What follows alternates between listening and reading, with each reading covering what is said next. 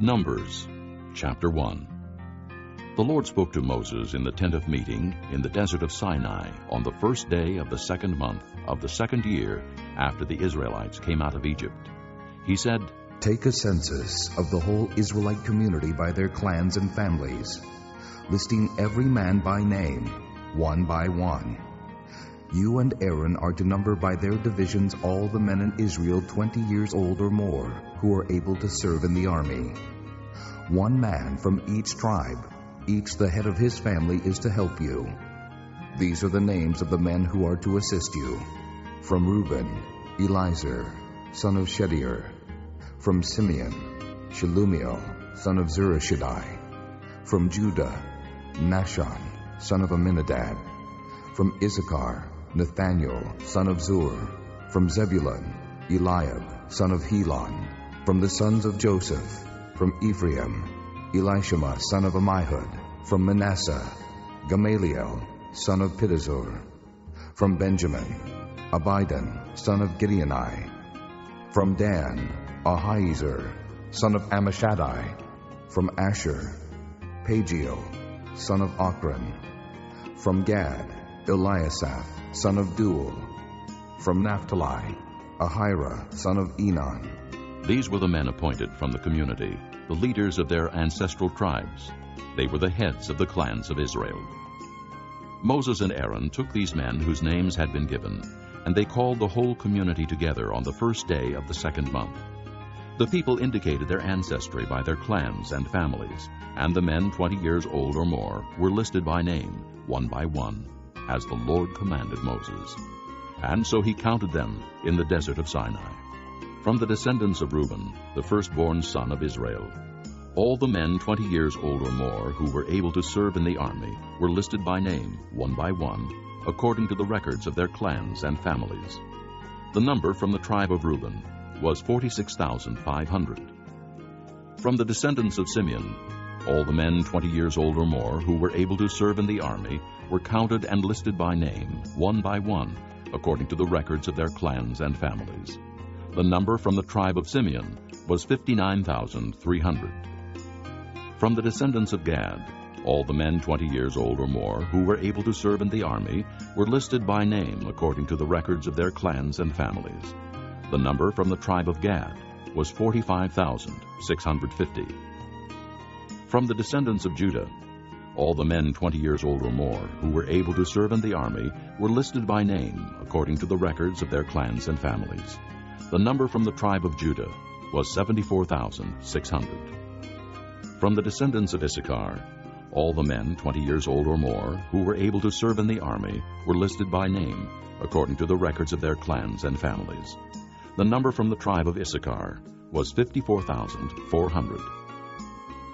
From the descendants of Zebulun, all the men 20 years old or more who were able to serve in the army were listed by name according to the records of their clans and families.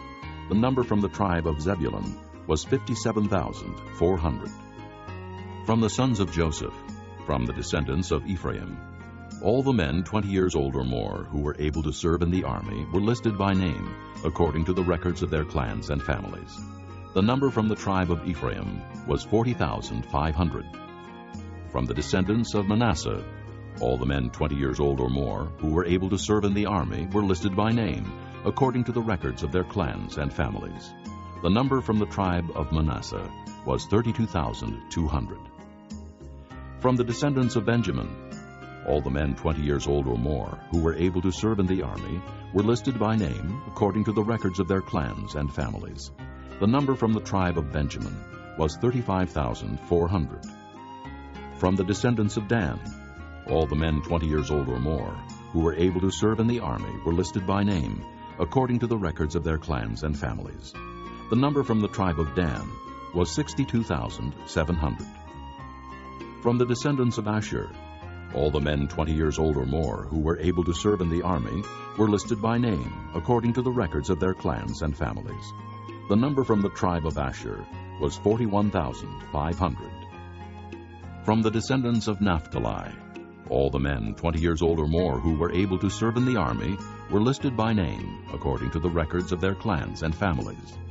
The number from the tribe of Naphtali was 53,400. These were the men counted by Moses and Aaron and the 12 leaders of Israel, each one representing his family. All the Israelites 20 years old or more who were able to serve in Israel's army were counted according to their families. The total number was 603,550. The families of the tribe of Levi, however, were not counted along with the others. The Lord had said to Moses, "You must not count the tribe of Levi, or include them in the census of the other Israelites. Instead, appoint the Levites to be in charge of the tabernacle of the testimony, over all its furnishings and everything belonging to it.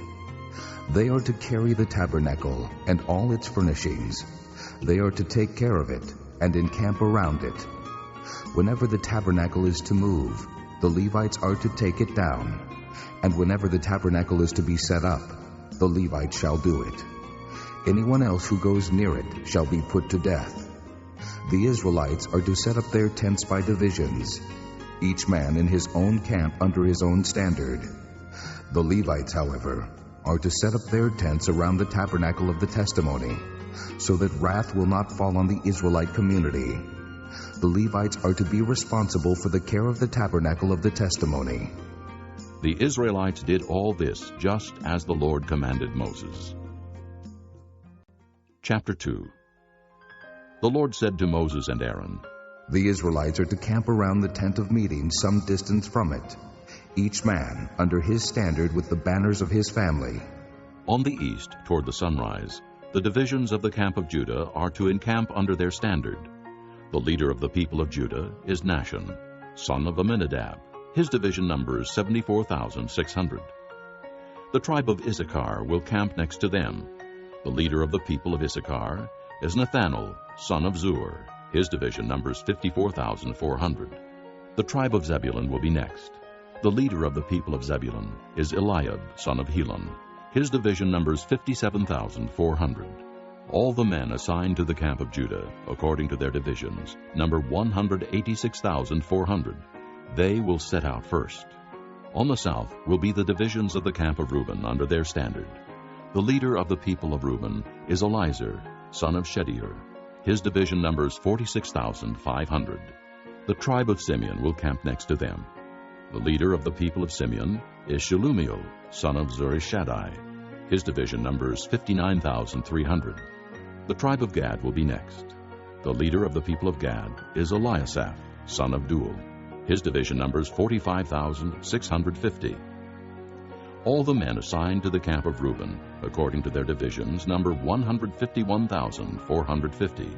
They will set out second. Then the tent of meeting and the camp of the Levites will set out in the middle of the camps. They will set out in the same order as they encamp, each in his own place under his standard. On the west will be the divisions of the camp of Ephraim under their standard. The leader of the people of Ephraim is Elishama, son of Ammihud. His division numbers 40,500. The tribe of Manasseh will be next to them. The leader of the people of Manasseh is Gamaliel, son of Pedazur. His division numbers 32,200. The tribe of Benjamin will be next. The leader of the people of Benjamin is Abidan, son of Gideoni. His division numbers 35,400. All the men assigned to the camp of Ephraim, according to their divisions, number 108,100. They will set out third. On the north will be the divisions of the camp of Dan under their standard. The leader of the people of Dan is Ahiezer, son of Ammishaddai. His division numbers 62,700. The tribe of Asher will camp next to them. The leader of the people of Asher is Pagiel, son of Ochran. His division numbers 41,500. The tribe of Naphtali will be next. The leader of the people of Naphtali is Anhiru, son of Enan. His division numbers 53,400. All the men assigned to the camp of Dan number 157,600. They will set out last under their standards. These are the Israelites, counted according to their families. All those in the camps by their divisions number 603,550. The Levites, however, were not counted along with the other Israelites, as the Lord commanded Moses. So the Israelites did everything the Lord commanded Moses. That is the way they encamped under their standards, and that is the way they set out, each with his clan and family. Chapter 3. This is the account of the family of Aaron and Moses at the time the Lord talked with Moses on Mount Sinai. The names of the sons of Aaron were Nadab the firstborn, and Abihu, Eleazar, and Ithamar. Those were the names of Aaron's sons, the anointed priests, who were ordained to serve as priests. Nadab and Abihu, however, fell dead before the Lord when they made an offering with unauthorized fire before him in the desert of Sinai. They had no sons, so only Eleazar and Ithamar served as priests during the lifetime of their father Aaron. The Lord said to Moses, "Bring the tribe of Levi, and present them to Aaron the priest to assist him. They are to perform duties for him and for the whole community at the tent of meeting by doing the work of the tabernacle. They are to take care of all the furnishings of the tent of meeting, fulfilling the obligations of the Israelites by doing the work of the tabernacle. Give the Levites to Aaron and his sons. They are the Israelites who are to be given wholly to him. Appoint Aaron and his sons to serve as priests. Anyone else who approaches the sanctuary must be put to death." The Lord also said to Moses, "I have taken the Levites from among the Israelites in place of the first male offspring of every Israelite woman. The Levites are mine, for all the firstborn are mine. When I struck down all the firstborn in Egypt, I set apart for myself every firstborn in Israel, whether man or animal. They are to be mine. I am the Lord." The Lord said to Moses in the desert of Sinai, "Count the Levites by their families and clans. Count every male a month old or more." So Moses counted them as he was commanded by the word of the Lord. These were the names of the sons of Levi: Gershon, Kohath, and Merari. These were the names of the Gershonite clans: Libni and Shimei. The Kohathite clans: Amram, Izhar, Hebron, and Uzziel. The Merarite clans: Malai and Mushi. These were the Levite clans according to their families. To Gershon belonged the clans of the Libnites and Shimeites. These were the Gershonite clans. The number of all the males a month old or more who were counted was 7,500. The Gershonite clans were to camp on the west behind the tabernacle. The leader of the families of the Gershonites was Eliasaph, son of Lael. At the tent of meeting, the Gershonites were responsible for the care of the tabernacle and tent, its coverings, the curtain at the entrance to the tent of meeting, the curtains of the courtyard, the curtain at the entrance to the courtyard surrounding the tabernacle and altar, and the ropes, and everything related to their use. To Kohath belonged the clans of the Amramites, Izharites, Hebronites, and Uzzielites. These were the Kohathite clans. The number of all the males a month old or more was 8,600. The Kohathites were responsible for the care of the sanctuary. The Kohathite clans were to camp on the south side of the tabernacle. The leader of the families of the Kohathite clans was Elizaphan, son of Uzziel. They were responsible for the care of the ark, the table, the lampstand, the altars, the articles of the sanctuary used in ministering, the curtain, and everything related to their use. The chief leader of the Levites was Eleazar, son of Aaron the priest. He was appointed over those who were responsible for the care of the sanctuary. To Merari belonged the clans of the Malites and the Mushites. These were the Merarite clans. The number of all the males a month old or more who were counted was 6,200. The leader of the families of the Merarite clans was Zuriel, son of Abihail. They were to camp on the north side of the tabernacle. The Merarites were appointed to take care of the frames of the tabernacle, its crossbars, posts, bases, all its equipment, and everything related to their use, as well as the posts of the surrounding courtyard with their bases, tent pegs, and ropes. Moses and Aaron and his sons were to camp to the east of the tabernacle toward the sunrise in front of the tent of meeting. They were responsible for the care of the sanctuary on behalf of the Israelites. Anyone else who approached the sanctuary was to be put to death. The total number of Levites counted at the Lord's command by Moses and Aaron, according to their clans, including every male a month old or more, was 22,000. The Lord said to Moses, "Count all the firstborn Israelite males who are a month old or more and make a list of their names. Take the Levites for me in place of all the firstborn of the Israelites, and the livestock of the Levites in place of all the firstborn of the livestock of the Israelites. I am the Lord. So Moses counted all the firstborn of the Israelites, as the Lord commanded him. The total number of firstborn males a month old or more, listed by name, was 22,273. The Lord also said to Moses, Take the Levites in place of all the firstborn of Israel, and the livestock of the Levites in place of their livestock. The Levites are to be mine. I am the Lord. To redeem the 273 firstborn Israelites who exceed the number of the Levites, collect 5 shekels for each one, according to the sanctuary shekel, which weighs 20 gerahs. Give the money for the redemption of the additional Israelites to Aaron and his sons. So Moses collected the redemption money from those who exceeded the number redeemed by the Levites. From the firstborn of the Israelites, he collected silver weighing 1,365 shekels, according to the sanctuary shekel. Moses gave the redemption money to Aaron and his sons, as he was commanded by the word of the Lord. Chapter 4. The Lord said to Moses and Aaron, Take a census of the Kohathite branch of the Levites by their clans and families. Count all the men from 30 to 50 years of age who come to serve in the work in the tent of meeting. This is the work of the Kohathites in the tent of meeting, the care of the most holy things. When the camp is to move, Aaron and his sons are to go in and take down the shielding curtain and cover the ark of the testimony with it. Then they are to cover this with hides of sea cows. Spread a cloth of solid blue over that, and put the poles in place.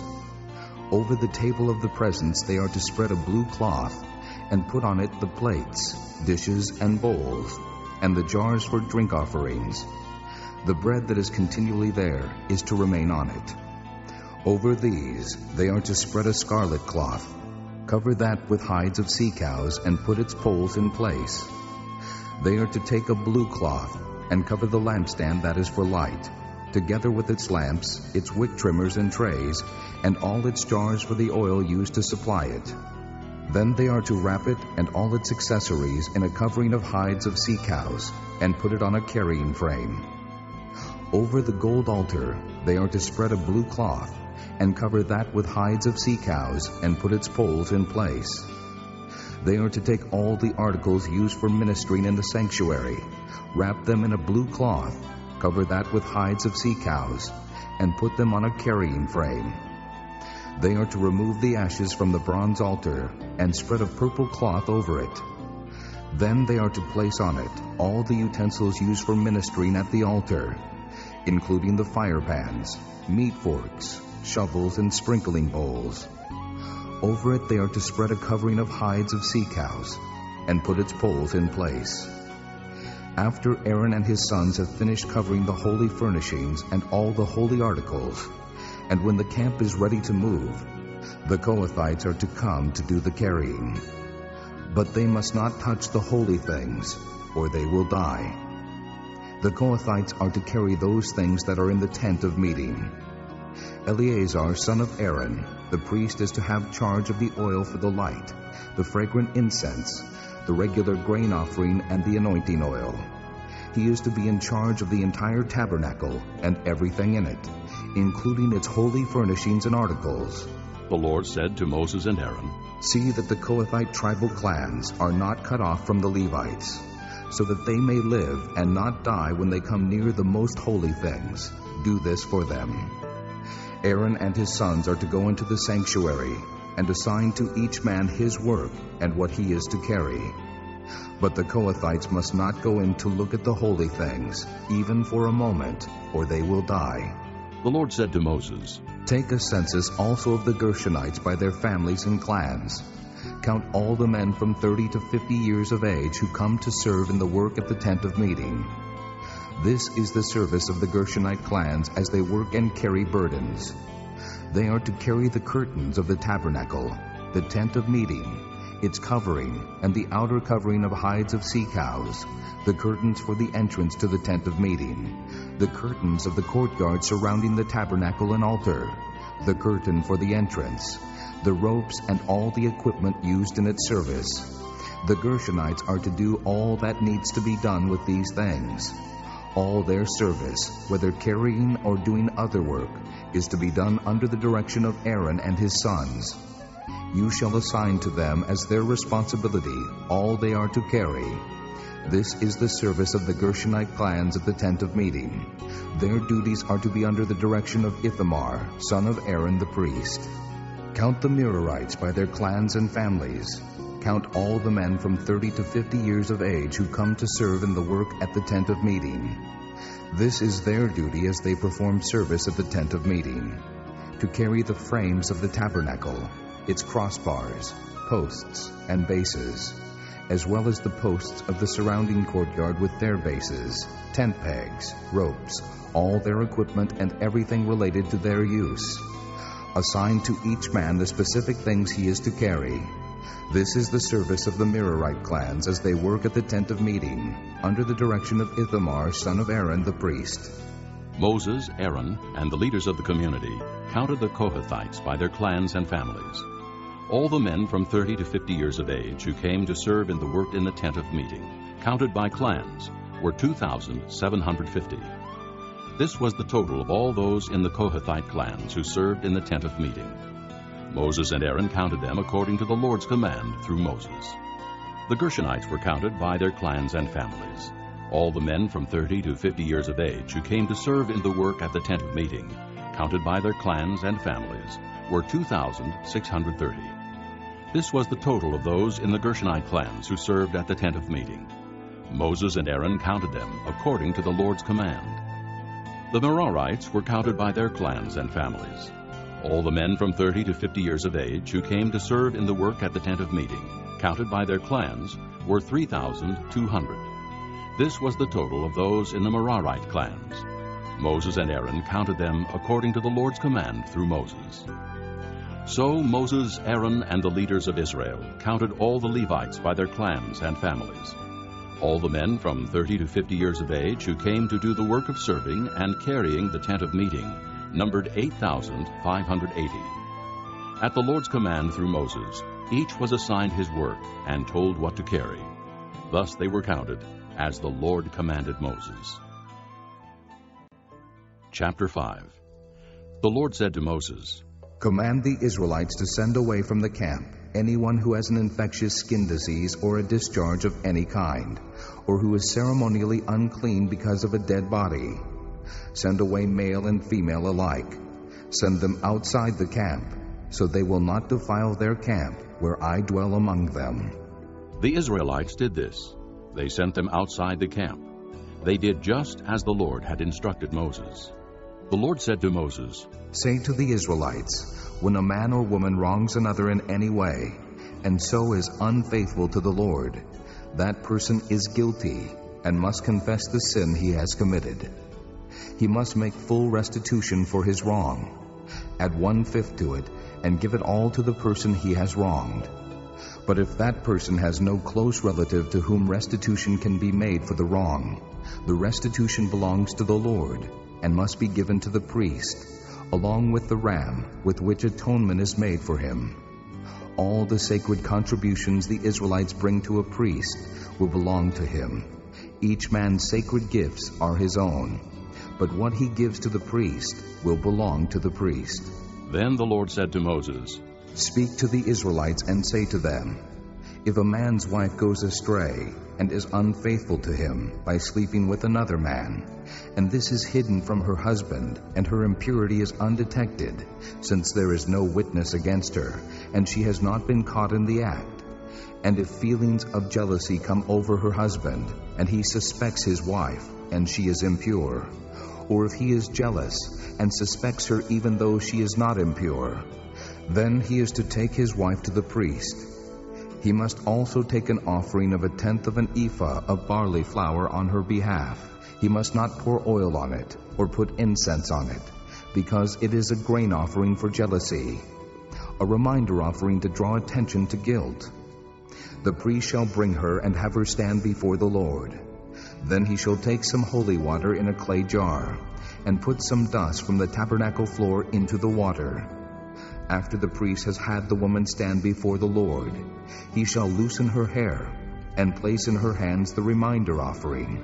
the grain offering for jealousy, while he himself holds the bitter water that brings a curse. Then the priest shall put the woman under oath and say to her, "If no other man has slept with you, and you have not gone astray and become impure while married to your husband, may this bitter water that brings a curse not harm you. But if you have gone astray while married to your husband, and you have defiled yourself by sleeping with a man other than your husband, here the priest is to put the woman under this curse of the oath. May the Lord cause your people to curse and denounce you, when he causes your thigh to waste away and your abdomen to swell. May this water that brings a curse enter your body, so that your abdomen swells and your thigh wastes away." Then the woman is to say, "Amen, so be it." The priest is to write these curses on a scroll, and then wash them off into the bitter water. He shall have the woman drink the bitter water that brings a curse, and this water will enter her and cause bitter suffering. The priest is to take from her hands the grain offering for jealousy, wave it before the Lord, and bring it to the altar. The priest is then to take a handful of the grain offering as a memorial offering and burn it on the altar. After that, he is to have the woman drink the water. If she has defiled herself and been unfaithful to her husband, then when she is made to drink the water that brings a curse, it will go into her and cause bitter suffering. Her abdomen will swell, and her thigh waste away, and she will become accursed among her people. If, however, the woman has not defiled herself and is free from impurity, she will be cleared of guilt and will be able to have children. This then is the law of jealousy, when a woman goes astray and defiles herself while married to her husband, or when feelings of jealousy come over a man because he suspects his wife. The priest is to have her stand before the Lord and is to apply this entire law to her. The husband will be innocent of any wrongdoing, but the woman will bear the consequences of her sin. Chapter 6. The Lord said to Moses, "Speak to the Israelites and say to them, if a man or woman wants to make a special vow, a vow of separation to the Lord as a Nazirite, he must abstain from wine and other fermented drink, and must not drink vinegar made from wine or from other fermented drink. He must not drink grape juice or eat grapes or raisins. As long as he is a Nazirite, he must not eat anything that comes from the grapevine, not even the seeds or skins. During the entire period of his vow of separation, no razor may be used on his head. He must be holy until the period of his separation to the Lord is over. He must let the hair of his head grow long. Throughout the period of his separation to the Lord, he must not go near a dead body. Even if his own father or mother or brother or sister dies, he must not make himself ceremonially unclean on account of them, because the symbol of his separation to God is on his head. Throughout the period of his separation, he is consecrated to the Lord. If someone dies suddenly in his presence, thus defiling the hair he has dedicated, he must shave his head on the day of his cleansing, the 7th day. Then on the 8th day he must bring 2 doves or 2 young pigeons to the priest at the entrance to the tent of meeting. The priest is to offer one as a sin offering, and the other as a burnt offering to make atonement for him, because he sinned by being in the presence of the dead body. That same day he is to consecrate his head. He must dedicate himself to the Lord for the period of his separation, and must bring a year-old male lamb as a guilt offering. The previous days do not count, because he became defiled during his separation. Now this is the law for the Nazirite when the period of his separation is over. He is to be brought to the entrance to the tent of meeting. There he is to present his offerings to the Lord: a year-old male lamb without defect for a burnt offering, a year-old ewe lamb without defect for a sin offering, a ram without defect for a fellowship offering, together with their grain offerings and drink offerings, and a basket of bread made without yeast, cakes made of fine flour mixed with oil, and wafers spread with oil. The priest is to present them before the Lord and make the sin offering and the burnt offering. He is to present the basket of unleavened bread and is to sacrifice the ram as a fellowship offering to the Lord, together with its grain offering and drink offering. Then, at the entrance to the tent of meeting, the Nazirite must shave off the hair that he dedicated. He is to take the hair and put it in the fire that is under the sacrifice of the fellowship offering. After the Nazirite has shaved off the hair of his dedication, the priest is to place in his hands a boiled shoulder of the ram and a cake and a wafer from the basket, both made without yeast. The priest shall then wave them before the Lord as a wave offering. They are holy and belong to the priest, together with the breast that was waved and the thigh that was presented. After that, the Nazirite may drink wine. This is the law of the Nazirite, who vows his offering to the Lord in accordance with his separation, in addition to whatever else he can afford. He must fulfill the vow he has made, according to the law of the Nazirite. The Lord said to Moses, Tell Aaron and his sons, this is how you are to bless the Israelites. Say to them, The Lord bless you and keep you. The Lord make his face shine upon you and be gracious to you. The Lord turn his face toward you and give you peace. So they will put my name on the Israelites, and I will bless them. Chapter 7. When Moses finished setting up the tabernacle, he anointed it and consecrated it and all its furnishings.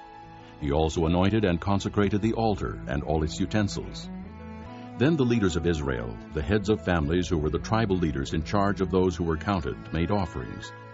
They brought as their gifts before the Lord 6 covered carts and 12 oxen, an ox from each leader, and a cart from every 2. These they presented before the tabernacle. The Lord said to Moses, Accept these from them, that they may be used in the work of the tent of meeting. Give them to the Levites, as each man's work requires. So Moses took the carts and oxen and gave them to the Levites. He gave 2 carts and 4 oxen to the Gershonites, as their work required. And he gave 4 carts and 8 oxen to the Merarites, as their work required. They were all under the direction of Ithamar, son of Aaron the priest. But Moses did not give any to the Kohathites, because they were to carry on their shoulders the holy things for which they were responsible. When the altar was anointed, the leaders brought their offerings for its dedication and presented them before the altar. For the Lord had said to Moses, Each day, one leader is to bring his offering for the dedication of the altar. The one who brought his offering on the first day was Nahshon, son of Amminadab of the tribe of Judah. His offering was 1 silver plate weighing 130 shekels, and 1 silver sprinkling bowl weighing 70 shekels, both according to the sanctuary shekel, each filled with fine flour mixed with oil as a grain offering. 1 gold dish weighing 10 shekels, filled with incense. 1 young bull, 1 ram, and 1 male lamb a year old for a burnt offering. 1 male goat for a sin offering. And 2 oxen, 5 rams, 5 male goats, and 5 male lambs a year old, to be sacrificed as a fellowship offering. This was the offering of Nahshon, son of Amminadab. On the second day, Nathanael, son of Zuar, the leader of Issachar, brought his offering. The offering he brought was 1 silver plate weighing 130 shekels, and 1 silver sprinkling bowl weighing 70 shekels, both according to the sanctuary shekel, each filled with fine flour mixed with oil as a grain offering. 1 gold dish weighing 10 shekels, filled with incense. 1 young bull, 1 ram, and 1 male lamb a year old for a burnt offering. 1 male goat for a sin offering. And 2 oxen, 5 rams, 5 male goats, and 5 male lambs a year old, to be sacrificed as a fellowship offering. This was the offering of Nathanael, son of Zuar. On the third day, Eliab, son of Helon, the leader of the people of Zebulun, brought his offering. His offering was 1 silver plate weighing 130 shekels, and 1 silver sprinkling bowl weighing 70 shekels, both according to the sanctuary shekel, each filled with fine flour mixed with oil as a grain offering. 1 gold dish weighing 10 shekels, filled with incense. 1 young bull, 1 ram, and 1 male lamb a year old for a burnt offering. 1 male goat for a sin offering. And 2 oxen, 5 rams, 5 male goats, and 5 male lambs a year old, to be sacrificed as a fellowship offering. This was the offering of Eliab, son of Helon. On the fourth day, Elizur, son of Shedeur, the leader of the people of Reuben, brought his offering. His offering was 1 silver plate weighing 130 shekels, and 1 silver sprinkling bowl weighing 70 shekels, both according to the sanctuary shekel, each filled with fine flour mixed with oil as a grain offering. 1 gold dish weighing 10 shekels, filled with incense. 1 young bull, 1 ram, and 1 male lamb a year old for a burnt offering. 1 male goat for a sin offering, and 2 oxen, 5 rams, 5 male goats, and 5 male lambs a year old to be sacrificed as a fellowship offering. This was the offering of Elizur, son of Shedeur. On the 5th day, Shelumiel, son of Zurishaddai, the leader of the people of Simeon, brought his offering. His offering was 1 silver plate weighing 130 shekels, and 1 silver sprinkling bowl weighing 70 shekels, both according to the sanctuary shekel, each filled with fine flour mixed with oil as a grain offering. 1 gold dish weighing 10 shekels, filled with incense. 1 young bull, 1 ram, and 1 male lamb a year old for a burnt offering. 1 male goat for a sin offering, and 2 oxen, 5 rams, 5 male goats, and 5 male lambs a year old to be sacrificed as a fellowship offering. This was the offering of Shelumiel, son of Zurishaddai. On the 6th day, Eliasaph, son of Deuel, the leader of the people of Gad, brought his offering. His offering was 1 silver plate weighing 130 shekels, and 1 silver sprinkling bowl weighing 70 shekels, both according to the sanctuary shekel, each filled with fine flour mixed with oil as a grain offering. 1 gold dish weighing 10 shekels, filled with incense. 1 young bull, 1 ram, and 1 male lamb a year old for a burnt offering. 1 male goat for a sin offering, and 2 oxen, 5 rams, 5 male goats, and 5 male lambs a year old to be sacrificed as a fellowship offering. This was the offering of Eliasaph, son of Deuel. On the 7th day, Elishama, son of Ammihud, the leader of the people of Ephraim, brought his offering. His offering was 1 silver plate weighing 130 shekels, and 1 silver sprinkling bowl weighing 70 shekels, both according to the sanctuary shekel, each filled with fine flour mixed with oil as a grain offering. 1 gold dish weighing 10 shekels, filled with incense. 1 young bull, 1 ram, and 1 male lamb a year old for a burnt offering. 1 male goat for a sin offering, and 2 oxen, 5 rams, 5 male goats, and 5 male lambs a year old to be sacrificed as a fellowship offering. This was the offering of Elishama, son of Ammihud. On the 8th day, Gamaliel, son of Pedazur, the leader of the people of Manasseh, brought his offering. His offering was 1 silver plate weighing 130 shekels, and 1 silver sprinkling bowl weighing 70 shekels, both according to the sanctuary shekel, each filled with fine flour mixed with oil as a grain offering. 1 gold dish weighing 10 shekels, filled with incense. 1 young bull, 1 ram, and 1 male lamb a year old for a burnt offering. 1 male goat for a sin offering, and 2 oxen, 5 rams, 5 male goats, and 5 male lambs a year old to be sacrificed as a fellowship offering. This was the offering of Gamaliel, son of Pedazur. On the 9th day, Abidan, son of Gideoni, the leader of the people of Benjamin, brought his offering. His offering was 1 silver plate weighing 130 shekels, and 1 silver sprinkling bowl weighing 70 shekels, both according to the sanctuary shekel, each filled with fine flour mixed with oil as a grain offering. 1 gold dish weighing 10 shekels, filled with incense. 1 young bull, 1 ram, and 1 male lamb a year old for a burnt offering. 1 male goat for a sin offering, and 2 oxen, 5 rams, 5 male goats, and 5 male lambs a year old to be sacrificed as a fellowship offering. This was the offering of Abidan, son of Gideoni. On the 10th day, Ahiezer, son of Ammishaddai, the leader of the people of Dan, brought his offering. His offering was 1 silver plate weighing 130 shekels, and 1 silver sprinkling bowl weighing 70 shekels, both according to the sanctuary shekel, each filled with fine flour mixed with oil as a grain offering. 1 gold dish weighing 10 shekels, filled with incense. 1 young bull, 1 ram, and 1 male lamb a year old for a burnt offering. 1 male goat for a sin offering, and 2 oxen, 5 rams, 5 male goats, and 5 male lambs a year old to be sacrificed as a fellowship offering. This was the offering of Ahiezer, son of Ammishaddai. On the 11th day, Pagiel, son of Ochran, the leader of the people of Asher, brought his offering. His offering was 1 silver plate weighing 130 shekels, and 1 silver sprinkling bowl weighing 70 shekels, both according to the sanctuary shekel, each filled with fine flour mixed with oil, as a grain offering. 1 gold dish weighing 10 shekels, filled with incense. 1 young bull, 1 ram, and 1 male lamb a year old for a burnt offering. 1 male goat for a sin offering, and 2 oxen, 5 rams, 5 male goats, and 5 male lambs a year old, to be sacrificed as a fellowship offering. This was the offering of Pagiel, son of Ochran. On the 12th day, Ahira, son of Enan, the leader of the people of Naphtali, brought his offering. His offering was 1 silver plate weighing 130 shekels, and 1 silver sprinkling bowl weighing 70 shekels, both according to the sanctuary shekel, each filled with fine flour mixed with oil as a grain offering. 1 gold dish weighing 10 shekels, filled with incense. 1 young bull, 1 ram, and 1 male lamb a year old for a burnt offering. 1 male goat for a sin offering, and 2 oxen, 5 rams, 5 male goats, and 5 male lambs a year old, to be sacrificed as a fellowship offering.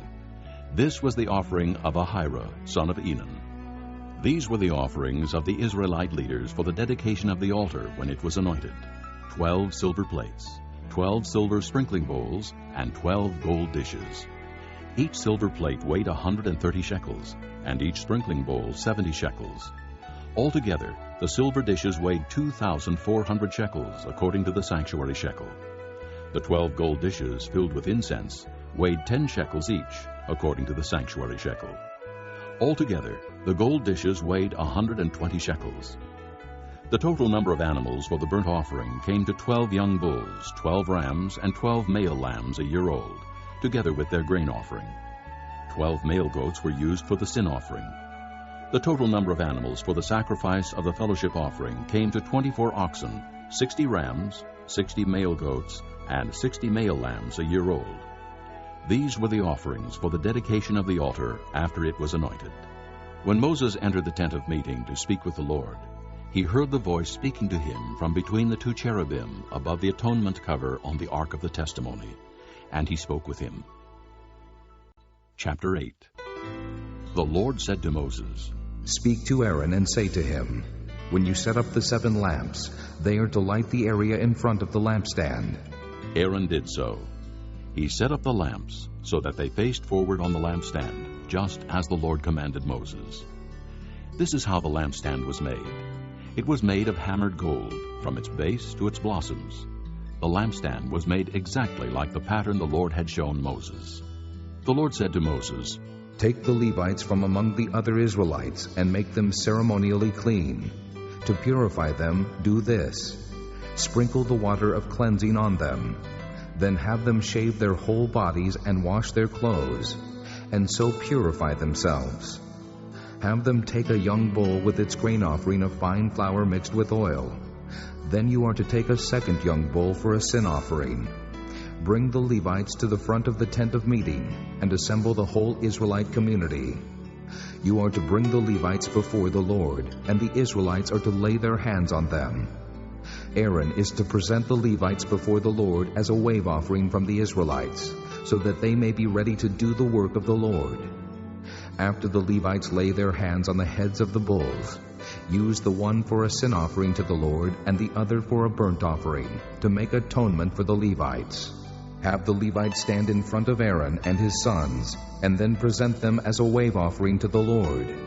In this way, you are to set the Levites apart from the other Israelites, and the Levites will be mine.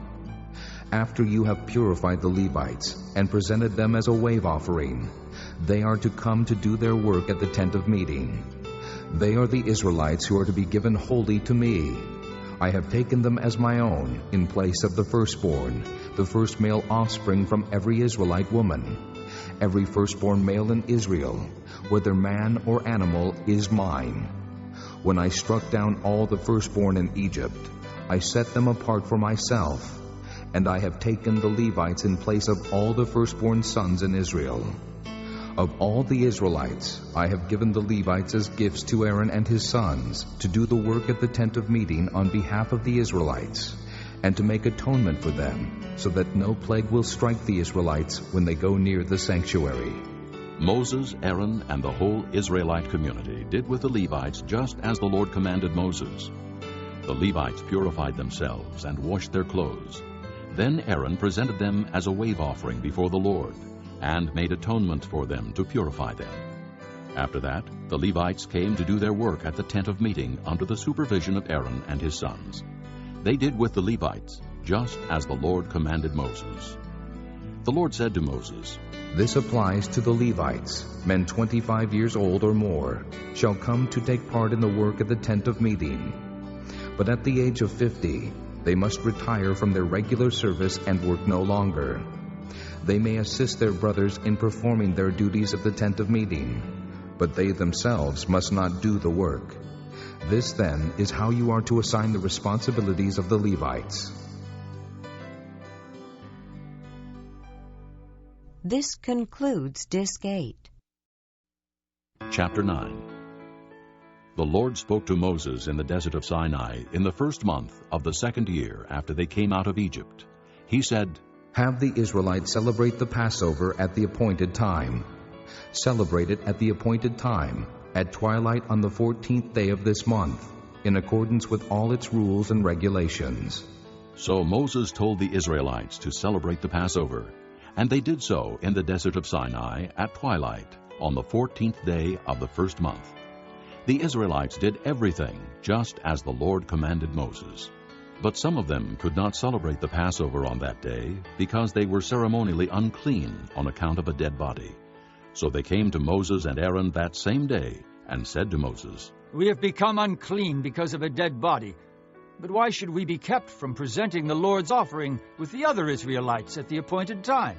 Moses answered them, Wait until I find out what the Lord commands concerning you. Then the Lord said to Moses, Tell the Israelites, when any of you or your descendants are unclean because of a dead body, or are away on a journey, they may still celebrate the Lord's Passover.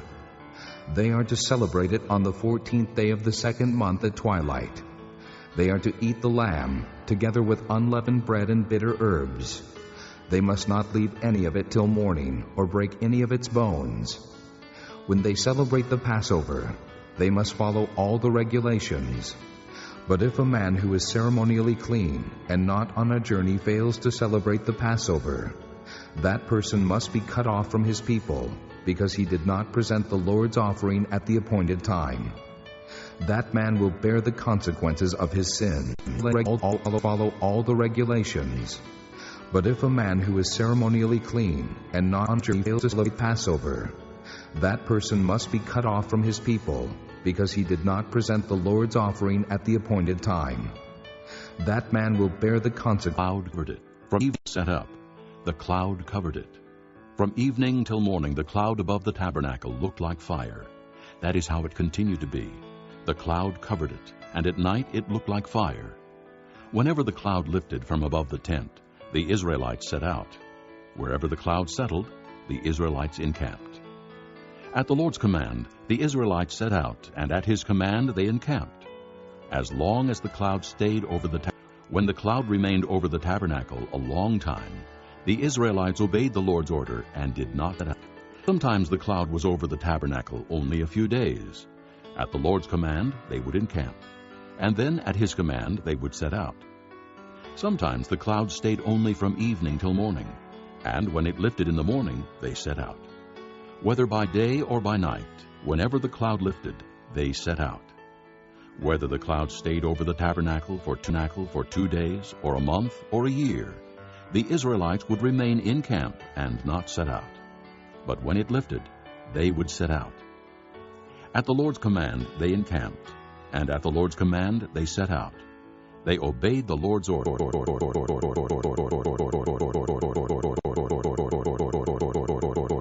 in accordance with his command through Moses. Chapter 10. The Lord said to Moses, Make 2 camps set out. When both are sounded, the whole community is to assemble before you at the entrance to the tent of meeting. If only one is sounded, The leaders, the heads of the clans of Israel, are to assemble before you. When a trumpet blast is sounded, the tribes camping on the east are to set out. At the sounding of a second blast, the camps on the south are to set out. The blast will be the signal for setting out. To gather the assembly, blow the trumpets, but not with the same signal. The sons of Aaron, the priests, are to blow the trumpets. This is to be a lasting ordinance for you and the generations to come. When you go into battle in your own land against an enemy who is oppressing you, sound a blast on the trumpets. Then you will be remembered by the Lord your God and rescued from your enemies. Also, at your times of rejoicing, your appointed feasts and new moon festivals, you are to sound the trumpets over your burnt offerings and fellowship offerings, and they will be a memorial for you before your God. I am the Lord your God. On the 20th day of the 2nd month of the 2nd year, the cloud lifted from above the tabernacle of the testimony. Then the Israelites set out from the desert of Sinai and traveled from place to place until the cloud came to rest in the desert of Paran. They set out this first time at the Lord's command through Moses. The divisions of the camp of Judah went first under their standard. Nahshon, son of Amminadab, was in command. Nathanael, son of Zur, was over the division of the tribe of Issachar, and Eliab, son of Helon, was over the division of the tribe of Zebulun. Then the tabernacle was taken down, and the Gershonites and Merarites who carried it set out. The divisions of the camp of Reuben went next under their standard. Elizur, son of Shedeur, was in command. Shelumiel, son of Zurishaddai, was over the division of the tribe of Simeon, and Eliasaph, son of Duel, was over the division of the tribe of Gad. Then the Kohathites set out, carrying the holy things. The tabernacle was to be set up before they arrived. The divisions of the camp of Ephraim went next, under their standard. Elishama, son of Ammihud, was in command. Gamaliel, son of Pedazur, was over the division of the tribe of Manasseh, and Abidan, son of Gideoni, was over the division of the tribe of Benjamin. Finally, as the rear guard for all the units, the divisions of the camp of Dan set out under their standard. Ahiezer, son of Ammishaddai, was in command. Pagiel, son of Ochran, was over the division of the tribe of Asher, and Ahira, son of Enan, was over the division of the tribe of Naphtali. This was the order of march for the Israelite divisions as they set out. Now Moses said to Hobab, son of Reuel the Midianite, Moses' father-in-law, We are setting out for the place about which the Lord said, I will give it to you. Come with us, and we will treat you well, for the Lord has promised good things to Israel. He answered, No, I will not go. I am going back to my own land and my own people. But Moses said, Please do not leave us. You know where we should camp in the desert, and you can be our eyes. If you come with us, we will share with you whatever good things the Lord gives us. So they set out from the mountain of the Lord and traveled for 3 days. The ark of the covenant of the Lord went before them during those 3 days to find them a place to rest. The cloud of the Lord was over them by day when they set out from the camp. Whenever the ark set out, Moses said, Rise up, O Lord. May your enemies be scattered. May your foes flee before you. Whenever it came to rest, he said, Return, O Lord, to the countless thousands of Israel. Chapter 11. Now the people complained about their hardships in the hearing of the Lord, and when he heard them, his anger was aroused. Then fire from the Lord burned among them and consumed some of the outskirts of the camp. When the people cried out to Moses, he prayed to the Lord, and the fire died down. So that place was called Taberah, because fire from the Lord had burned among them. The rabble with them began to crave other food, and again the Israelites started wailing and said, If only we had meat to eat! We remember the fish we ate in Egypt at no cost. Also the cucumbers, melons, leeks, onions, and garlic. But now we have lost our appetite. We never see anything but this manna. The manna was like coriander seed and looked like resin. The people went around gathering it, and then ground it in a hand mill or crushed it in a mortar. They cooked it in a pot or made it into cakes, and it tasted like something made with olive oil. When the dew settled on the camp at night, the manna also came down. Moses heard the people of every family wailing, each at the entrance to his tent. The Lord became exceedingly angry, and Moses was troubled. He asked the Lord, "Why have you brought this trouble on your servant? What have I done to displease you, that you put the burden of all these people on me? Did I conceive all these people? Did I give them birth? Why do you tell me to carry them in my arms, as a nurse carries an infant, to the land you promised on oath to their forefathers? Where can I get meat for all these people? They keep wailing to me, 'Give us meat to eat.' I cannot carry all these people by myself. The burden is too heavy for me.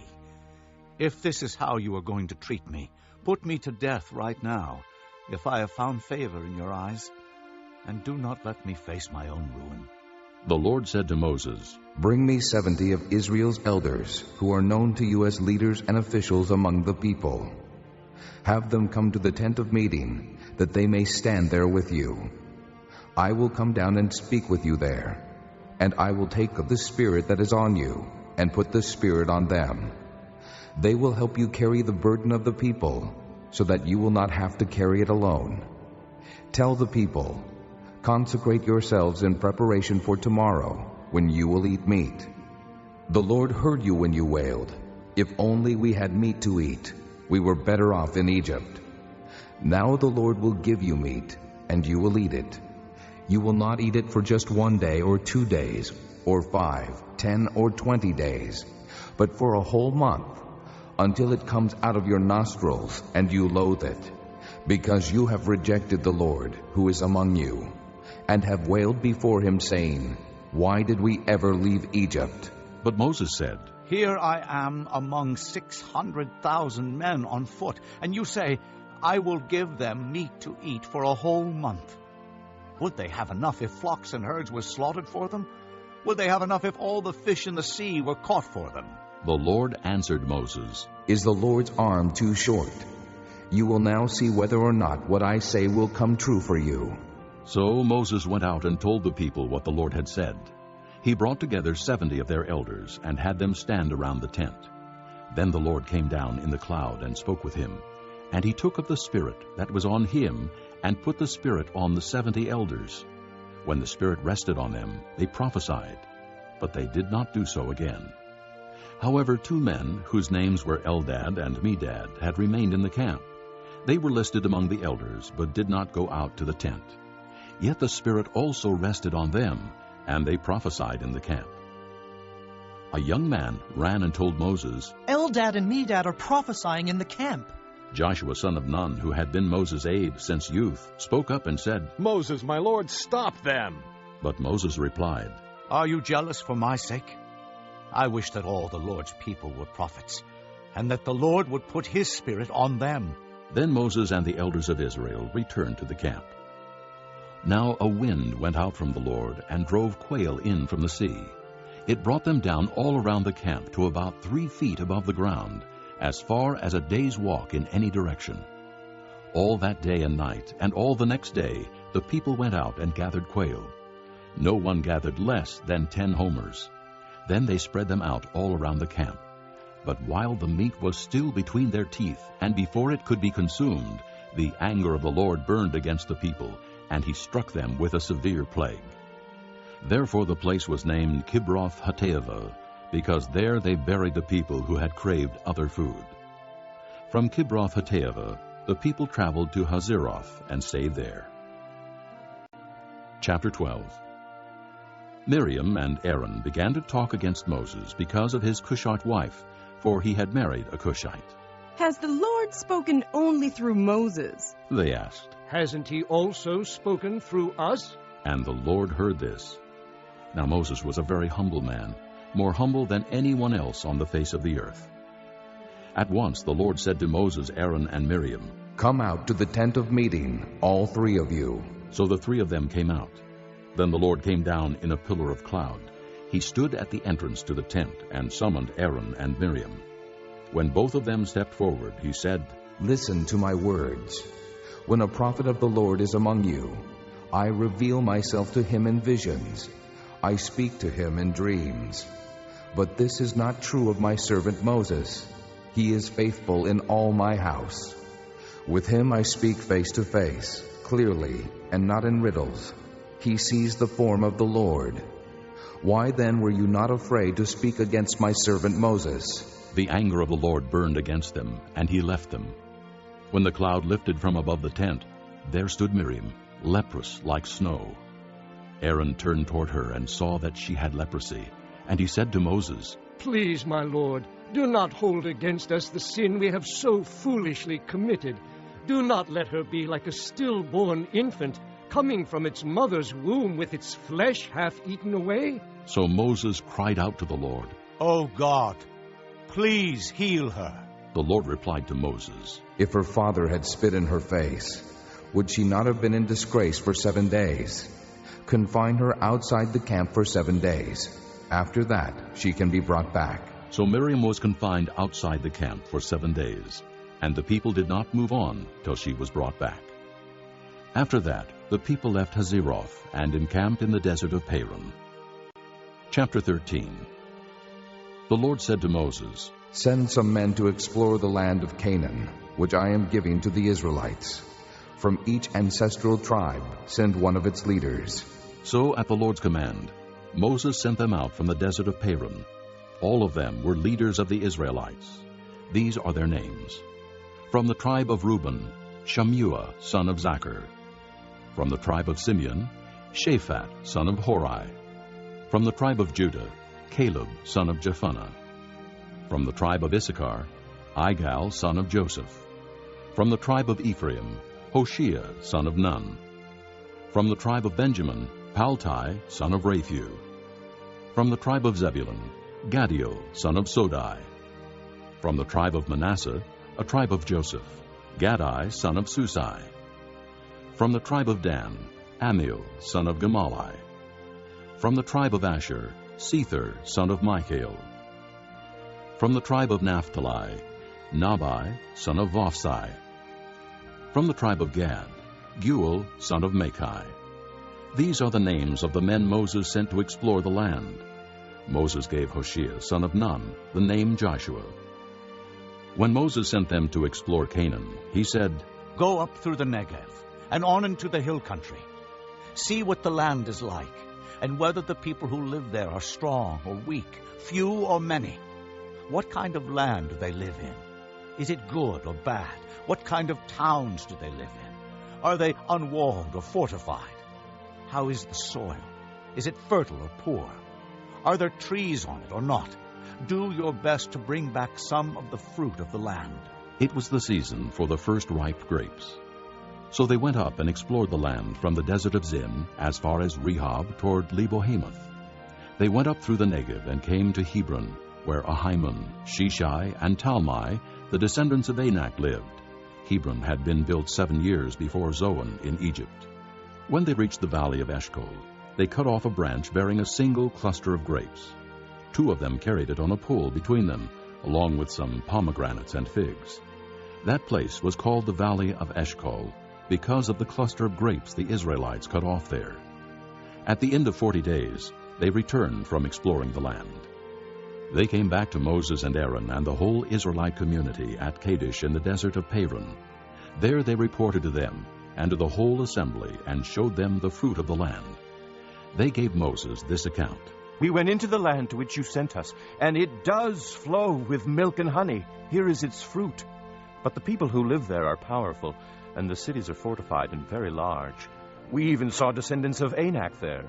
The Amalekites live in the Negev, the Hittites, Jebusites, and Amorites live in the hill country, and the Canaanites live near the sea and along the Jordan." Then Caleb silenced the people before Moses and said, "We should go up and take possession of the land, for we can certainly do it." But the men who had gone up with him said, "We can't attack those people. They're stronger than we are." And they spread among the Israelites a bad report about the land they had explored. They said, "The land we explored devours those living in it. All the people we saw there are of great size. We saw the Nephilim there." The descendants of Anak come from the Nephilim. "We seemed like grasshoppers in our own eyes, and we looked the same to them." Chapter 14. That night all the people of the community raised their voices and wept aloud. All the Israelites grumbled against Moses and Aaron, and the whole assembly said to them, "If only we had died in Egypt or in this desert! Why is the Lord bringing us to this land only to let us fall by the sword? Our wives and children will be taken as plunder. Wouldn't it be better for us to go back to Egypt? And they said to each other, We should choose a leader and go back to Egypt. Then Moses and Aaron fell face down in front of the whole Israelite assembly gathered there. Joshua son of Nun and Caleb son of Jephunneh, who were among those who had explored the land, tore their clothes and said to the entire Israelite assembly, The land we passed through and explored is exceedingly good. If the Lord is pleased with us, he will lead us into that land, a land flowing with milk and honey, and will give it to us. Only do not rebel against the Lord, and do not be afraid of the people of the land, because we will swallow them up. Their protection is gone, but the Lord is with us. Do not be afraid of them. But the whole assembly talked about stoning them. Then the glory of the Lord appeared at the tent of meeting to all the Israelites. The Lord said to Moses, How long will these people treat me with contempt? How long will they refuse to believe in me, in spite of all the miraculous signs I have performed among them? I will strike them down with a plague and destroy them, but I will make you into a nation greater and stronger than they. Moses said to the Lord, Then the Egyptians will hear about it. By your power you brought these people up from among them, and they will tell the inhabitants of this land about it. They have already heard that you, O Lord, are with these people, and that you, O Lord, have been seen face to face, that your cloud stays over them, and yet you go before them in a pillar of cloud by day, and a pillar of fire by night. If you put these people to death all at one time, the nations who have heard this report about you will say, The Lord was not able to bring these people into the land he promised them on oath, so he slaughtered them in the desert. Now may the Lord's strength be displayed, just as you have declared. The Lord is slow to anger, abounding in love, and forgiving sin and rebellion. Yet he does not leave the guilty unpunished. He punishes the children for the sin of the fathers, to the third and fourth generation. In accordance with your great love, forgive the sin of these people, just as you have pardoned them from the time they left Egypt until now. The Lord replied, I have forgiven them as you asked. Nevertheless, as surely as I live, and as surely as the glory of the Lord fills the whole earth, not one of the men who saw my glory and the miraculous signs I performed in Egypt and in the desert, but who disobeyed me and tested me 10 times, not one of them will ever see the land I promised on oath to their forefathers. No one who has treated me with contempt will ever see it.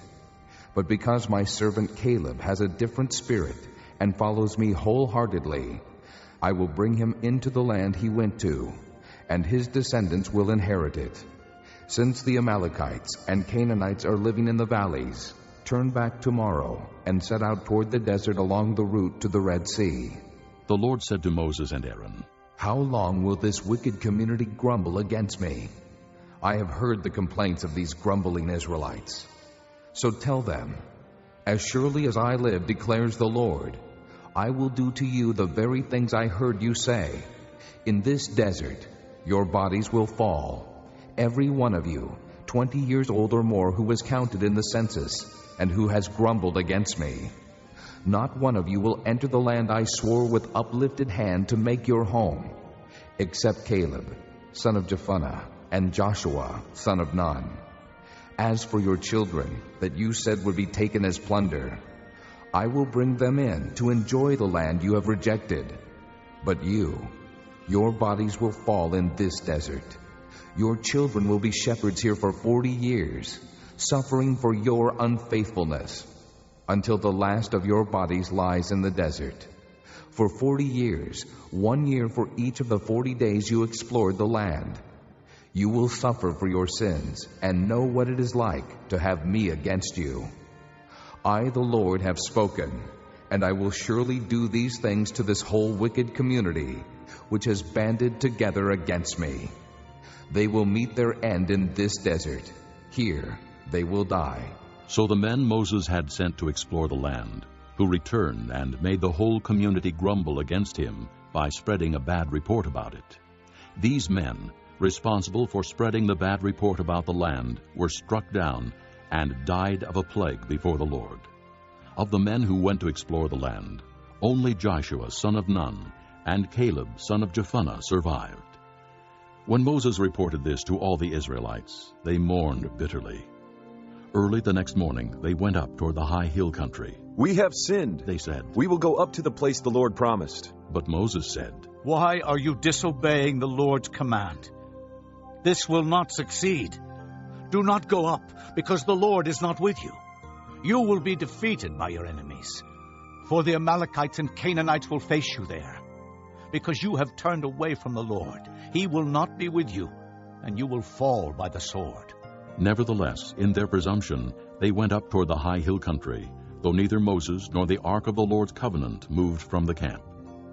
Then the Amalekites and Canaanites who lived in that hill country came down and attacked them, and beat them down all the way to Hormah. Chapter 15.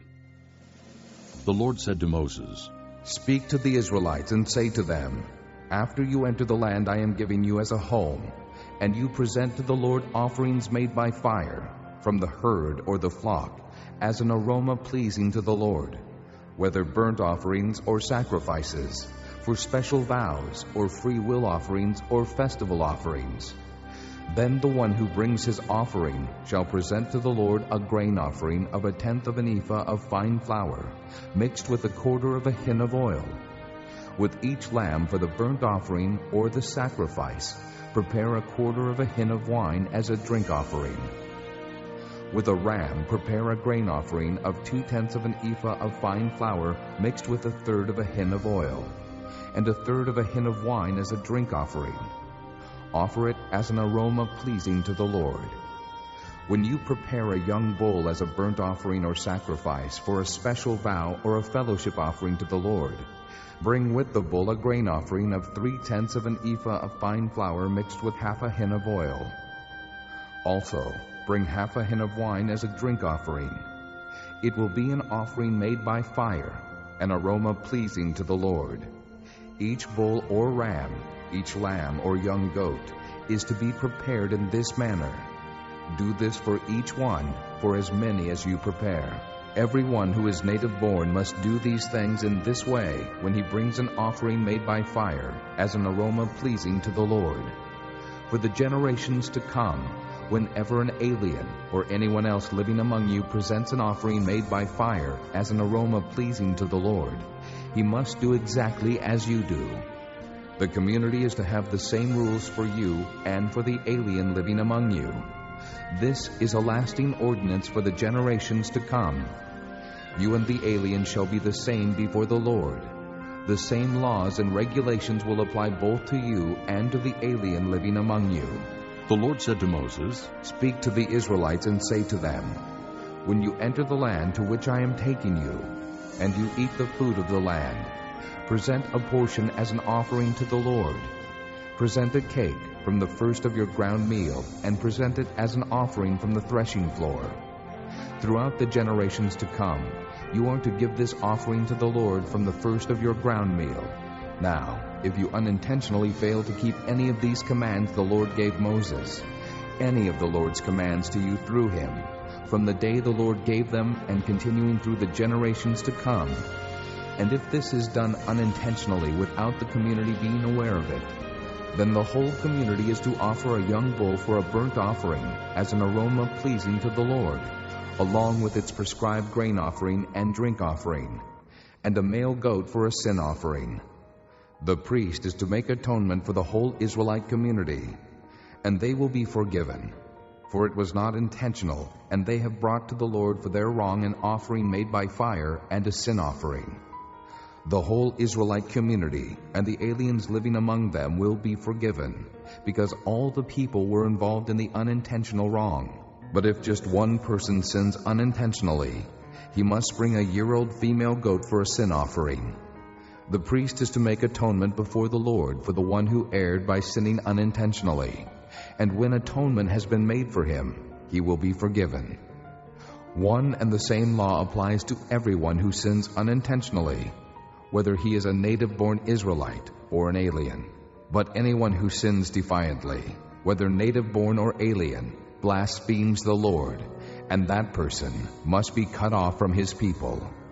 because he has despised the Lord's word and broken his commands. That person must surely be cut off. His guilt remains on him. While the Israelites were in the desert, a man was found gathering wood on the Sabbath day. Those who found him gathering wood brought him to Moses and Aaron and the whole assembly, and they kept him in custody, because it was not clear what should be done to him. Then the Lord said to Moses, "The man must die. The whole assembly must stone him outside the camp." So the assembly took him outside the camp and stoned him to death, as the Lord commanded Moses. The Lord said to Moses, "Speak to the Israelites and say to them, throughout the generations to come, you are to make tassels on the corners of your garments, with a blue cord on each tassel. You will have these tassels to look at, and so you will remember all the commands of the Lord, that you may obey them, and not prostitute yourselves by going after the lusts of your own hearts and eyes. Then you will remember to obey all my commands, and will be consecrated to your God. I am the Lord your God, who brought you out of Egypt to be your God. I am the Lord your God." Chapter 16.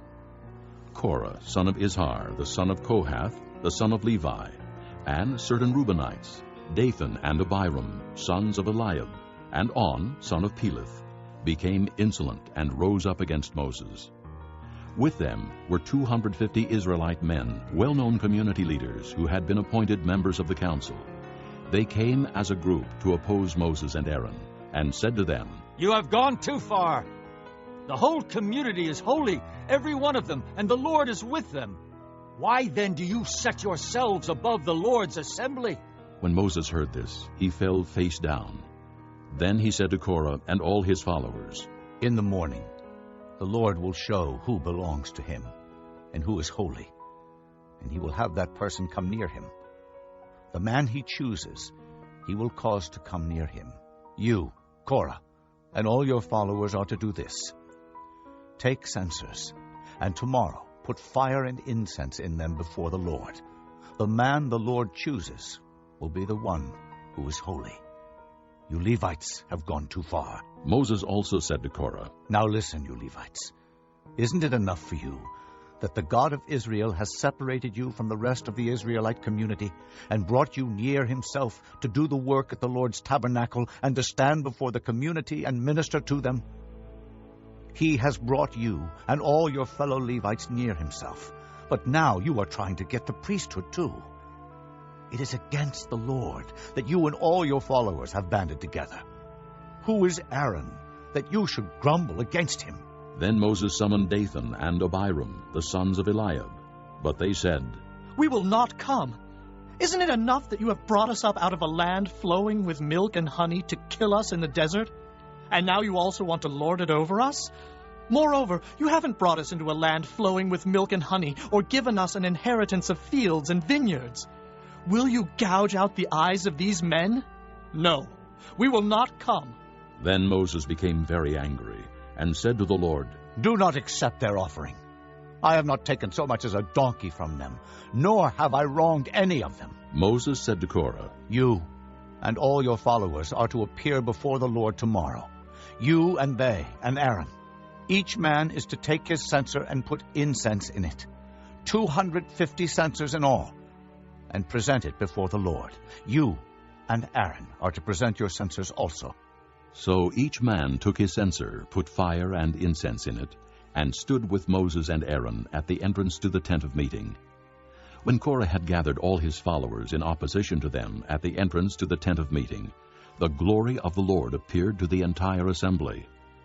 The Lord said to Moses and Aaron, "Separate yourselves from this assembly, so I can put an end to them at once." But Moses and Aaron fell face down and cried out, "O God, God of the spirits of all mankind, will you be angry with the entire assembly when only one man sins?" Then the Lord said to Moses, "Say to the assembly, move away from the tents of Korah, Dathan, and Abiram." Moses got up and went to Dathan and Abiram, and the elders of Israel followed him. He warned the assembly, "Move back from the tents of these wicked men. Do not touch anything belonging to them, or you will be swept away because of all their sins. So they moved away from the tents of Korah, Dathan, and Abiram. Dathan and Abiram had come out and were standing with their wives, children, and little ones at the entrances to their tents. Then Moses said, "This is how you will know that the Lord has sent me to do all these things, and that it was not my idea. If these men die a natural death and experience only what usually happens to men, then the Lord has not sent me. But if the Lord brings about something totally new, and the earth opens its mouth and swallows them with everything that belongs to them, and they go down alive into the grave, then you will know that these men have treated the Lord with contempt." As soon as he finished saying all this, the ground under them split apart, and the earth opened its mouth and swallowed them with their households and all Korah's men and all their possessions. They went down alive into the grave with everything they owned. The earth closed over them, and they perished and were gone from the community. At their cries, all the Israelites around them fled, shouting, "The earth is going to swallow us too!" And fire came out from the Lord and consumed the 250 men who were offering the incense. The Lord said to Moses, "Tell Eleazar, son of Aaron the priest, to take the censers out of the smoldering remains and scatter the coals some distance away, for the censers are holy, the censers of the men who sinned at the cost of their lives. Hammer the censers into sheets to overlay the altar, for they were presented before the Lord and have become holy. Let them be a sign to the Israelites." So Eleazar the priest collected the bronze censers brought by those who had been burned up, and he had them hammered out to overlay the altar, as the Lord directed him through Moses. This was to remind the Israelites that no one except a descendant of Aaron should come to burn incense before the Lord, or he would become like Korah and his followers. The next day the whole Israelite community grumbled against Moses and Aaron. "You have killed the Lord's people," they said. But when the assembly gathered in opposition to Moses and Aaron and turned toward the tent of meeting, suddenly the cloud covered it, and the glory of the Lord appeared. Then Moses and Aaron went to the front of the tent of meeting, and the Lord said to Moses, "Get away from this assembly, so I can put an end to them at once." And they fell face down. Then Moses said to Aaron, "Take your censer and put incense in it, along with fire from the altar, and hurry to the assembly to make atonement for them. Wrath has come out from the Lord. The plague has started." So Aaron did as Moses said, and ran into the midst of the assembly. The plague had already started among the people, but Aaron offered the incense and made atonement for them. He stood between the living and the dead, and the plague stopped. But 14,700 people died from the plague, in addition to those who had died because of Korah. Then Aaron returned to Moses at the entrance to the tent of meeting, for the plague had stopped. Chapter 17.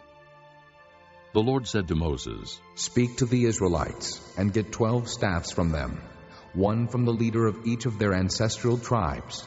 Write the name of each man on his staff. On the staff of Levi, write Aaron's name, for there must be one staff for the head of each ancestral tribe. Place them in the tent of meeting, in front of the testimony, where I meet with you. The staff belonging to the man I choose will sprout, and I will rid myself of this constant grumbling against you by the Israelites." So Moses spoke to the Israelites, and their leaders gave him 12 staffs, one for the leader of each of their ancestral tribes, and Aaron's staff was among them. Moses placed the staffs before the Lord in the tent of the testimony. The next day Moses entered the tent of the testimony and saw that Aaron's staff, which represented the house of Levi, had not only sprouted, but had budded, blossomed, and produced almonds. Then Moses brought out all the staffs from the Lord's presence to all the Israelites. They looked at them, and each man took his own staff. The Lord said to Moses, "Put back Aaron's staff in front of the testimony, to be kept as a sign to the rebellious. This will put an end to their grumbling against me, so that they will not die." Moses did just as the Lord commanded him. The Israelites said to Moses, "We will die. We are lost. We are all lost. Anyone who even comes near the tabernacle of the Lord will die. Are we all going to die?" Chapter 18. The Lord said to Aaron, You, your sons, and your father's family are to bear the responsibility for offenses against the sanctuary, and you and your sons alone are to bear the responsibility for offenses against the priesthood. Bring your fellow Levites from your ancestral tribe to join you and assist you when you and your sons minister before the tent of the testimony. They are to be responsible to you and are to perform all the duties of the tent. But they must not go near the furnishings of the sanctuary or the altar, or both they and you will die. They are to join you and be responsible for the care of the tent of meeting, all the work at the tent, and no one else may come near where you are. You are to be responsible for the care of the sanctuary and the altar, so that wrath will not fall on the Israelites again. I myself have selected your fellow Levites from among the Israelites as a gift to you, dedicated to the Lord to do the work at the tent of meeting. But only you and your sons may serve as priests in connection with everything at the altar and inside the curtain. I am giving you the service of the priesthood as a gift. Anyone else who comes near the sanctuary must be put to death. Then the Lord said to Aaron, I myself have put you in charge of the offerings presented to me. All the holy offerings the Israelites give me, I give to you and your sons as your portion and regular share. You are to have the part of the most holy offerings that is kept from the fire. From all the gifts they bring me as most holy offerings, whether grain or sin or guilt offerings, that part belongs to you and your sons. Eat it as something most holy. Every male shall eat it. You must regard it as holy. This also is yours, whatever is set aside from the gifts of all the wave offerings of the Israelites. I give this to you and your sons and daughters as your regular share. Everyone in your household who is ceremonially clean may eat it. I give you all the finest olive oil and all the finest new wine and grain they give the Lord as the first fruits of their harvest. All the land's first fruits that they bring to the Lord will be yours. Everyone in your household who is ceremonially clean may eat it. Everything in Israel that is devoted to the Lord is yours. The first offspring of every womb, both man and animal, that is offered to the Lord is yours. But you must redeem every firstborn son and every firstborn male of unclean animals. When they are a month old, you must redeem them at the redemption price set at 5 shekels of silver, according to the sanctuary shekel, which weighs 20 gerahs. But you must not redeem the firstborn of an ox, a sheep, or a goat. They are holy. Sprinkle their blood on the altar, and burn their fat as an offering made by fire, an aroma pleasing to the Lord. Their meat is to be yours, just as the breast of the wave offering and the right thigh are yours. Whatever is set aside from the holy offerings the Israelites present to the Lord, I give to you and your sons and daughters as your regular share. It is an everlasting covenant of salt before the Lord for both you and your offspring. The Lord said to Aaron, You will have no inheritance in their land, nor will you have any share among them. I am your share and your inheritance among the Israelites. I give to the Levites all the tithes in Israel as their inheritance in return for the work they do while serving at the tent of meeting. From now on, the Israelites must not go near the tent of meeting, or they will bear the consequences of their sin and will die. It is the Levites who are to do the work at the tent of meeting and bear the responsibility for offenses against it. This is a lasting ordinance for the generations to come. They will receive no inheritance among the Israelites.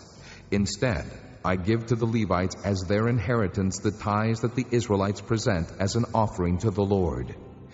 That is why I said concerning them, they will have no inheritance among the Israelites. The Lord said to Moses, Speak to the Levites and say to them, When you receive from the Israelites the tithe I give you as your inheritance, you must present 1/10 of that tithe as the Lord's offering. Your offering will be reckoned to you as grain from the threshing floor or juice from the winepress. In this way, you also will present an offering to the Lord from all the tithes you receive from the Israelites. From these tithes, you must give the Lord's portion to Aaron the priest. You must present as the Lord's portion the best and holiest part of everything given to you. Say to the Levites, When you present the best part, it will be reckoned to you as the product of the threshing floor or the winepress. You and your households may eat the rest of it anywhere, for it is your wages for your work at the tent of meeting. By presenting the best part of it, you will not be guilty in this matter. Then you will not defile the holy offerings of the Israelites, and you will not die. Chapter 19. The Lord said to Moses and Aaron, This is a requirement of the law that the Lord has commanded. Tell the Israelites to bring you a red heifer, without defect or blemish, and that has never been under a yoke. Give it to Eleazar the priest. It is to be taken outside the camp and slaughtered in his presence. Then Eleazar the priest is to take some of its blood on his finger and sprinkle it 7 times toward the front of the tent of meeting. While he watches, the heifer is to be burned, its hide, flesh, blood, and offal. The priest is to take some cedar wood, hyssop, and scarlet wool, and throw them onto the burning heifer. After that, the priest must wash his clothes and bathe himself with water. He may then come into the camp, but he will be ceremonially unclean till evening. The man who burns it must also wash his clothes and bathe with water, and he too will be unclean till evening. A man who is clean shall gather up the ashes of the heifer and put them in a ceremonially clean place outside the camp. They shall be kept by the Israelite community for use in the water of cleansing. It is for purification from sin. The man who gathers up the ashes of the heifer must also wash his clothes, and he too will be unclean till evening. This will be a lasting ordinance, both for the Israelites and for the aliens living among them. Whoever touches the dead body of anyone will be unclean for 7 days. He must purify himself with the water on the 3rd day and on the 7th day. Then he will be clean. But if he does not purify himself on the 3rd and 7th days, he will not be clean. Whoever touches the dead body of anyone and fails to purify himself defiles the Lord's tabernacle. That person must be cut off from Israel. Because the water of cleansing has not been sprinkled on him, he is unclean. His uncleanness remains on him. This is the law that applies when a person dies in a tent. Anyone who enters the tent and anyone who is in it will be unclean for 7 days. And every open container without a lid fastened on it will be unclean. Anyone out in the open who touches someone who has been killed with a sword, or someone who has died a natural death, or anyone who touches a human bone or a grave will be unclean for 7 days. For the unclean person, put some ashes from the burnt purification offering into a jar and pour fresh water over them. Then a man who is ceremonially clean is to take some hyssop, dip it in the water, and sprinkle the tent and all the furnishings and the people who were there. He must also sprinkle anyone who has touched a human bone or a grave, or someone who has been killed, or someone who has died a natural death. The man who is clean is to sprinkle the unclean person on the 3rd and 7th days, and on the 7th day he is to purify him. The person being cleansed must wash his clothes and bathe with water, and that evening he will be clean. But if a person who is unclean does not purify himself, he must be cut off from the community, because he has defiled the sanctuary of the Lord. The water of cleansing has not been sprinkled on him, and he is unclean. This is a lasting ordinance for them. The man who sprinkles the water of cleansing must also wash his clothes, and anyone who touches the water of cleansing will be unclean till evening. Anything that an unclean person touches becomes unclean, and anyone who touches it becomes unclean till evening. Chapter 20. In the 1st month, the whole Israelite community arrived at the desert of Zin, and they stayed at Kadesh. There Miriam died and was buried. Now there was no water for the community, and the people gathered in opposition to Moses and Aaron. They quarreled with Moses and said, "If only we had died when our brothers fell dead before the Lord. Why did you bring the Lord's community into this desert, that we and our livestock should die here?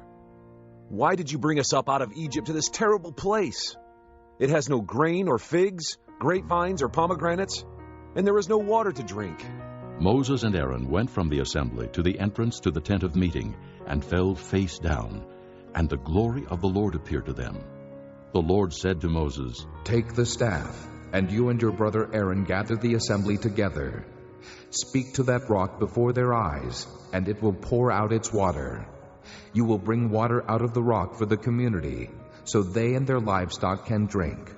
So Moses took the staff from the Lord's presence, just as he commanded him. He and Aaron gathered the assembly together in front of the rock, and Moses said to them, "Listen, you rebels. Must we bring you water out of this rock?" Then Moses raised his arm and struck the rock twice with his staff. Water gushed out, and the community and their livestock drank. But the Lord said to Moses and Aaron, "Because you did not trust in me enough to honor me as holy in the sight of the Israelites, you will not bring this community into the land I give them." These were the waters of Meribah, where the Israelites quarreled with the Lord, and where he showed himself holy among them. Moses sent messengers from Kadesh to the king of Edom, saying, "This is what your brother Israel says. You know about all the hardships that have come upon us. Our forefathers went down into Egypt, and we lived there many years. The Egyptians mistreated us and our fathers. But when we cried out to the Lord, he heard our cry and sent an angel and brought us out of Egypt. Now we are here at Kadesh, a town on the edge of your territory. Please, let us pass through your country. We will not go through any field or vineyard or drink water from any well. We will travel along the king's highway and not turn to the right or to the left until we have passed through your territory." But Edom answered, "You may not pass through here. If you try, we will march out and attack you with the sword."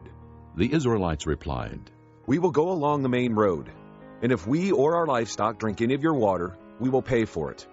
We only want to pass through on foot, nothing else." Again they answered, "You may not pass through." Then Edom came out against them with a large and powerful army. Since Edom refused to let them go through their territory, Israel turned away from them. The whole Israelite community set out from Kadesh and came to Mount Hor. At Mount Hor, near the border of Edom, the Lord said to Moses and Aaron, "Aaron will be gathered to his people. He will not enter the land I give the Israelites, because both of you rebelled against my command at the waters of Meribah. Get Aaron and his son Eleazar and take them up Mount Hor. Remove Aaron's garments and put them on his son Eleazar, for Aaron will be gathered to his people. He will die there."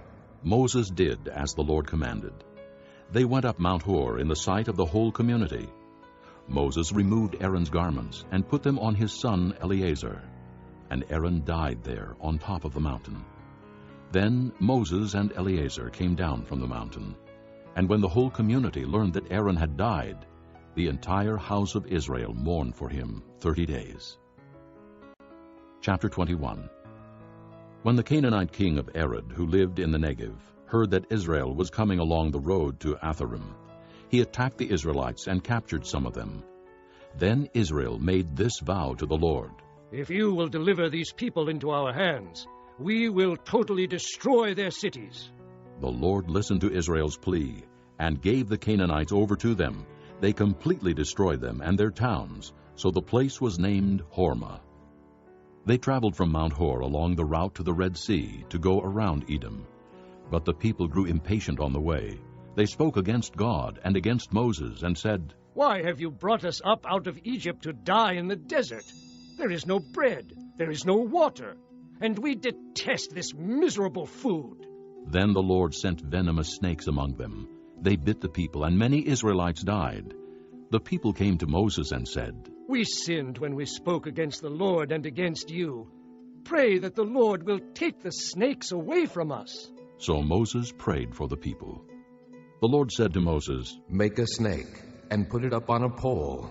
Anyone who is bitten can look at it and live." So Moses made a bronze snake and put it up on a pole.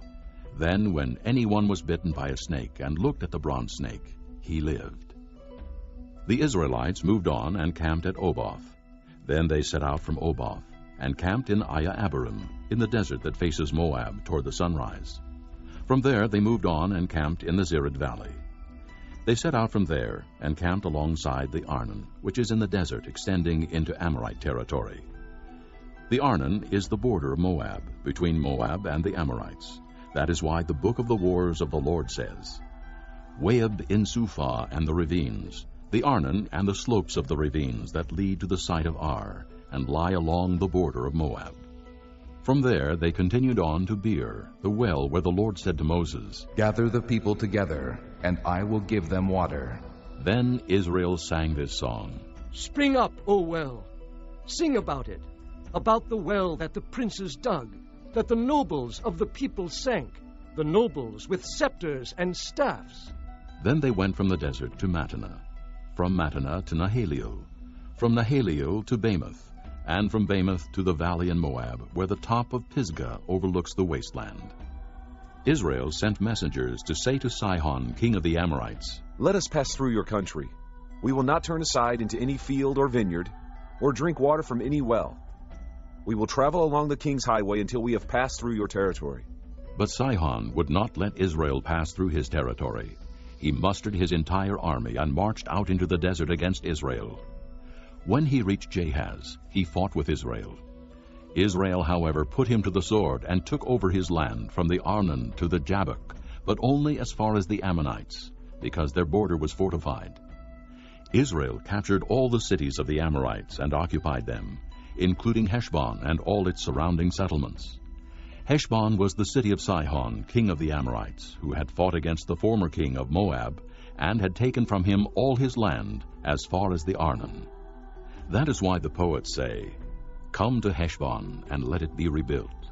Let Sihon's city be restored. Fire went out from Heshbon, a blaze from the city of Sihon. It consumed Ar of Moab, the citizens of Arnon's heights. Woe to you, O Moab! You are destroyed, O people of Chemosh. He has given up his sons as fugitives, and his daughters as captives, to Sihon, king of the Amorites. But we have overthrown them. Heshbon is destroyed all the way to Dibon. We have demolished them as far as Nophah, which extends to Medeba. So Israel settled in the land of the Amorites. After Moses had sent spies to Jazer, the Israelites captured its surrounding settlements and drove out the Amorites who were there.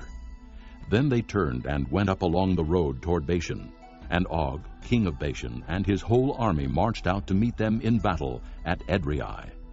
The Lord said to Moses, Do not be afraid of him, for I have handed him over to you with his whole army and his land. Do to him what you did to Sihon, king of the Amorites, who reigned in Heshbon. So they struck him down, together with his sons and his whole army, leaving them no survivors, and they took possession of his land. Chapter 22. Then the Israelites traveled to the plains of Moab and camped along the Jordan across from Jericho. Now Balak, son of Zippor, saw all that Israel had done to the Amorites, and Moab was terrified, because there were so many people. Indeed, Moab was filled with dread because of the Israelites. The Moabites said to the elders of Midian, This horde is going to lick up everything around us, as an ox licks up the grass of the field. So Balak, son of Zippor, who was king of Moab at that time, sent messengers to summon Balaam, son of Beor, who was at Pethor near the river in his native land. Balak said, A people has come out of Egypt. They cover the face of the land and have settled next to me. Now come and put a curse on these people, because they are too powerful for me. Perhaps then I will be able to defeat them and drive them out of the country. For I know that those you bless are blessed, and those you curse are cursed. The elders of Moab and Midian left, taking with them the fee for divination. When they came to Balaam, they told him what Balak had said. Spend the night here, Balaam said to them, and I will bring you back the answer the Lord gives me. So the Moabite princes stayed with him. God came to Balaam and asked, Who are these men with you? Balaam said to God, Balak, son of Zippor, king of Moab, sent me this message. A people that has come out of Egypt covers the face of the land. Now come and put a curse on them for me. Perhaps then I will be able to fight them and drive them away. But God said to Balaam, Do not go with them. You must not put a curse on those people, because they are blessed. The next morning Balaam got up and said to Balak's princes, Go back to your own country, for the Lord has refused to let me go with you. So the Moabite princes returned to Balak and said, Balaam refused to come with us." Then Balak sent other princes, more numerous and more distinguished than the first. They came to Balaam and said, "This is what Balak son of Zippor says. Do not let anything keep you from coming to me, because I will reward you handsomely and do whatever you say. Come and put a curse on these people for me." But Balaam answered them, "Even if Balak gave me his palace filled with silver and gold, I could not do anything great or small to go beyond the command of the Lord my God. Now stay here tonight as the others did, and I will find out what else the Lord will tell me." That night God came to Balaam and said, "Since these men have come to summon you, go with them, but do only what I tell you." Balaam got up in the morning, saddled his donkey, and went with the princes of Moab. But God was very angry when he went, and the angel of the Lord stood in the road to oppose him. Balaam was riding on his donkey, and his 2 servants were with him. When the donkey saw the angel of the Lord standing in the road with a drawn sword in his hand, she turned off the road into a field. Balaam beat her to get her back on the road. Then the angel of the Lord stood in a narrow path between 2 vineyards, with walls on both sides. When the donkey saw the angel of the Lord, she pressed close to the wall, crushing Balaam's foot against it, so he beat her again. Then the angel of the Lord moved on ahead, and stood in a narrow place where there was no room to turn, either to the right or to the left. When the donkey saw the angel of the Lord, she lay down under Balaam, and he was angry and beat her with his staff. Then the Lord opened the donkey's mouth, and she said to Balaam, "What have I done to you to make you beat me these 3 times?" Balaam answered the donkey, "You have made a fool of me. If I had a sword in my hand, I would kill you right now." The donkey said to Balaam, "Am I not your own donkey, which you have always ridden to this day? Have I been in the habit of doing this to you?" "No," he said. Then the Lord opened Balaam's eyes, and he saw the angel of the Lord standing in the road with his sword drawn. So he bowed low and fell face down. The angel of the Lord asked him, "Why have you beaten your donkey these 3 times? I have come here to oppose you, because your path is a reckless one before me. The donkey saw me and turned away from me these 3 times. If she had not turned away, I would certainly have killed you by now, but I would have spared her." Balaam said to the angel of the Lord, "I have sinned. I did not realize you were standing in the road to oppose me. Now, if you are displeased, I will go back." The angel of the Lord said to Balaam, "Go with the men, but speak only what I tell you." So Balaam went with the princes of Balak. When Balak heard that Balaam was coming, he went out to meet him at the Moabite town on the Arnon border, at the edge of his territory. Balak said to Balaam, "Did I not send you an urgent summons? Why didn't you come to me? Am I really not able to reward you?" "Well, I have come to you now," Balaam replied. "But can I say just anything? I must speak only what God puts in my mouth." Then Balaam went with Balak to Kiriath-Huzoth. Balak sacrificed cattle and sheep, and gave some to Balaam and the princes who were with him. The next morning Balak took Balaam up to Bamoth-Baal, and from there he saw part of the people. Chapter 23. Balaam said, "Build me 7 altars here, and prepare 7 bulls and 7 rams for me." Balak did as Balaam said, and the 2 of them offered a bull and a ram on each altar. Then Balaam said to Balak, "Stay here beside your offering while I go aside. Perhaps the Lord will come to meet with me. Whatever he reveals to me, I will tell you." Then he went off to a barren height. God met with him, and Balaam said, "I have prepared 7 altars, and on each altar I have offered a bull and a ram." The Lord put a message in Balaam's mouth and said, "Go back to Balak and give him this message." So he went back to him and found him standing beside his offering with all the princes of Moab. Then Balaam uttered his oracle. "Balak brought me from Aram, the king of Moab from the eastern mountains. Come," he said, "curse Jacob for me. Come, denounce Israel. How can I curse those whom God has not cursed? How can I denounce those whom the Lord has not denounced? From the rocky peaks I see them. From the heights I view them. I see a people who live apart and do not consider themselves one of the nations. Who can count the dust of Jacob or number the 4th part of Israel? Let me die the death of the righteous, and may my end be like theirs. Balak said to Balaam, What have you done to me? I brought you to curse my enemies, but you have done nothing but bless them. He answered, Must I not speak what the Lord puts in my mouth? Then Balak said to him, Come with me to another place where you can see them. You will see only a part, but not all of them. And from there, curse them for me. So he took him to the field of Zophim on the top of Pisgah. And there he built 7 altars, and offered a bull and a ram on each altar. Balaam said to Balak, Stay here beside your offering, while I meet with him over there. The Lord met with Balaam, and put a message in his mouth, and said, Go back to Balak, and give him this message. So he went to him, and found him standing beside his offering with the princes of Moab. Balak asked him, What did the Lord say? Then he uttered his oracle. Arise, Balak, and listen.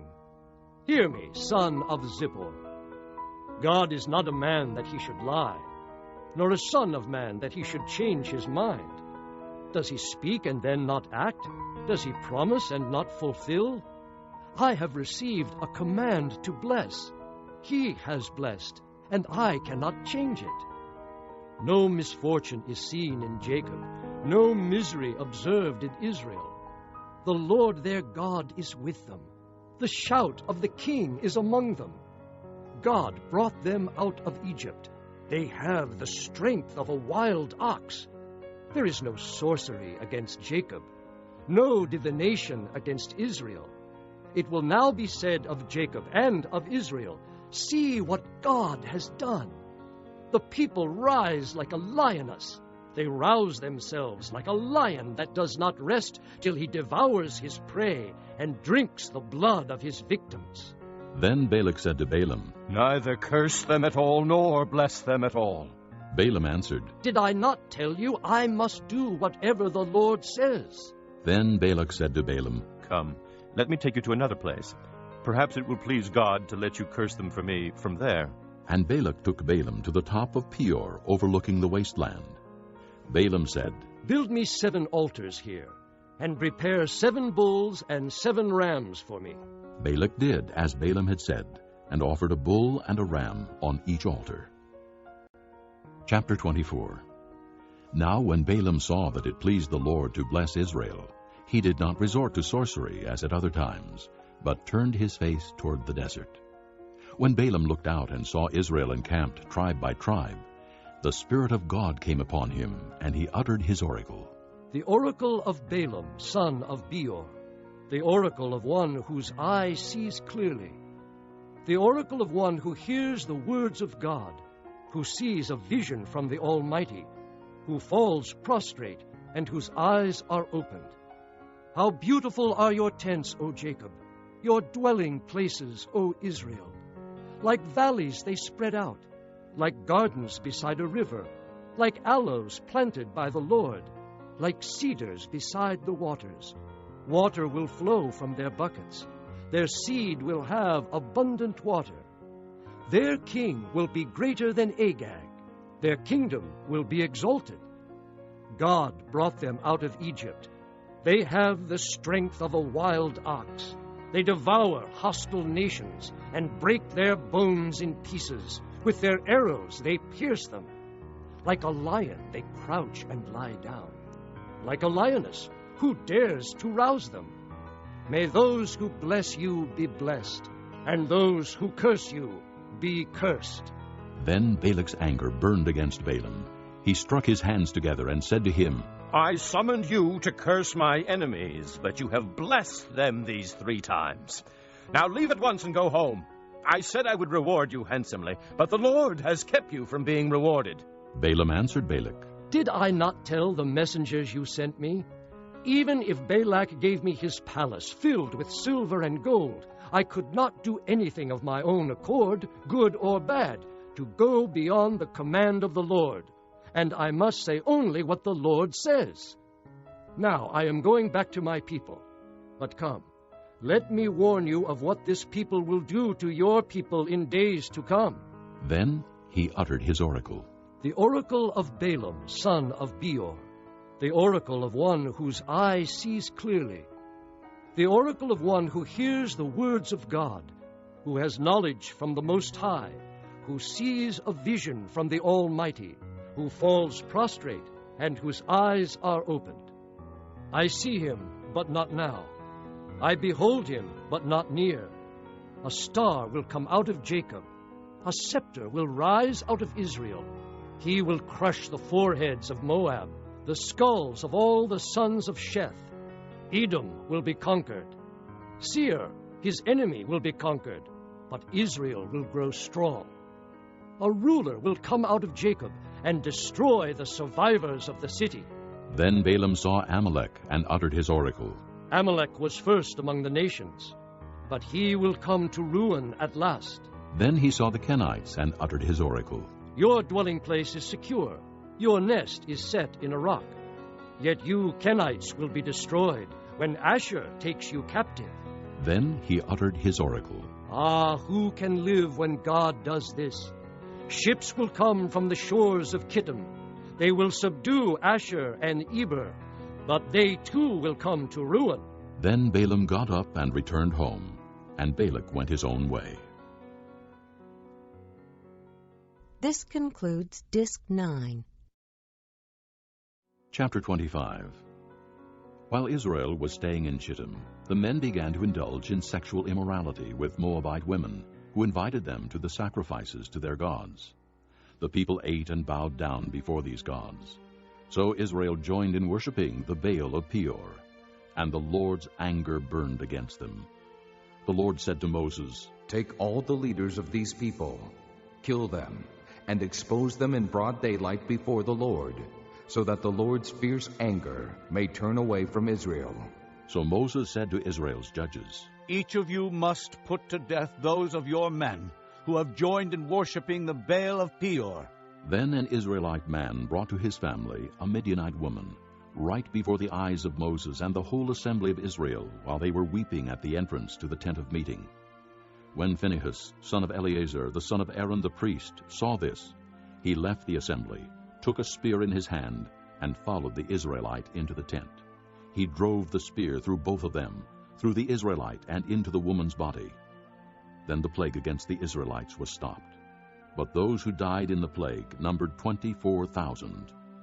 The Lord said to Moses, "Phinehas, son of Eleazar, the son of Aaron, the priest, has turned my anger away from the Israelites, for he was as zealous as I am for my honor among them, so that in my zeal I did not put an end to them. Therefore tell him I am making my covenant of peace with him. He and his descendants will have a covenant of a lasting priesthood, because he was zealous for the honor of his God and made atonement for the Israelites." The name of the Israelite who was killed with the Midianite woman was Zimri, son of Salu, the leader of a Simeonite family. And the name of the Midianite woman who was put to death was Cozbi, daughter of Zur, a tribal chief of a Midianite family. The Lord said to Moses, "Treat the Midianites as enemies and kill them, because they treated you as enemies when they deceived you in the affair of Peor and their sister Cozbi, the daughter of a Midianite leader, the woman who was killed when the plague came as a result of Peor." Chapter 26. After the plague, the Lord said to Moses and Eleazar, son of Aaron the priest, "Take a census of the whole Israelite community by families, all those 20 years old or more who are able to serve in the army of Israel." So on the plains of Moab, by the Jordan, across from Jericho, Moses and Eleazar the priest spoke with them and said, "Take a census of the men 20 years old or more, as the Lord commanded Moses." These were the Israelites who came out of Egypt. The descendants of Reuben, the firstborn son of Israel, were through Hanok, the Hanokite clan, through Palu, the Paluite clan, through Hezron, the Hezronite clan, through Carmi, the Carmite clan.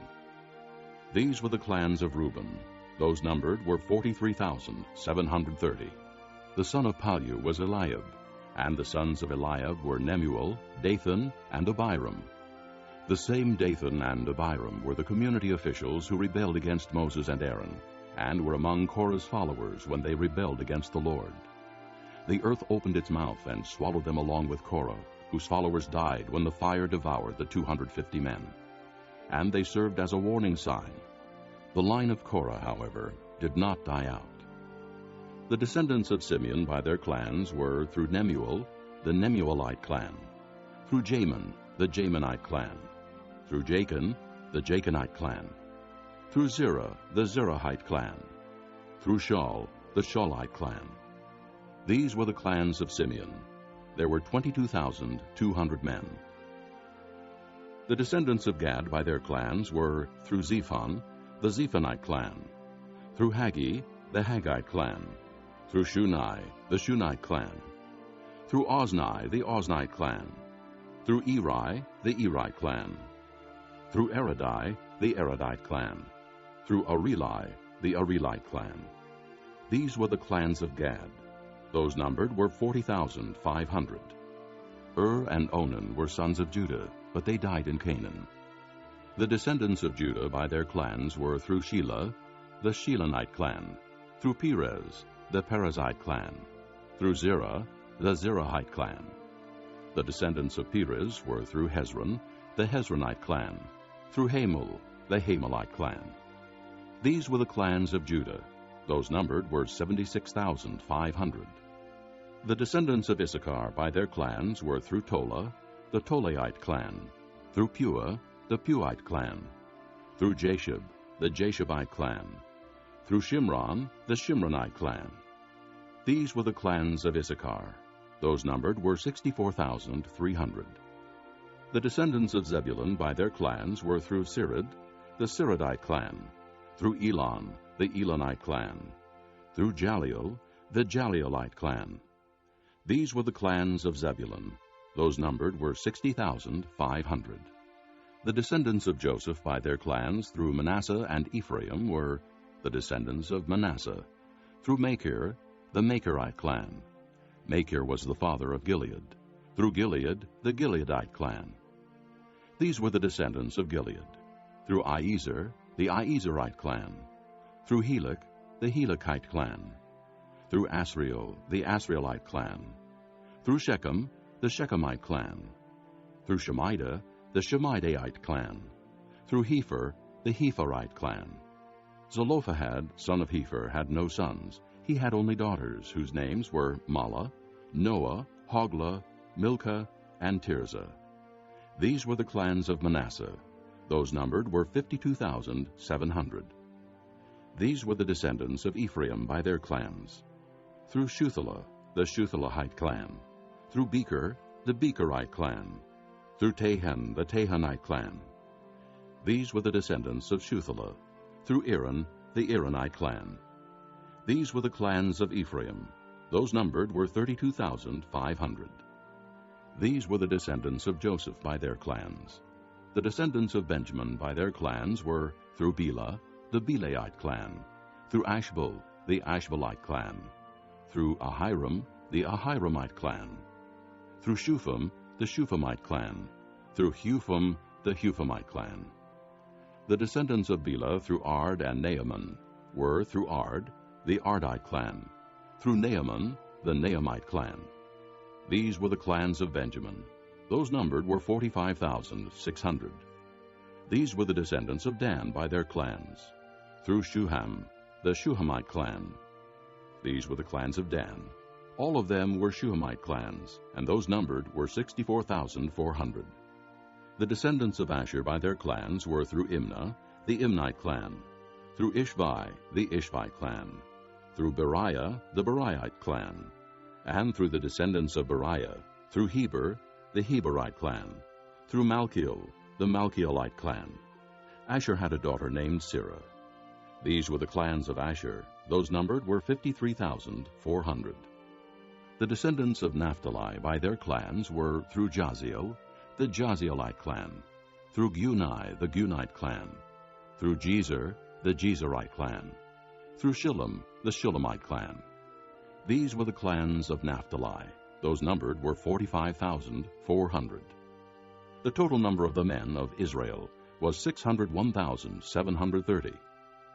The Lord said to Moses, "The land is to be allotted to them as an inheritance based on the number of names.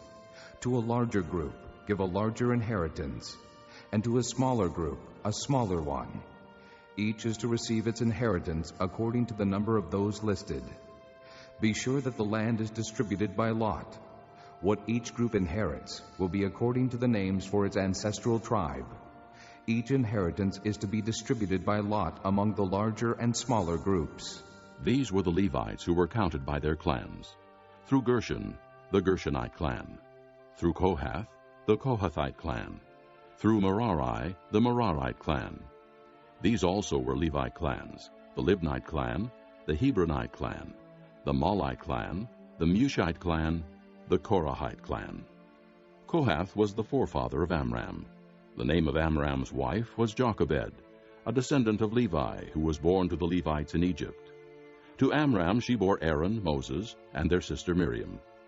Aaron was the father of Nadab and Abihu, Eleazar and Ithamar.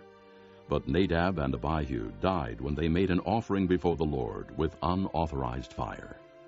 All the male Levites a month old or more numbered 23,000. They were not counted along with the other Israelites because they received no inheritance among them. These are the ones counted by Moses and Eleazar the priest when they counted the Israelites on the plains of Moab by the Jordan across from Jericho. Not one of them was among those counted by Moses and Aaron the priest when they counted the Israelites in the desert of Sinai. For the Lord had told those Israelites they would surely die in the desert, and not one of them was left, except Caleb, son of Jephunneh, and Joshua, son of Nun. Chapter 27. The daughters of Zelophehad, son of Hepher, the son of Gilead, the son of Machir, the son of Manasseh, belonged to the clans of Manasseh, son of Joseph. The names of the daughters were Mahlah, Noah, Hoglah, Milcah, and Tirzah. They approached the entrance to the tent of meeting and stood before Moses, Eleazar the priest, the leaders, and the whole assembly, and said, Our father died in the desert. He was not among Korah's followers who banded together against the Lord, but he died for his own sin and left no sons. Why should our father's name disappear from his clan because he had no son? Give us property among our father's relatives. So Moses brought their case before the Lord, and the Lord said to him, What Zelophehad's daughters are saying is right. You must certainly give them property as an inheritance among their father's relatives, and turn their father's inheritance over to them. Say to the Israelites, if a man dies and leaves no son, turn his inheritance over to his daughter. If he has no daughter, give his inheritance to his brothers. If he has no brothers, give his inheritance to his father's brothers. If his father had no brothers, give his inheritance to the nearest relative in his clan, that he may possess it. This is to be a legal requirement for the Israelites, as the Lord commanded Moses. Then the Lord said to Moses, Go up this mountain in the Abiram range, and see the land I have given the Israelites. After you have seen it, you too will be gathered to your people as your brother Aaron was.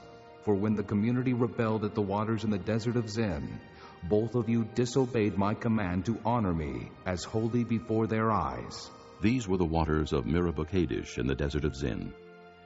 Moses said to the Lord, May the Lord, the God of the spirits of all mankind, appoint a man over this community to go out and come in before them, one who will lead them out and bring them in, so the Lord's people will not be like sheep without a shepherd. So the Lord said to Moses, Take Joshua, son of Nun, a man in whom is the Spirit, and lay your hand on him. Have him stand before Eleazar the priest and the entire assembly, and commission him in their presence. Give him some of your authority, so the whole Israelite community will obey him. He is to stand before Eleazar the priest, who will obtain decisions for him by inquiring of the Urim before the Lord. At his command, he and the entire community of the Israelites will go out, and at his command they will come in. Moses did as the Lord commanded him. He took Joshua and had him stand before Eleazar the priest and the whole assembly.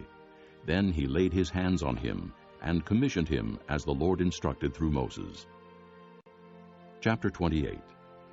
The Lord said to Moses, Give this command to the Israelites, and say to them, See that you present to me at the appointed time the food for my offerings made by fire, as an aroma pleasing to me. Say to them, This is the offering made by fire that you are to present to the Lord, 2 lambs, a year old without defect, as a regular burnt offering each day. Prepare 1 lamb in the morning, and the other at twilight, together with a grain offering of 1/10 of an ephah of fine flour mixed with 1/4 of a hin of oil from pressed olives. This is the regular burnt offering instituted at Mount Sinai, as a pleasing aroma, an offering made to the Lord by fire. The accompanying drink offering is to be 1/4 of a hin of fermented drink with each lamb. Pour out the drink offering to the Lord at the sanctuary. Prepare the 2nd lamb at twilight, along with the same kind of grain offering and drink offering that you prepare in the morning. This is an offering made by fire, an aroma pleasing to the Lord. On the Sabbath day, make an offering of 2 lambs a year old without defect, together with its drink offering and a grain offering of 2/10 of an ephah of fine flour mixed with oil. This is the burnt offering for every Sabbath, in addition to the regular burnt offering and its drink offering. On the 1st of every month, present to the Lord a burnt offering of 2 young bulls, 1 ram, and 7 male lambs a year old, all without defect. With each bull, there is to be a grain offering of 3/10 of an ephah of fine flour mixed with oil. With the ram, a grain offering of 2/10 of an ephah of fine flour mixed with oil. And with each lamb, a grain offering of 1/10 of an ephah of fine flour mixed with oil. This is for a burnt offering, a pleasing aroma, an offering made to the Lord by fire. With each bull there is to be a drink offering of 1/2 a hin of wine, with the ram 1/3 of a hin, and with each lamb 1/4 of a hin.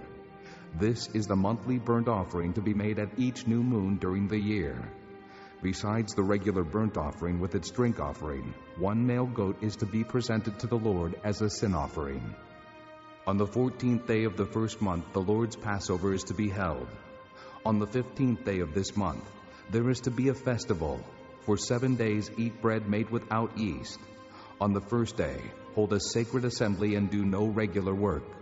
Present to the Lord an offering made by fire, a burnt offering of 2 young bulls, 1 ram, and 7 male lambs, a year old, all without defect. With each bull prepare a grain offering of 3/10 of an ephah of fine flour mixed with oil. With the ram, 2/10, and with each of the 7 lambs, 1/10. Include 1 male goat as a sin offering to make atonement for you. Prepare these in addition to the regular morning burnt offering. In this way, prepare the food for the offering made by fire every day for 7 days, as an aroma pleasing to the Lord.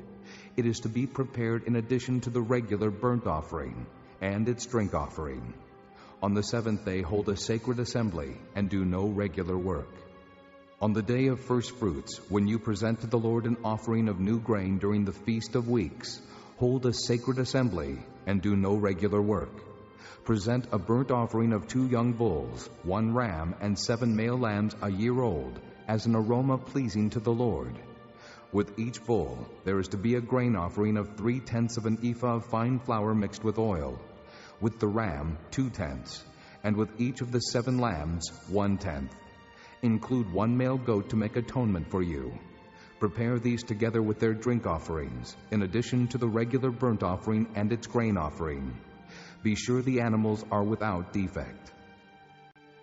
Chapter 29. On the 1st day of the 7th month, hold a sacred assembly and do no regular work. It is a day for you to sound the trumpets. As an aroma pleasing to the Lord, prepare a burnt offering of 1 young bull, 1 ram, and 7 male lambs a year old, all without defect. With the bull, prepare a grain offering of 3/10 of an ephah of fine flour mixed with oil. With the ram, 2/10, and with each of the 7 lambs, 1/10. Include 1 male goat as a sin offering to make atonement for you. These are in addition to the monthly and daily burnt offerings with their grain offerings and drink offerings as specified. They are offerings made to the Lord by fire, a pleasing aroma. On the 10th day of this 7th month, hold a sacred assembly. You must deny yourselves and do no work. Present as an aroma pleasing to the Lord a burnt offering of 1 young bull, 1 ram, and 7 male lambs a year old, all without defect. With the bull, prepare a grain offering of 3/10 of an ephah of fine flour mixed with oil. With the ram, 2/10, and with each of the 7 lambs, 1/10. Include 1 male goat as a sin offering, in addition to the sin offering for atonement, and the regular burnt offering with its grain offering and their drink offerings.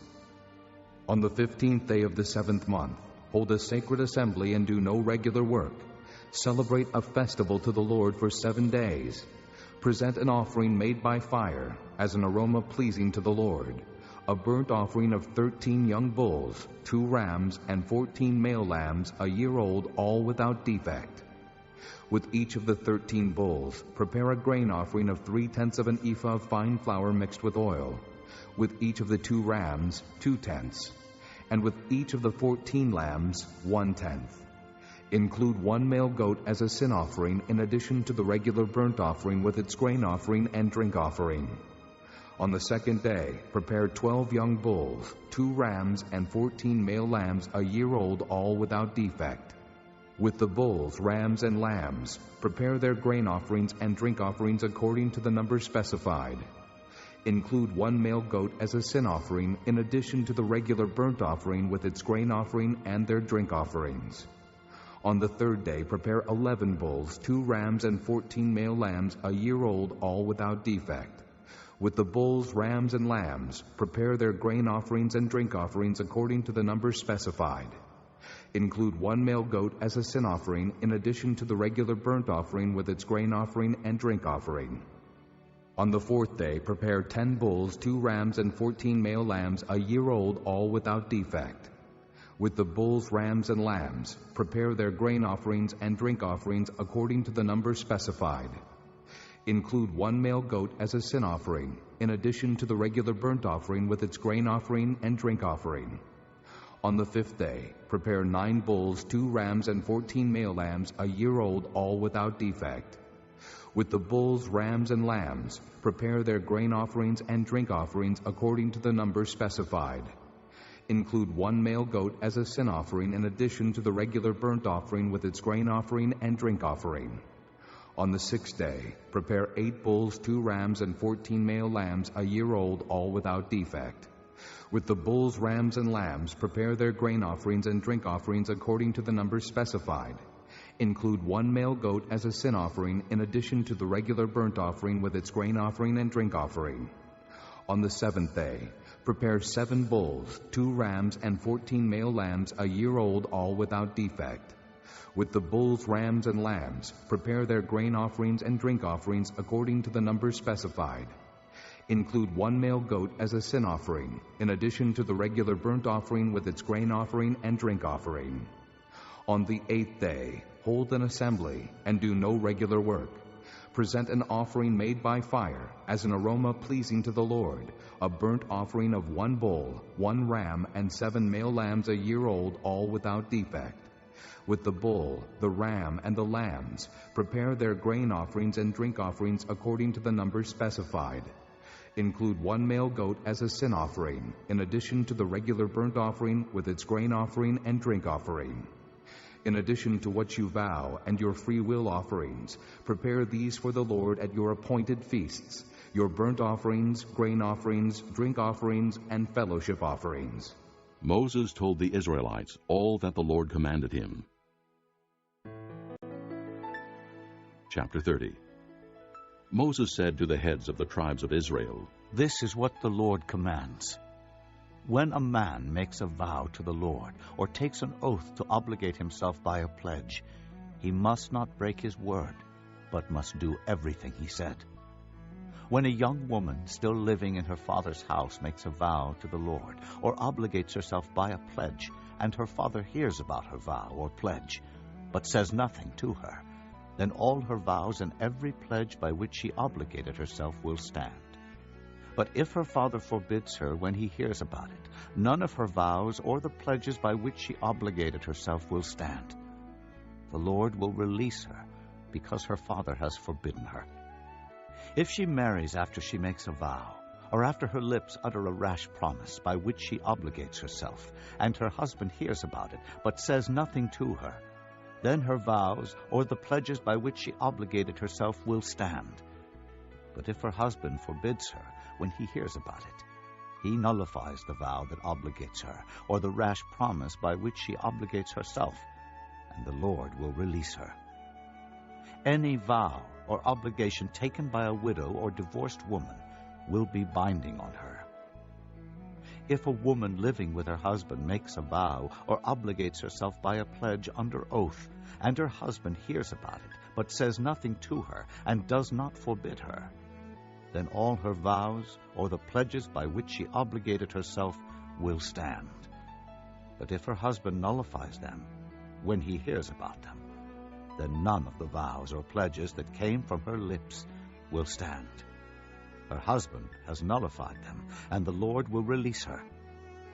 Her husband may confirm or nullify any vow she makes or any sworn pledge to deny herself. But if her husband says nothing to her about it from day to day, then he confirms all her vows or the pledges binding on her. He confirms them by saying nothing to her when he hears about them. If, however, he nullifies them sometime after he hears about them, then he is responsible for her guilt. These are the regulations the Lord gave Moses concerning relationships between a man and his wife, and between a father and his young daughter still living in his house. Chapter 31. The Lord said to Moses, "Take vengeance on the Midianites for the Israelites. After that, you will be gathered to your people." So Moses said to the people, "Arm some of your men to go to war against the Midianites, and to carry out the Lord's vengeance on them. Send into battle 1,000 men from each of the tribes of Israel." So 12,000 men, armed for battle, 1,000 from each tribe, were supplied from the clans of Israel. Moses sent them into battle, 1,000 from each tribe, along with Phinehas, son of Eleazar the priest, who took with him articles from the sanctuary, and the trumpets for signaling. They fought against Midian as the Lord commanded Moses, and killed every man. Among their victims were Evi, Rechem, Zur, Hur, and Reba, the 5 kings of Midian. They also killed Balaam, son of Beor, with the sword. The Israelites captured the Midianite women and children, and took all the Midianite herds, flocks, and goods as plunder. They burned all the towns where the Midianites had settled, as well as all their camps. They took all the plunder and spoils, including the people and animals, and brought the captives, spoils, and plunder to Moses and Eleazar the priest, and the Israelite assembly at their camp on the plains of Moab, by the Jordan across from Jericho. Moses, Eleazar the priest, and all the leaders of the community went to meet them outside the camp. Moses was angry with the officers of the army, the commanders of thousands and commanders of hundreds, who returned from the battle. "Have you allowed all the women to live?" he asked them. They were the ones who followed Balaam's advice, and were the means of turning the Israelites away from the Lord in what happened at Peor, so that a plague struck the Lord's people. Now kill all the boys, and kill every woman who has slept with a man, but save for yourselves every girl who has never slept with a man. All of you who have killed anyone or touched anyone who was killed must stay outside the camp 7 days. On the 3rd and 7th days, you must purify yourselves and your captives. Purify every garment as well as everything made of leather, goat hair, or wood." Then Eleazar the priest said to the soldiers who had gone into battle, "This is the requirement of the law that the Lord gave Moses. Gold, silver, bronze, iron, tin, lead, and anything else that can withstand fire must be put through the fire, and then it will be clean. But it must also be purified with the water of cleansing, and whatever cannot withstand fire must be put through that water. On the 7th day wash your clothes, and you will be clean. Then you may come into the camp." The Lord said to Moses, "You and Eleazar the priest and the family heads of the community are to count all the people and animals that were captured. Divide the spoils between the soldiers who took part in the battle and the rest of the community. From the soldiers who fought in the battle, set apart as tribute for the Lord 1 out of every 500, whether persons, cattle, donkeys, sheep, or goats. Take this tribute from their half share and give it to Eleazar the priest as the Lord's part. From the Israelites' half, select 1 out of every 50, whether persons, cattle, donkeys, sheep, goats, or other animals. Give them to the Levites, who are responsible for the care of the Lord's tabernacle." So Moses and Eleazar the priest did as the Lord commanded Moses. The plunder remaining from the spoils that the soldiers took was 675,000 sheep, 72,000 cattle, 61,000 donkeys, and 32,000 women who had never slept with a man.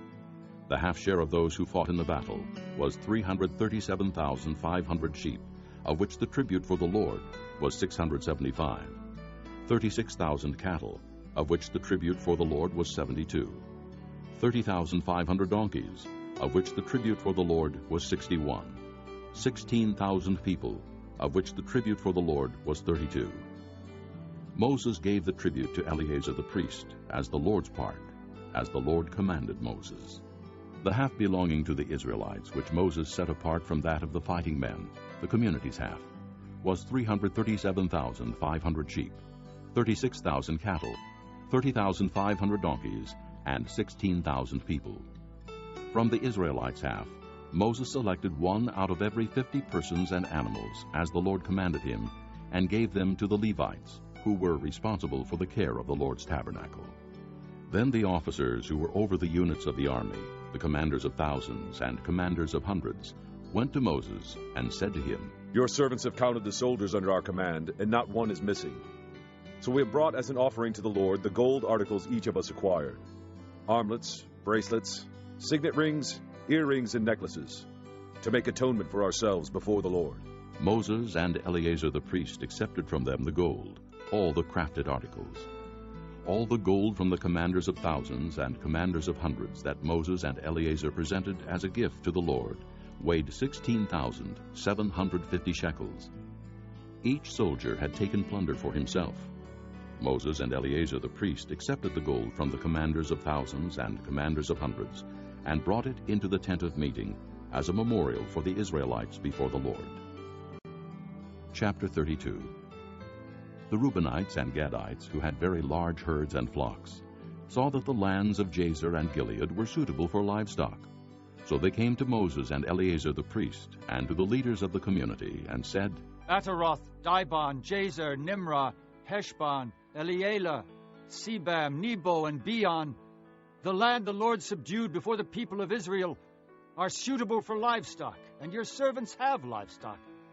If we have found favor in your eyes, they said, let this land be given to your servants as our possession. Do not make us cross the Jordan. Moses said to the Gadites and Reubenites, Shall your countrymen go to war while you sit here? Why do you discourage the Israelites from going over into the land the Lord has given them? This is what your fathers did when I sent them from Kadesh Barnea to look over the land. After they went up to the valley of Eshcol and viewed the land, they discouraged the Israelites from entering the land the Lord had given them. The Lord's anger was aroused that day, and he swore this oath: Because they have not followed me wholeheartedly, not one of the men 20 years old or more who came up out of Egypt will see the land I promised on oath to Abraham, Isaac, and Jacob, not one, except Caleb, son of Jephunneh the Kenizzite, and Joshua, son of Nun, for they followed the Lord wholeheartedly. The Lord's anger burned against Israel, and he made them wander in the desert 40 years, until the whole generation of those who had done evil in his sight was gone. And here you are, a brood of sinners, standing in the place of your fathers, and making the Lord even more angry with Israel. If you turn away from following him, he will again leave all this people in the desert, and you will be the cause of their destruction. Then they came up to him and said, We would like to build pens here for our livestock and cities for our women and children. But we are ready to arm ourselves and go ahead of the Israelites until we have brought them to their place. Meanwhile, our women and children will live in fortified cities for protection from the inhabitants of the land. We will not return to our homes until every Israelite has received his inheritance. We will not receive any inheritance with them on the other side of the Jordan, because our inheritance has come to us on the east side of the Jordan. Then Moses said to them, If you will do this, if you will arm yourselves before the Lord for battle, and if all of you will go armed over the Jordan before the Lord until he has driven his enemies out before him, then, when the land is subdued before the Lord, you may return and be free from your obligation to the Lord and to Israel. and this land will be your possession before the Lord. But if you fail to do this, you will be sinning against the Lord, and you may be sure that your sin will find you out. Build cities for your women and children, and pens for your flocks, but do what you have promised." The Gadites and Reubenites said to Moses, "We, your servants, will do as our Lord commands. Our children and wives, our flocks and herds will remain here in the cities of Gilead. But your servants, every man armed for battle, will cross over to fight before the Lord, just as our Lord says." Then Moses gave orders about them to Eleazar the priest and Joshua son of Nun, and to the family heads of the Israelite tribes. He said to them, "If the Gadites and Reubenites, every man armed for battle, cross over the Jordan with you before the Lord, then when the land is subdued before you, give them the land of Gilead as their possession. But if they do not cross over with you armed, they must accept their possession with you in Canaan." The Gadites and Reubenites answered, "Your servants will do what the Lord has said. We will cross over before the Lord into Canaan armed, but the property we inherit will be on this side of the Jordan." Then Moses gave to the Gadites, the Reubenites, and the half-tribe of Manasseh, son of Joseph, the kingdom of Sihon, king of the Amorites, and the kingdom of Og, king of Bashan, the whole land with its cities and the territory around them. The Gadites built up Dibon, Ataroth, Aroer, Atrath-Shophan, Jazer, Jogbehah, Beth-Nimrah, and Beth-Haran as fortified cities, and built pens for their flocks. And the Reubenites rebuilt Heshbon, Elealeh, and Kiriathaim, as well as Nebo and Baal-Meon. These names were changed, and Sibmah. They gave names to the cities they rebuilt. The descendants of Machir, son of Manasseh, went to Gilead, captured it, and drove out the Amorites who were there. So Moses gave Gilead to the Machirites, the descendants of Manasseh, and they settled there. Jair, a descendant of Manasseh, captured their settlements, and called them Havoth-Jair. And Nobah captured Kenath and its surrounding settlements, and called it Nobah after himself. Chapter 33. Here are the stages in the journey of the Israelites when they came out of Egypt by divisions under the leadership of Moses and Aaron. At the Lord's command, Moses recorded the stages in their journey. This is their journey by stages. The Israelites set out from Ramesses on the 15th day of the first month, the day after the Passover. They marched out boldly in full view of all the Egyptians, who were burying all their firstborn, whom the Lord had struck down among them, for the Lord had brought judgment on their gods. The Israelites left Ramesses and camped at Succoth. They left Succoth and camped at Etham on the edge of the desert. They left Etham, turned back to Pi-hahiroth, to the east of Baal-Zephon, and camped near Migdol. They left Pi-hahiroth and passed through the sea into the desert, and when they had traveled for 3 days in the desert of Etham, they camped at Merah. They left Merah and went to Elim, where there were 12 springs and 70 palm trees, and they camped there. They left Elim and camped by the Red Sea. They left the Red Sea and camped in the desert of Sin. They left the desert of Sin and camped at Dophkah. They left Dophkah and camped at Alush. They left Alush and camped at Rephidim, where there was no water for the people to drink. They left Rephidim and camped in the desert of Sinai. They left the desert of Sinai and camped at Kibroth-Hattaavah. They left Kibroth-Hattaavah and camped at Hazeroth. They left Hazeroth and camped at Rithmah. They left Rithmah and camped at Rimmon-Perez. They left Rimmon-Perez and camped at Libnah. They left Libnah and camped at Rissah. They left Rissah and camped at Kehalatha. They left Kehalatha and camped at Mount Shepher. They left Mount Shepher and camped at Harada. They left Harada and camped at Makheloth. They left Makheloth and camped at Tahath. They left Tahath and camped at Terah. They left Terah and camped at Mithkah. They left Mithkah and camped at Hashmonah. They left Hashmonah and camped at Moseroth. They left Moseroth and camped at Beni-Jaakon. They left Beni-Jaakon and camped at Horhagidgad. They left Horhagidgad and camped at Jotbathah. They left Jotbathah and camped at Abrona. They left Abrona and camped at Ezion-Geber. They left Ezion-Geber and camped at Kadesh in the desert of Zin. They left Kadesh and camped at Mount Hor on the border of Edom. At the Lord's command, Aaron the priest went up Mount Hor, where he died on the first day of the 5th month of the 40th year after the Israelites came out of Egypt. Aaron was 123 years old when he died on Mount Hor. The Canaanite king of Arad, who lived in the Negev of Canaan, heard that the Israelites were coming. They left Mount Hor and camped at Zalmonah. They left Zalmonah and camped at Punon. They left Punon and camped at Oboth. They left Oboth and camped at Iya-Abarim on the border of Moab. They left Ayim and camped at Dibon-Gad. They left Dibon-Gad and camped at Almon-Diblathaim.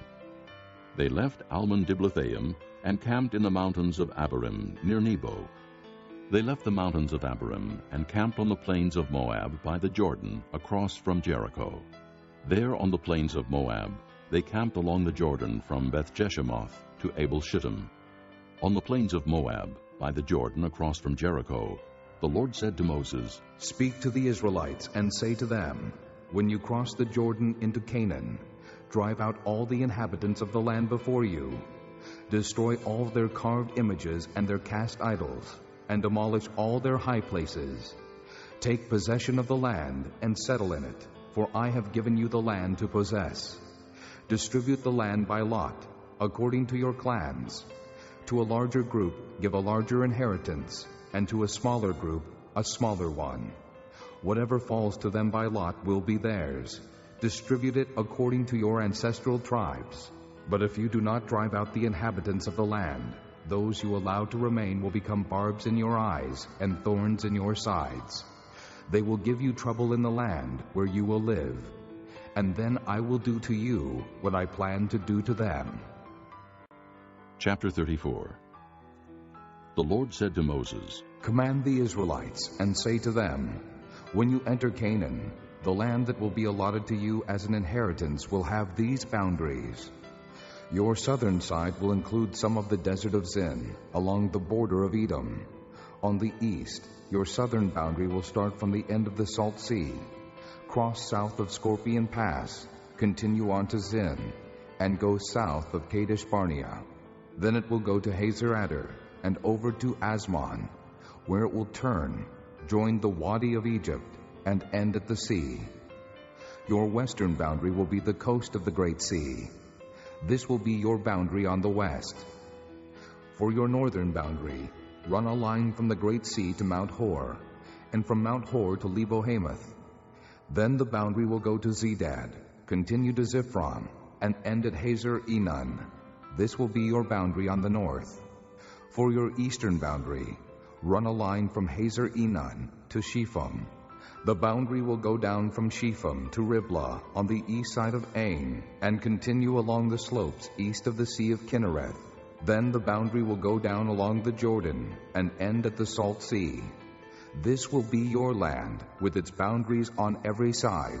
Moses commanded the Israelites, "Assign this land by lot as an inheritance. The Lord has ordered that it be given to the 9.5 tribes, because the families of the tribe of Reuben, the tribe of Gad, and the half-tribe of Manasseh have received their inheritance. These 2.5 tribes have received their inheritance on the east side of the Jordan of Jericho, toward the sunrise." The Lord said to Moses, "These are the names of the men who are to assign the land for you as an inheritance: Eleazar the priest, and Joshua son of Nun. And appoint one leader from each tribe to help assign the land.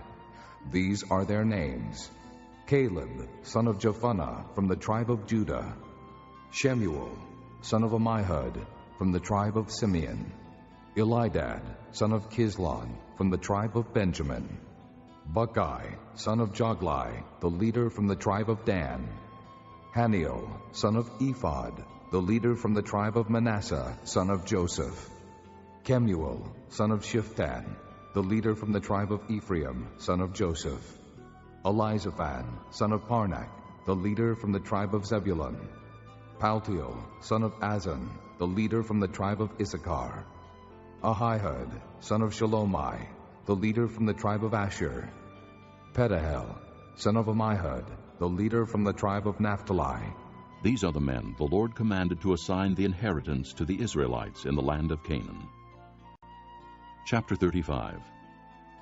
On the plains of Moab, by the Jordan, across from Jericho, the Lord said to Moses, Command the Israelites to give the Levites towns to live in from the inheritance the Israelites will possess, and give them pasture lands around the towns. Then they will have towns to live in, and pasture lands for their cattle, flocks, and all their other livestock. The pasture lands around the towns that you give the Levites will extend out 1,500 feet from the town wall. Outside the town, measure 3,000 feet on the east side, 3,000 on the south side, 3,000 on the west, and 3,000 on the north, with the town in the center. They will have this area as pasture land for the towns. 6 of the towns you give the Levites will be cities of refuge, to which a person who has killed someone may flee. In addition, give them 42 other towns. In all, you must give the Levites 48 towns, together with their pasture lands. The towns you give the Levites from the land the Israelites possess are to be given in proportion to the inheritance of each tribe. Take many towns from a tribe that has many, but few from one that has few. Then the Lord said to Moses, Speak to the Israelites and say to them, When you cross the Jordan into Canaan, select some towns to be your cities of refuge, to which a person who has killed someone accidentally may flee. They will be places of refuge from the avenger, so that a person accused of murder may not die before he stands trial before the assembly. These 6 towns you give will be your cities of refuge. Give 3 on this side of the Jordan, and 3 in Canaan as cities of refuge. These 6 towns will be a place of refuge for Israelites, aliens, and any other people living among them, so that anyone who has killed another accidentally can flee there. If a man strikes someone with an iron object so that he dies, he is a murderer. The murderer shall be put to death. Or if anyone has a stone in his hand that could kill, and he strikes someone so that he dies, he is a murderer. The murderer shall be put to death. Or if anyone has a wooden object in his hand that could kill, and he hits someone so that he dies, he is a murderer. The murderer shall be put to death. The avenger of blood shall put the murderer to death. When he meets him, he shall put him to death. If anyone with malice aforethought shoves another or throws something at him intentionally so that he dies, or if in hostility he hits him with his fist so that he dies, that person shall be put to death. He is a murderer. The avenger of blood shall put the murderer to death when he meets him. But if without hostility someone suddenly shoves another or throws something at him unintentionally, or without seeing him drops a stone on him that could kill him, and he dies, then, since he was not his enemy and he did not intend to harm him, the assembly must judge between him and the avenger of blood according to these regulations. The assembly must protect the one accused of murder from the avenger of blood and send him back to the city of refuge to which he fled.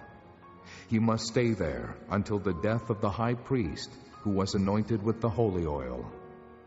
But if the accused ever goes outside the limits of the city of refuge to which he has fled, and the avenger of blood finds him outside the city, the avenger of blood may kill the accused without being guilty of murder. The accused must stay in his city of refuge until the death of the high priest. Only after the death of the high priest may he return to his own property. These are to be legal requirements for you throughout the generations to come, wherever you live. Anyone who kills a person is to be put to death as a murderer, only on the testimony of witnesses. But no one is to be put to death on the testimony of only one witness. Do not accept a ransom for the life of a murderer who deserves to die. He must surely be put to death. Do not accept a ransom for anyone who has fled to a city of refuge, and so allow him to go back and live on his own land before the death of the high priest. Do not pollute the land where you are. Bloodshed pollutes the land, and atonement cannot be made for the land on which blood has been shed, except by the blood of the one who shed it. Do not defile the land where you live and where I dwell, for I, the Lord, dwell among the Israelites. Chapter 36. The family heads of the clan of Gilead, son of Machir, the son of Manasseh, who were from the clans of the descendants of Joseph, came and spoke before Moses and the leaders, the heads of the Israelite families. They said, When the Lord commanded my Lord to give the land as an inheritance to the Israelites by lot, he ordered you to give the inheritance of our brother Zelophehad to his daughters. Now, suppose they marry men from other Israelite tribes. Then their inheritance will be taken from our ancestral inheritance and added to that of the tribe they marry into. And so, part of the inheritance allotted to us will be taken away. When the year of Jubilee for the Israelites comes, their inheritance will be added to that of the tribe into which they marry, and their property will be taken from the tribal inheritance of our forefathers. Then at the Lord's command, Moses gave this order to the Israelites. What the tribe of the descendants of Joseph is saying is right. This is what the Lord commands for Zelophehad's daughters. They may marry anyone they please, as long as they marry within the tribal clan of their father.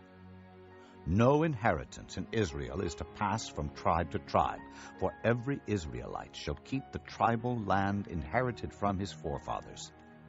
Every daughter who inherits land in any Israelite tribe must marry someone in her father's tribal clan, so that every Israelite will possess the inheritance of his fathers.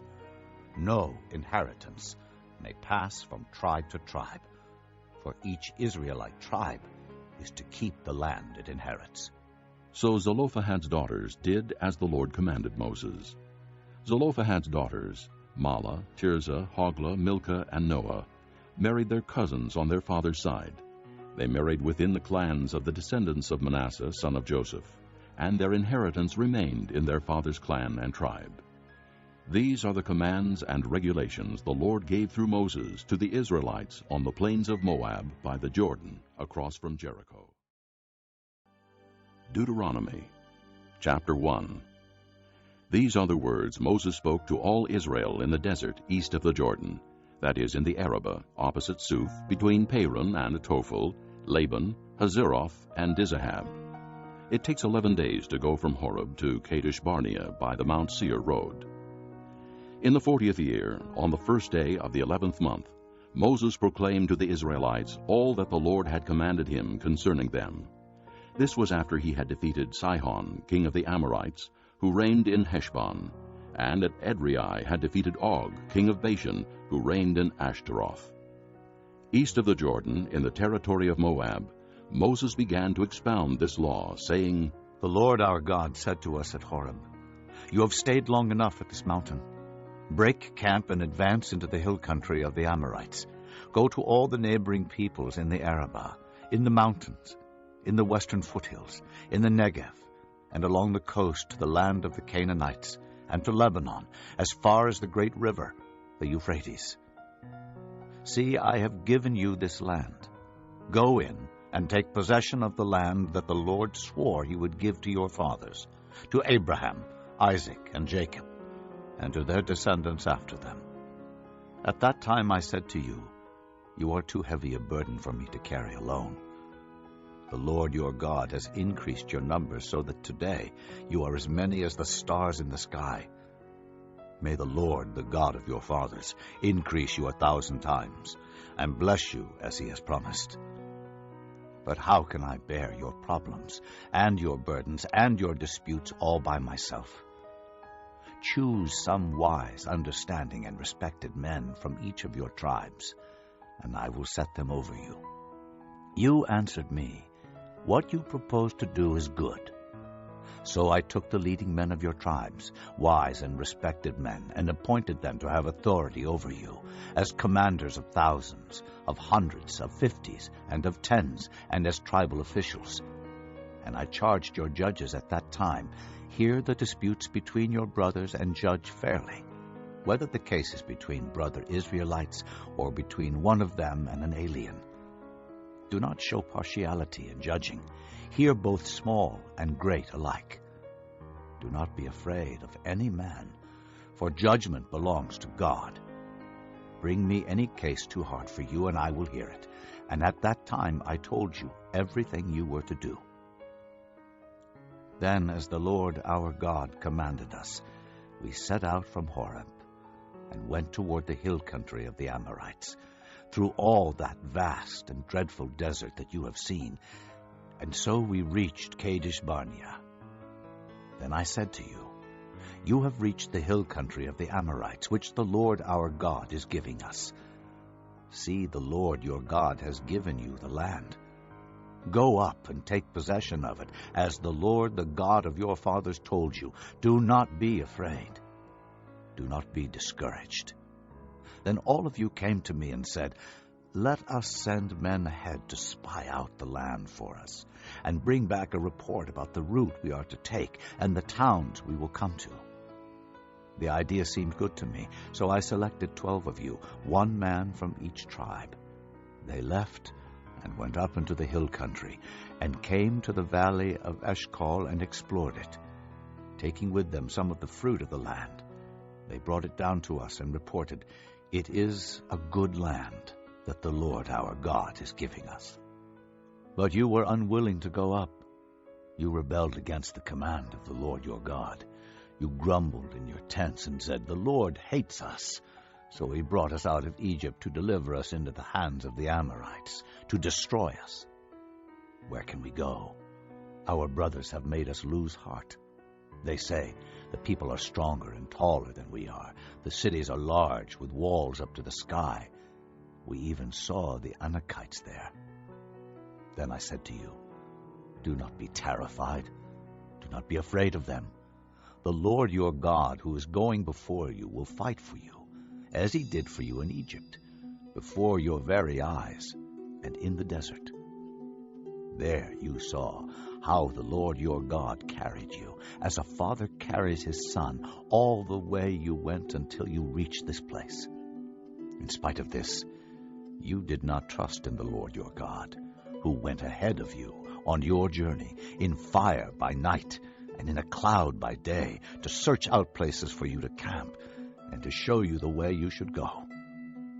When the Lord heard what you said, he was angry, and solemnly swore, not a man of this evil generation shall see the good land I swore to give your forefathers, except Caleb, son of Jephunneh. He will see it, and I will give him and his descendants the land he set his feet on, because he followed the Lord wholeheartedly. Because of you, the Lord became angry with me also, and said, you shall not enter it either, but your assistant, Joshua, son of Nun, will enter it. Encourage him, because he will lead Israel to inherit it. And the little ones that you said would be taken captive, your children who do not yet know good from bad, they will enter the land. I will give it to them, and they will take possession of it. But as for you, turn around and set out toward the desert along the route to the Red Sea. Then you replied, we have sinned against the Lord. We will go up and fight as the Lord our God commanded us. So every one of you put on his weapons, thinking it easy to go up into the hill country. But the Lord said to me, tell them, do not go up and fight, because I will not be with you. You will be defeated by your enemies. So I told you, but you would not listen. You rebelled against the Lord's command, and in your arrogance you marched up into the hill country. The Amorites who lived in those hills came out against you. They chased you like a swarm of bees, and beat you down from Seir all the way to Hormah. You came back and wept before the Lord, but he paid no attention to your weeping and turned a deaf ear to you. And so you stayed in Kadesh many days, all the time you spent there. Chapter 2. Then we turned back and set out toward the desert along the route to the Red Sea, as the Lord had directed me. For a long time we made our way around the hill country of Seir. Then the Lord said to me, you have made your way around this hill country long enough. Now turn north. Give the people these orders. You are about to pass through the territory of your brothers, the descendants of Esau, who live in Seir. They will be afraid of you. But be very careful. Do not provoke them to war, for I will not give you any of their land, not even enough to put your foot on. I have given Esau the hill country of Seir as his own. You are to pay them in silver for the food you eat and the water you drink. The Lord, your God, has blessed you in all the work of your hands. He has watched over your journey through this vast desert. These 40 years the Lord, your God, has been with you, and you have not lacked anything. So we went on past our brothers, the descendants of Esau, who live in Seir. We turned from the Arabah road, which comes up from Elath and Ezion-Geber, and traveled along the desert road of Moab. Then the Lord said to me, Do not harass the Moabites or provoke them to war, for I will not give you any part of their land. I have given Ar to the descendants of Lot as a possession. The Emites used to live there, a people strong and numerous, and as tall as the Anakites. Like the Anakites, they too were considered Rephaites, but the Moabites called them Emites. Horites used to live in Seir, but the descendants of Esau drove them out. They destroyed the Horites from before them and settled in their place, just as Israel did in the land the Lord gave them as their possession. And the Lord said, Now get up and cross the Zered Valley. So we crossed the valley. 38 years passed from the time we left Kadesh Barnea until we crossed the Zered Valley. By then, that entire generation of fighting men had perished from the camp, as the Lord had sworn to them. The Lord's hand was against them until he had completely eliminated them from the camp. Now when the last of these fighting men among the people had died, the Lord said to me, Today you are to pass by the region of Moab at Ar. When you come to the Ammonites, do not harass them or provoke them to war, for I will not give you possession of any land belonging to the Ammonites. I have given it as a possession to the descendants of Lot. That too was considered a land of the Rephaites, who used to live there. But the Ammonites called them Zamzamites. They were a people strong and numerous, and as tall as the Anakites. The Lord destroyed them from before the Ammonites, who drove them out and settled in their place. The Lord had done the same for the descendants of Esau, who lived in Seir, when he destroyed the Horites from before them. They drove them out and have lived in their place to this day.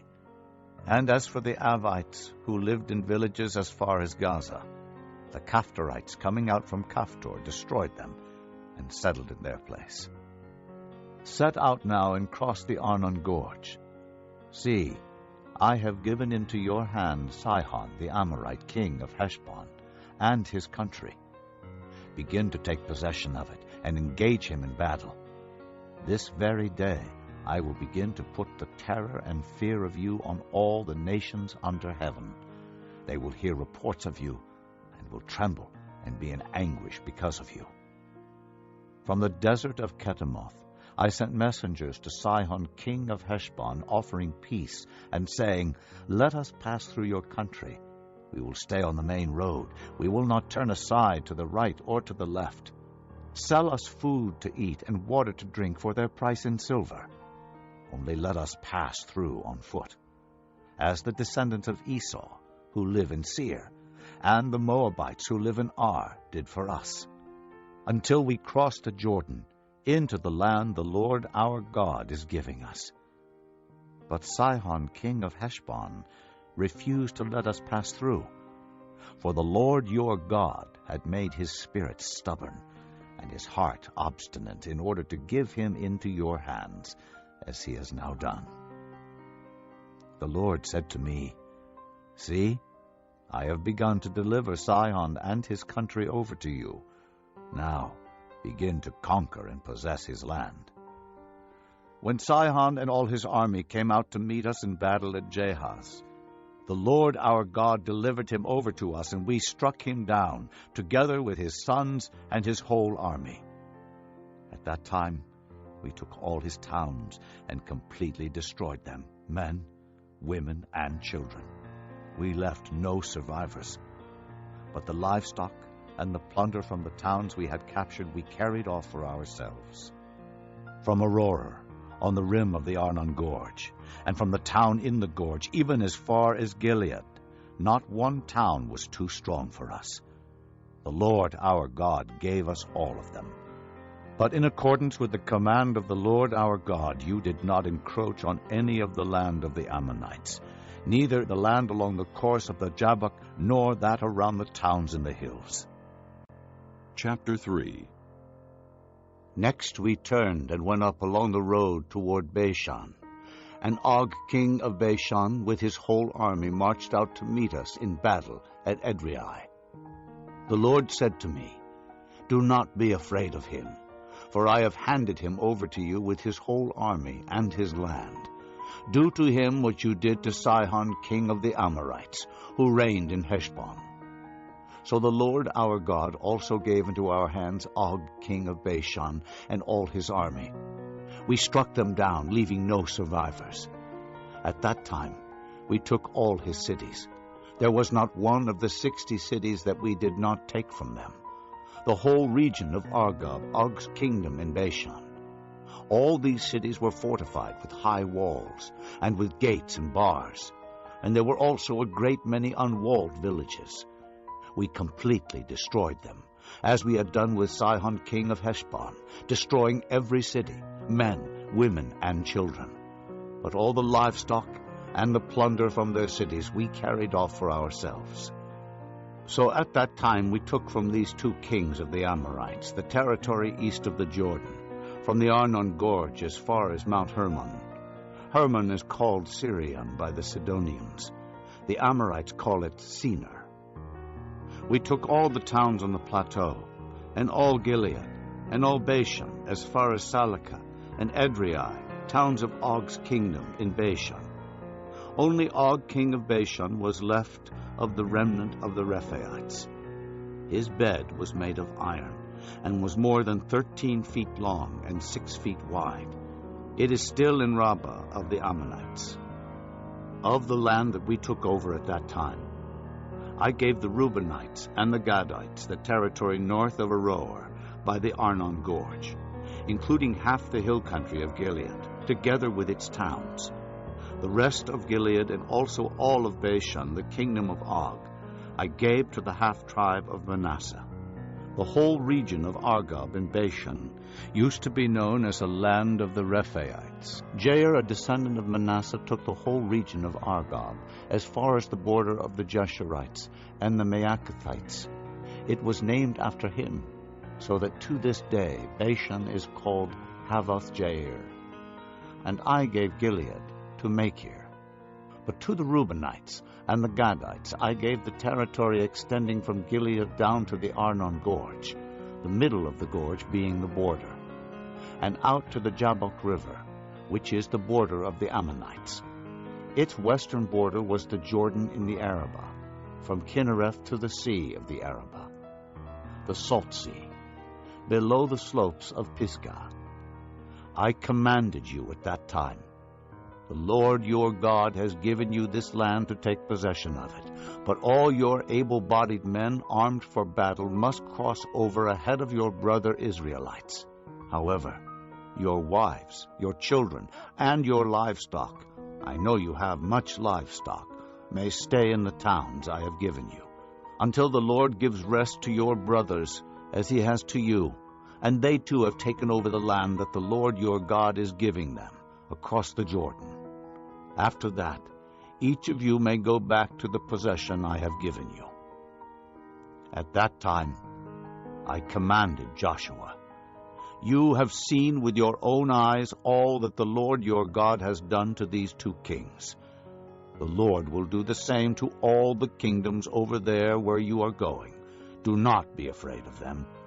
The Lord your God himself will fight for you." At that time, I pleaded with the Lord, "O sovereign Lord, you have begun to show to your servant your greatness and your strong hand. For what God is there in heaven or on earth who can do the deeds and mighty works you do.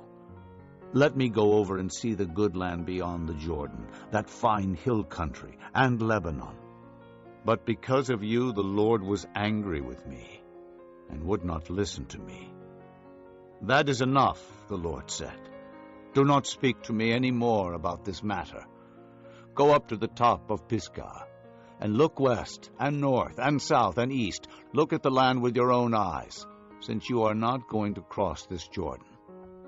But commission Joshua, and encourage and strengthen him, for he will lead this people across, and will cause them to inherit the land that you will see. So we stayed in the valley near Beth Peor. This concludes Disc 10. Chapter 4. Hear now, O Israel, the decrees and laws I am about to teach you. Follow them, so that you may live and may go in and take possession of the land that the Lord, the God of your fathers, is giving you. Do not add to what I command you, and do not subtract from it, but keep the commands of the Lord your God that I give you. You saw with your own eyes what the Lord did at Baal Peor. The Lord your God destroyed from among you every one who followed the Baal of Peor. But all of you who held fast to the Lord your God are still alive today. See, I have taught you decrees and laws as the Lord my God commanded me, so that you may follow them in the land you are entering to take possession of it. Observe them carefully, for this will show your wisdom and understanding to the nations, who will hear about all these decrees and say, surely this great nation is a wise and understanding people. What other nation is so great as to have their gods near them the way the Lord our God is near us whenever we pray to him? And what other nation is so great as to have such righteous decrees and laws as this body of laws I am setting before you today? Only be careful and watch yourselves closely, so that you do not forget the things your eyes have seen, or let them slip from your heart as long as you live. Teach them to your children, and to their children after them. Remember the day you stood before the Lord your God at Horeb, when he said to me, assemble the people before me to hear my words, so that they may learn to revere me as long as they live in the land, and may teach them to their children. You came near and stood at the foot of the mountain while it blazed with fire to the very heavens, with black clouds and deep darkness. Then the Lord spoke to you out of the fire. You heard the sound of words, but saw no form. There was only a voice. He declared to you his covenant, the 10 Commandments, which he commanded you to follow, and then wrote them on 2 stone tablets. And the Lord directed me at that time to teach you the decrees and laws you are to follow in the land that you are crossing the Jordan to possess. You saw no form of any kind the day the Lord spoke to you at Horeb out of the fire. Therefore, watch yourselves very carefully, so that you do not become corrupt, and make for yourselves an idol, an image of any shape, whether formed like a man or a woman, or like any animal on earth, or any bird that flies in the air, or like any creature that moves along the ground, or any fish in the waters below. And when you look up to the sky and see the sun, the moon, and the stars, all the heavenly array, do not be enticed into bowing down to them and worshiping things the Lord your God has apportioned to all the nations under heaven. But as for you, the Lord took you and brought you out of the iron-smelting furnace, out of Egypt, to be the people of his inheritance, as you now are. The Lord was angry with me because of you, and he solemnly swore that I would not cross the Jordan and enter the good land the Lord your God is giving you as your inheritance. I will die in this land. I will not cross the Jordan, but you are about to cross over and take possession of that good land. Be careful not to forget the covenant of the Lord your God that he made with you. Do not make for yourselves an idol in the form of anything the Lord your God has forbidden. For the Lord your God is a consuming fire, a jealous God. After you have had children and grandchildren and have lived in the land a long time, if you then become corrupt and make any kind of idol, doing evil in the eyes of the Lord your God and provoking him to anger, I call heaven and earth as witnesses against you this day that you will quickly perish from the land that you are crossing the Jordan to possess. You will not live there long, but will certainly be destroyed. The Lord will scatter you among the peoples, and only a few of you will survive among the nations to which the Lord will drive you. There you will worship man-made gods of wood and stone, which cannot see or hear or eat or smell. But if from there you seek the Lord your God, you will find him if you look for him with all your heart and with all your soul. When you are in distress, and all these things have happened to you, then in later days you will return to the Lord your God and obey him. For the Lord your God is a merciful God. He will not abandon or destroy you or forget the covenant with your forefathers, which he confirmed to them by oath. Ask now about the former days, long before your time, from the day God created man on the earth. Ask from one end of the heavens to the other. Has anything so great as this ever happened, or has anything like it ever been heard of? Has any other people heard the voice of God speaking out of fire, as you have, and lived? Has any God ever tried to take for himself one nation out of another nation, by testings, by miraculous signs and wonders, by war, by a mighty hand and an outstretched arm, or by great and awesome deeds, like all the things the Lord your God did for you in Egypt before your very eyes? You were shown these things so that you might know that the Lord is God. Besides him, there is no other. From heaven he made you hear his voice to discipline you. On earth he showed you his great fire, and you heard his words from out of the fire. Because he loved your forefathers and chose their descendants after them, he brought you out of Egypt by his presence and his great strength, to drive out before you nations greater and stronger than you, and to bring you into their land, to give it to you for your inheritance, as it is today. Acknowledge and take to heart this day that the Lord is God in heaven above and on the earth below. There is no other. Keep his decrees and commands, which I am giving you today, so that it may go well with you and your children after you, and that you may live long in the land the Lord your God gives you for all time. Then Moses set aside 3 cities east of the Jordan, to which anyone who had killed a person could flee if he had unintentionally killed his neighbor without malice aforethought. He could flee into one of these cities and save his life. The cities were these: Bezer in the desert plateau for the Reubenites, Ramoth in Gilead for the Gadites, and Golan in Bashan for the Manassites. This is the law Moses set before the Israelites. These are the stipulations, decrees, and laws Moses gave them when they came out of Egypt, and were in the valley near Beth Peor, east of the Jordan, in the land of Sihon, king of the Amorites, who reigned in Heshbon, and was defeated by Moses and the Israelites as they came out of Egypt. They took possession of his land, and the land of Og, king of Bashan, the 2 Amorite kings east of the Jordan. This land extended from Aroer on the rim of the Arnon Gorge to Mount Sion, that is Hermon, and included all the Arabah east of the Jordan, as far as the sea of the Arabah, below the slopes of Pisgah. Chapter 5. Moses summoned all Israel and said, Hear, O Israel, the decrees and laws I declare in your hearing today. Learn them, and be sure to follow them. The Lord our God made a covenant with us at Horeb. It was not with our fathers that the Lord made this covenant, but with us, with all of us who are alive here today. The Lord spoke to you face to face out of the fire on the mountain. At that time I stood between the Lord and you to declare to you the word of the Lord, because you were afraid of the fire and did not go up the mountain. And he said, I am the Lord your God, who brought you out of Egypt, out of the land of slavery. You shall have no other gods before me. You shall not make for yourself an idol in the form of anything in heaven above, or on the earth beneath, or in the waters below. You shall not bow down to them or worship them.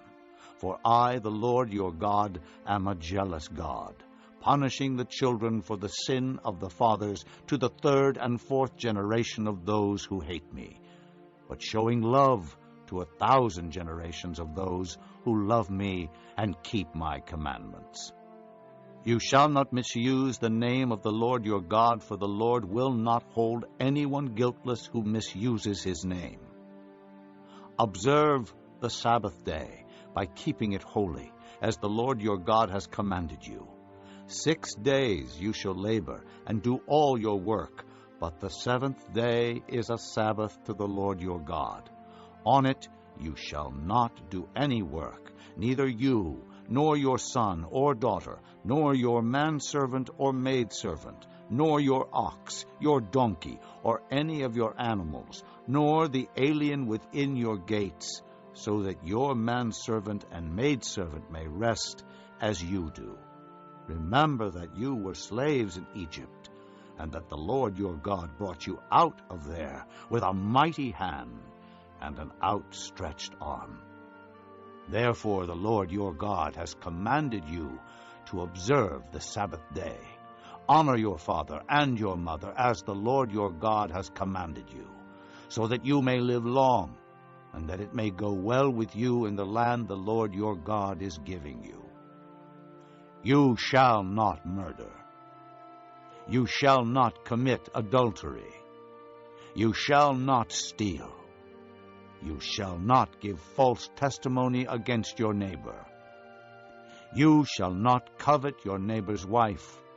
You shall not set your desire on your neighbor's house or land, his manservant or maidservant, his ox or donkey, or anything that belongs to your neighbor.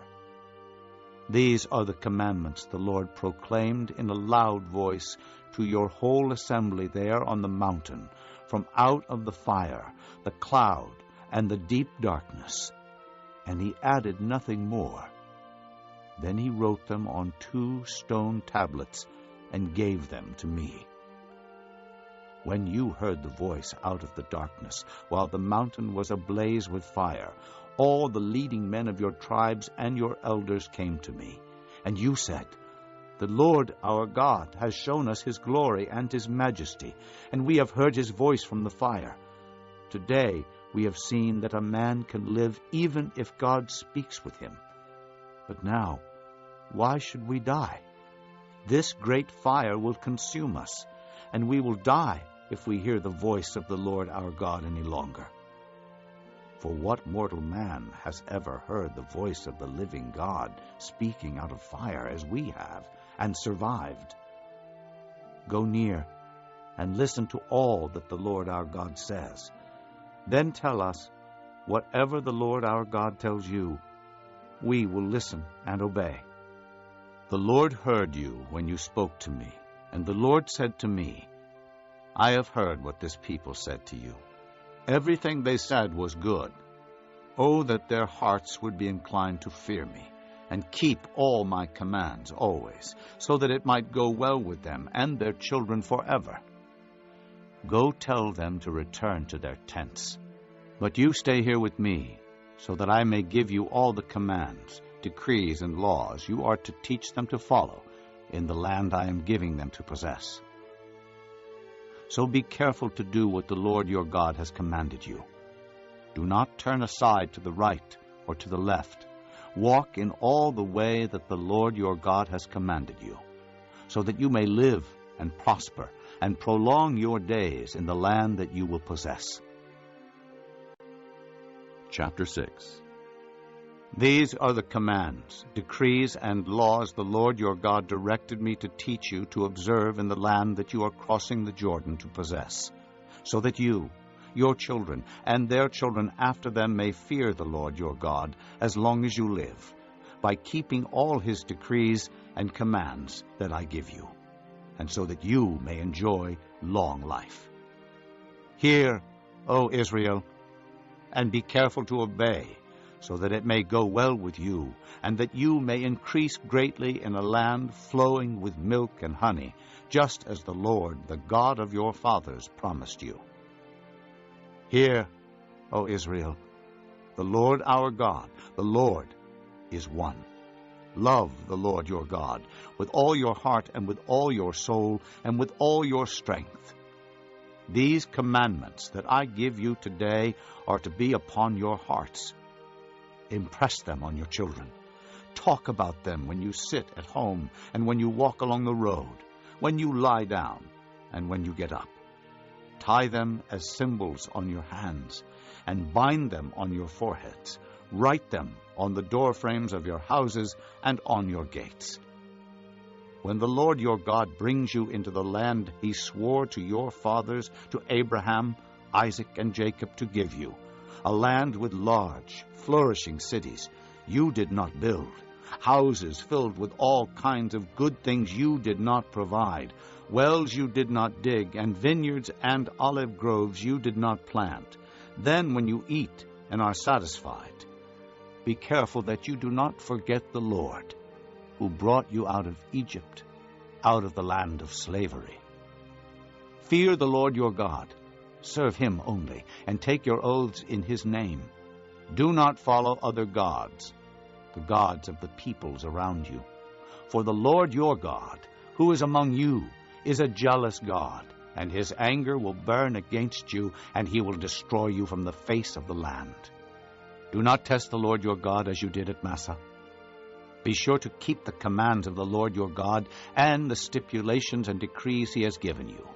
Do what is right and good in the Lord's sight, so that it may go well with you, and you may go in and take over the good land that the Lord promised on oath to your forefathers, thrusting out all your enemies before you, as the Lord said. In the future, when your son asks you, "What is the meaning of the stipulations, decrees, and laws the Lord our God has commanded you?" tell him, "We were slaves of Pharaoh in Egypt, but the Lord brought us out of Egypt with a mighty hand. Before our eyes, the Lord sent miraculous signs and wonders, great and terrible, upon Egypt and Pharaoh and his whole household. But he brought us out from there to bring us in and give us the land that he promised on oath to our forefathers. The Lord commanded us to obey all these decrees and to fear the Lord our God, so that we might always prosper and be kept alive, as is the case today. And if we are careful to obey all this law before the Lord our God as he has commanded us, that will be our righteousness." Chapter 7. When the Lord your God brings you into the land you are entering to possess, and drives out before you many nations, the Hittites, Girgashites, Amorites, Canaanites, Perizzites, Hivites, and Jebusites, 7 nations larger and stronger than you. And when the Lord your God has delivered them over to you, and you have defeated them, then you must destroy them totally. Make no treaty with them, and show them no mercy. Do not intermarry with them. Do not give your daughters to their sons, or take their daughters for your sons. For they will turn your sons away from following me to serve other gods, and the Lord's anger will burn against you, and will quickly destroy you. This is what you are to do to them. Break down their altars. Smash their sacred stones. Cut down their Asherah poles, and burn their idols in the fire. For you are a people holy to the Lord your God. The Lord your God has chosen you out of all the peoples on the face of the earth to be his people, his treasured possession. The Lord did not set his affection on you, and choose you because you were more numerous than other peoples, for you were the fewest of all peoples. But it was because the Lord loved you and kept the oath he swore to your forefathers that he brought you out with a mighty hand and redeemed you from the land of slavery, from the power of Pharaoh, king of Egypt. Know, therefore, that the Lord your God is God. He is the faithful God, keeping his covenant of love to 1,000 generations of those who love him and keep his commands. But those who hate him, he will repay to their face by destruction. He will not be slow to repay to their face those who hate him. Therefore, take care to follow the commands, decrees, and laws I give you today. If you pay attention to these laws and are careful to follow them, then the Lord your God will keep his covenant of love with you, as he swore to your forefathers. He will love you and bless you and increase your numbers. He will bless the fruit of your womb, the crops of your land, your grain, new wine and oil, the calves of your herds, and the lambs of your flocks in the land that he swore to your forefathers to give you. You will be blessed more than any other people. None of your men or women will be childless, nor any of your livestock without young.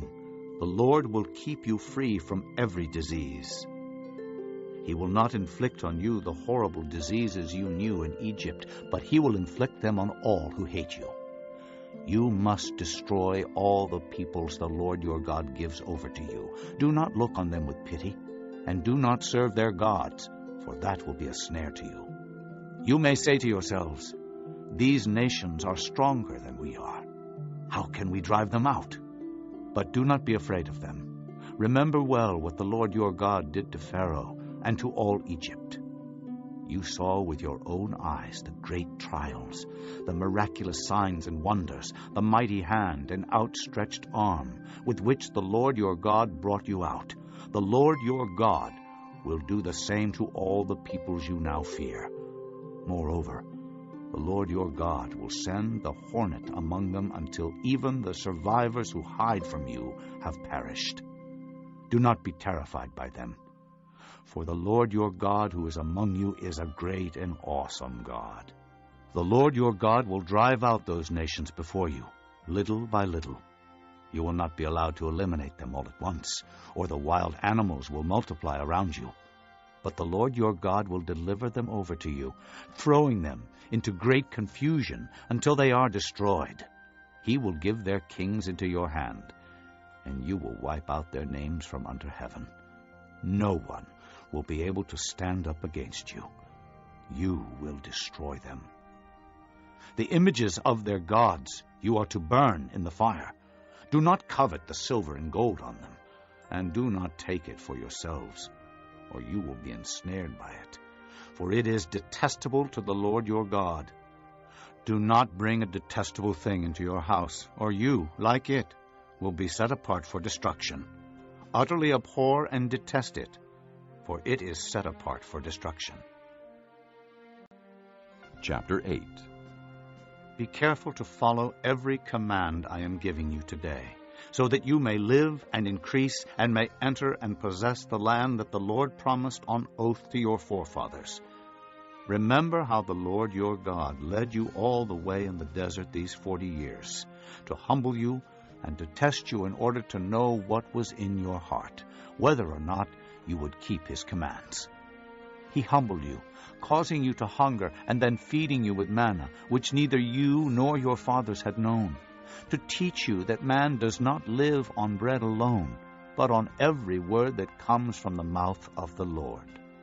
Your clothes did not wear out, and your feet did not swell during these 40 years. Know then in your heart that as a man disciplines his son, so the Lord your God disciplines you. Observe the commands of the Lord your God, walking in his ways and revering him. For the Lord your God is bringing you into a good land, a land with streams and pools of water, with springs flowing in the valleys and hills, a land with wheat and barley, vines and fig trees, pomegranates, olive oil and honey, a land where bread will not be scarce, and you will lack nothing, a land where the rocks are iron, and you can dig copper out of the hills. When you have eaten and are satisfied, praise the Lord your God for the good land he has given you. Be careful that you do not forget the Lord your God, failing to observe his commands, his laws, and his decrees that I am giving you this day. Otherwise, when you eat and are satisfied, when you build fine houses and settle down, and when your herds and flocks grow large, and your silver and gold increase, and all you have is multiplied, then your heart will become proud, and you will forget the Lord your God, who brought you out of Egypt, out of the land of slavery. He led you through the vast and dreadful desert, that thirsty and waterless land, with its venomous snakes and scorpions. He brought you water out of hard rock. He gave you manna to eat in the desert, something your fathers had never known, to humble and to test you, so that in the end it might go well with you. You may say to yourself, my power and the strength of my hands have produced this wealth for me.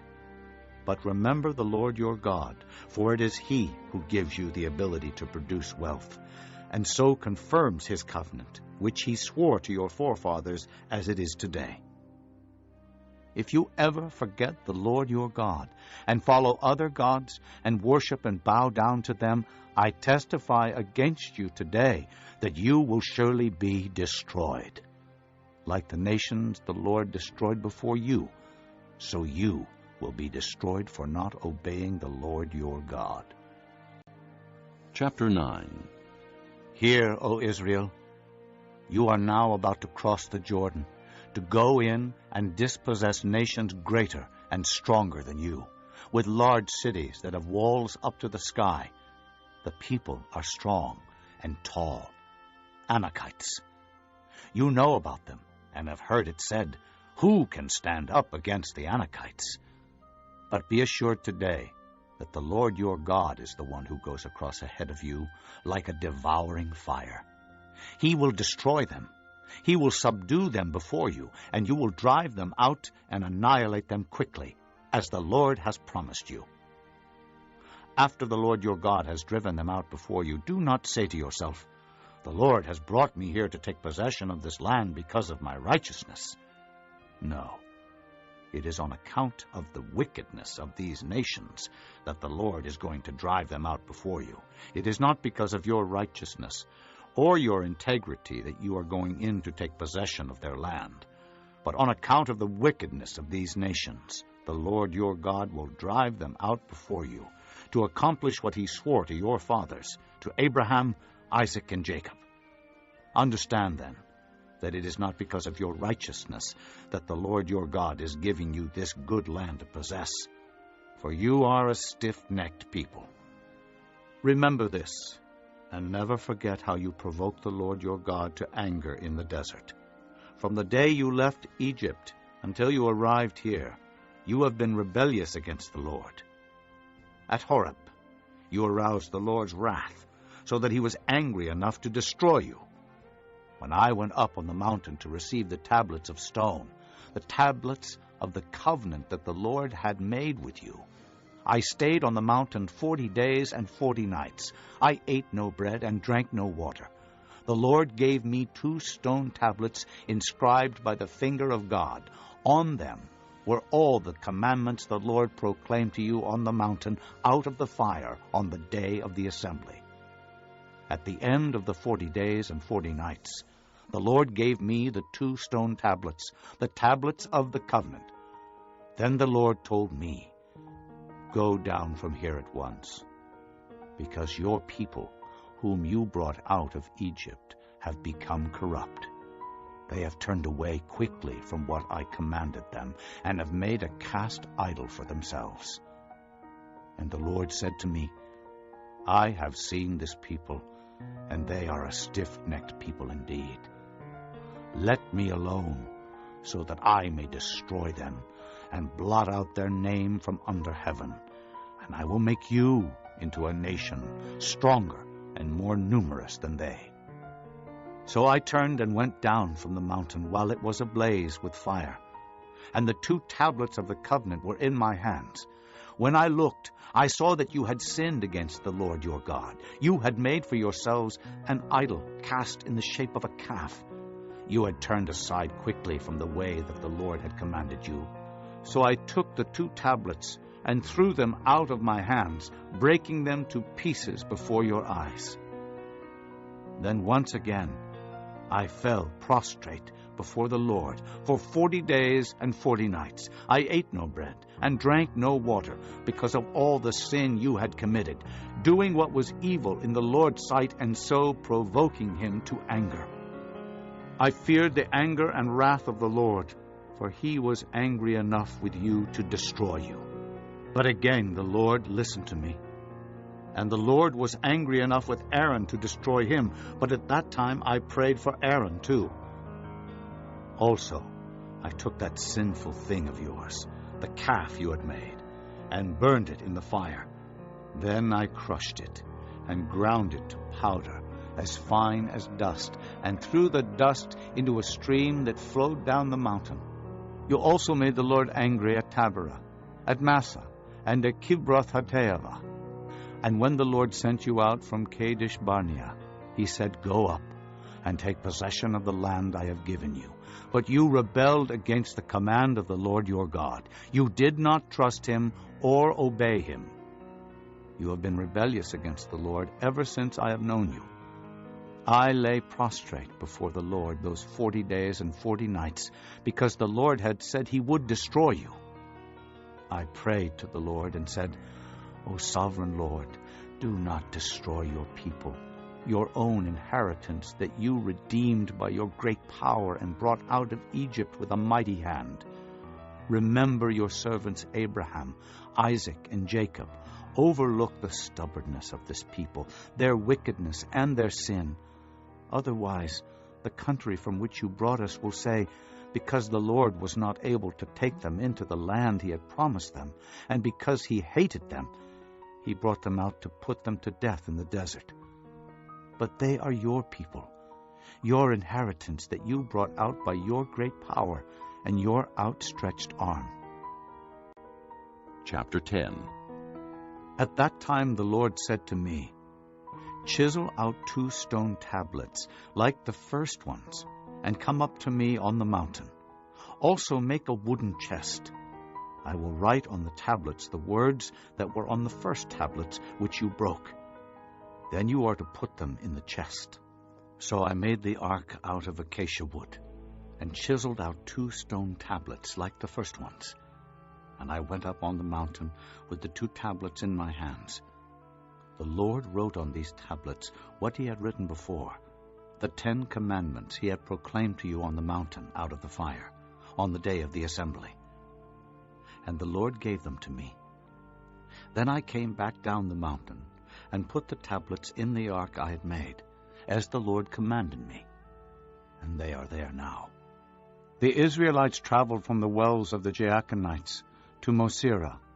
There Aaron died and was buried, and Eleazar his son succeeded him as priest. From there they traveled to Gudgoda and on to Jotbathah, a land with streams of water. At that time the Lord set apart the tribe of Levi to carry the ark of the covenant of the Lord, to stand before the Lord, to minister and to pronounce blessings in his name, as they still do today. That is why the Levites have no share or inheritance among their brothers. The Lord is their inheritance, as the Lord your God told them.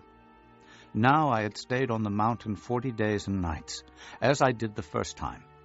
And the Lord listened to me at this time also. It was not his will to destroy you. "Go," the Lord said to me, "and lead the people on their way, so that they may enter and possess the land that I swore to their fathers to give them."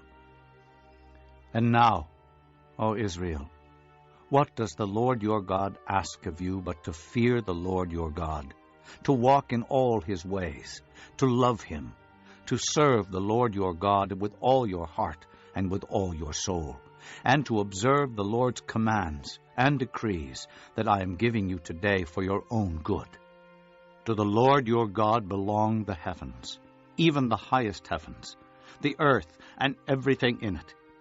Yet the Lord set his affection on your forefathers and loved them, and he chose you, their descendants, above all the nations as it is today. Circumcise your hearts, therefore, and do not be stiff-necked any longer. For the Lord your God is God of gods and Lord of lords, the great God, mighty and awesome, who shows no partiality and accepts no bribes. He defends the cause of the fatherless and the widow, and loves the alien, giving him food and clothing. And you are to love those who are aliens, for you yourselves were aliens in Egypt. Fear the Lord your God, and serve him. Hold fast to him, and take your oaths in his name. He is your praise. He is your God, who performed for you those great and awesome wonders you saw with your own eyes. Your forefathers who went down into Egypt were 70 in all. And now the Lord your God has made you as numerous as the stars in the sky. Chapter 11. Love the Lord your God, and keep his requirements, his decrees, his laws, and his commands always. Remember today that your children were not the ones who saw and experienced the discipline of the Lord your God, his majesty, his mighty hand, his outstretched arm, the signs he performed and the things he did in the heart of Egypt, both to Pharaoh, king of Egypt, and to his whole country, what he did to the Egyptian army, to its horses and chariots, how he overwhelmed them with the waters of the Red Sea as they were pursuing you, and how the Lord brought lasting ruin on them. It was not your children who saw what he did for you in the desert until you arrived at this place, and what he did to Dathan and Abiram, sons of Eliab the Reubenite, when the earth opened its mouth right in the middle of all Israel and swallowed them up with their households, their tents, and every living thing that belonged to them. But it was your own eyes that saw all these great things the Lord has done.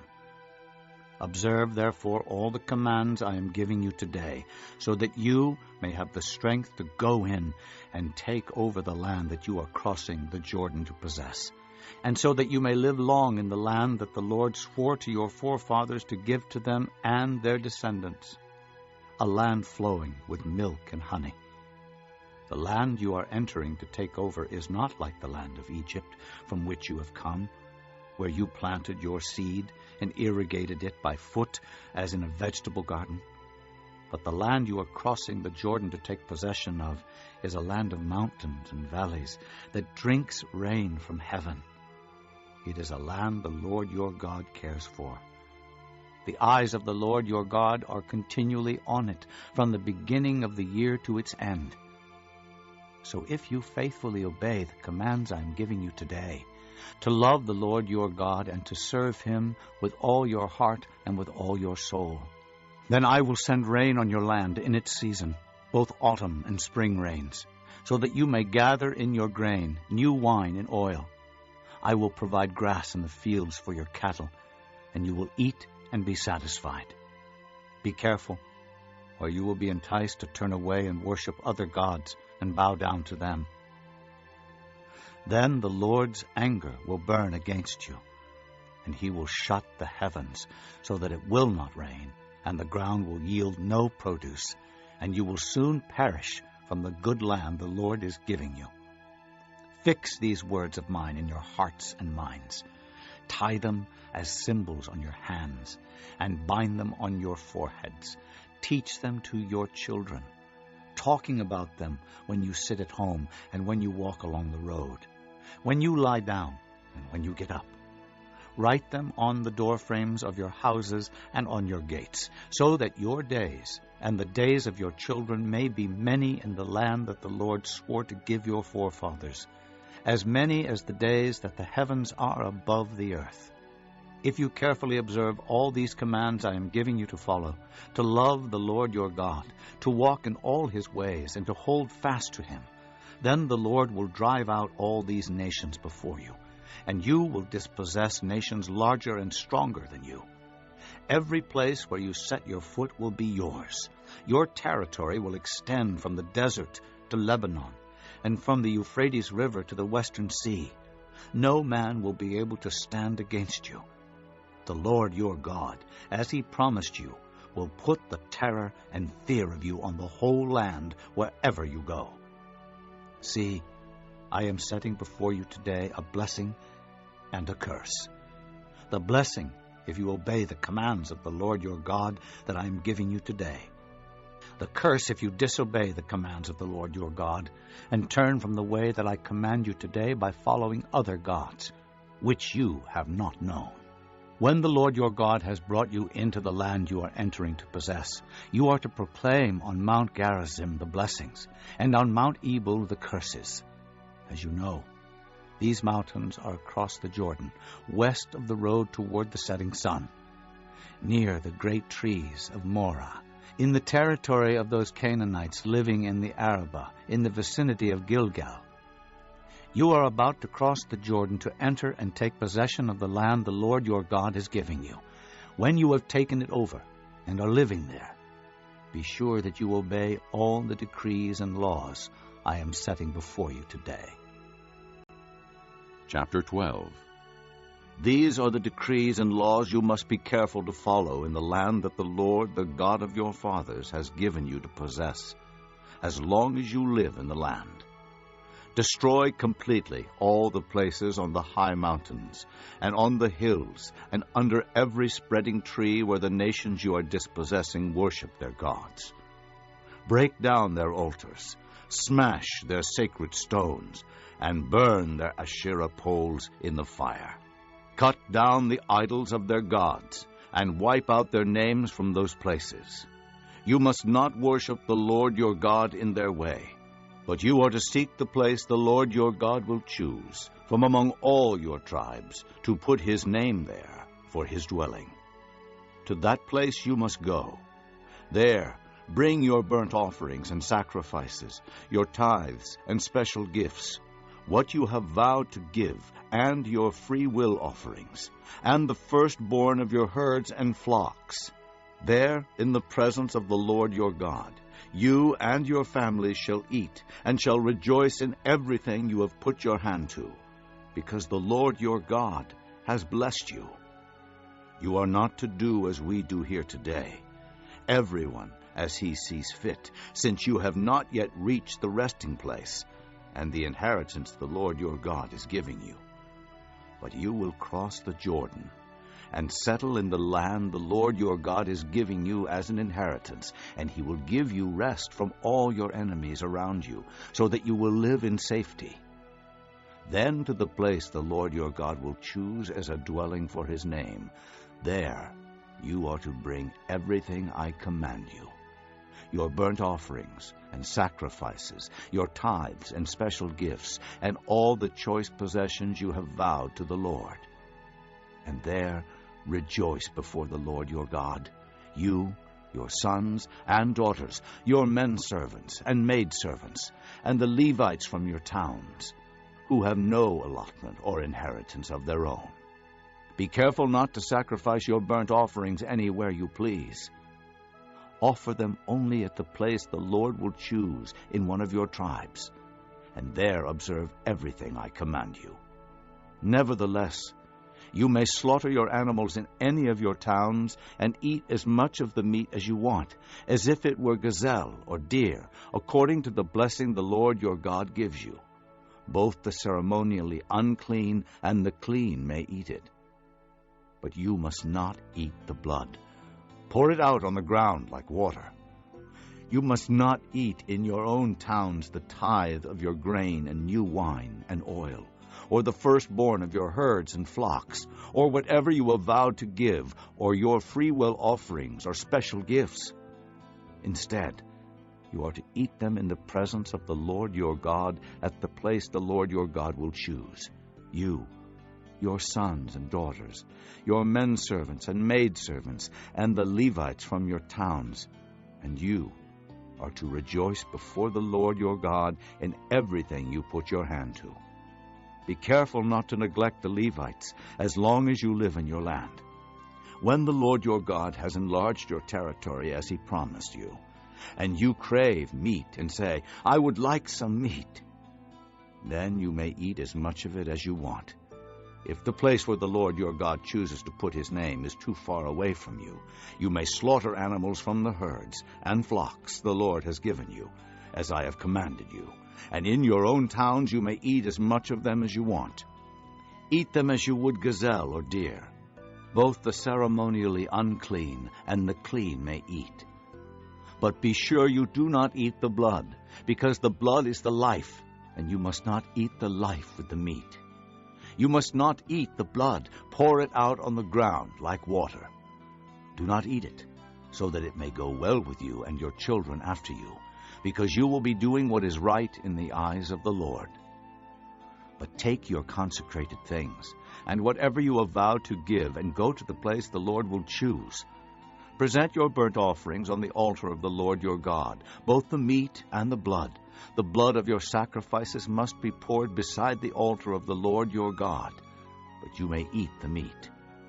Be careful to obey all these regulations I am giving you, so that it may always go well with you and your children after you, because you will be doing what is good and right in the eyes of the Lord your God. The Lord your God will cut off before you the nations you are about to invade and dispossess. But when you have driven them out and settled in their land, and after they have been destroyed before you, be careful not to be ensnared by inquiring about their gods, saying, "How do these nations serve their gods? We will do the same." You must not worship the Lord your God in their way, because in worshiping their gods, they do all kinds of detestable things the Lord hates. They even burn their sons and daughters in the fire as sacrifices to their gods. See that you do all I command you. Do not add to it or take away from it. Chapter 13. If a prophet or one who foretells by dreams appears among you and announces to you a miraculous sign or wonder, and if the sign or wonder of which he has spoken takes place, and he says, "Let us follow other gods, gods you have not known, and let us worship them," you must not listen to the words of that prophet or dreamer. The Lord your God is testing you to find out whether you love him with all your heart and with all your soul. It is the Lord your God you must follow, and him you must revere. Keep his commands and obey him. Serve him and hold fast to him. That prophet or dreamer must be put to death, because he preached rebellion against the Lord your God, who brought you out of Egypt and redeemed you from the land of slavery. He has tried to turn you from the way the Lord your God commanded you to follow. You must purge the evil from among you. If your very own brother, or your son or daughter, or the wife you love, or your closest friend secretly entices you, saying, "Let us go and worship other gods," gods that neither you nor your fathers have known, gods of the peoples around you, whether near or far, from one end of the land to the other, do not yield to him or listen to him. Show him no pity. Do not spare him or shield him. You must certainly put him to death. Your hand must be the first in putting him to death, and then the hands of all the people. Stone him to death, because he tried to turn you away from the Lord your God, who brought you out of Egypt, out of the land of slavery. Then all Israel will hear and be afraid, and no one among you will do such an evil thing again. If you hear it said about one of the towns the Lord your God is giving you to live in, that wicked men have arisen among you, and have led the people of their town astray, saying, "Let us go and worship other gods," gods you have not known, then you must inquire, probe, and investigate it thoroughly. And if it is true, and it has been proved that this detestable thing has been done among you, you must certainly put to the sword all who live in that town. Destroy it completely, both its people and its livestock. Gather all the plunder of the town into the middle of the public square, and completely burn the town and all its plunder as a whole burnt offering to the Lord your God. It is to remain a ruin forever, never to be rebuilt. None of those condemned things shall be found in your hands, so that the Lord will turn from his fierce anger.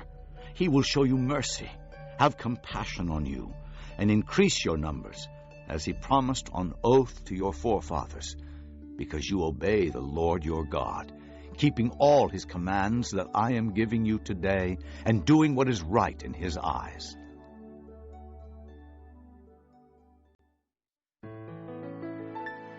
Chapter 14.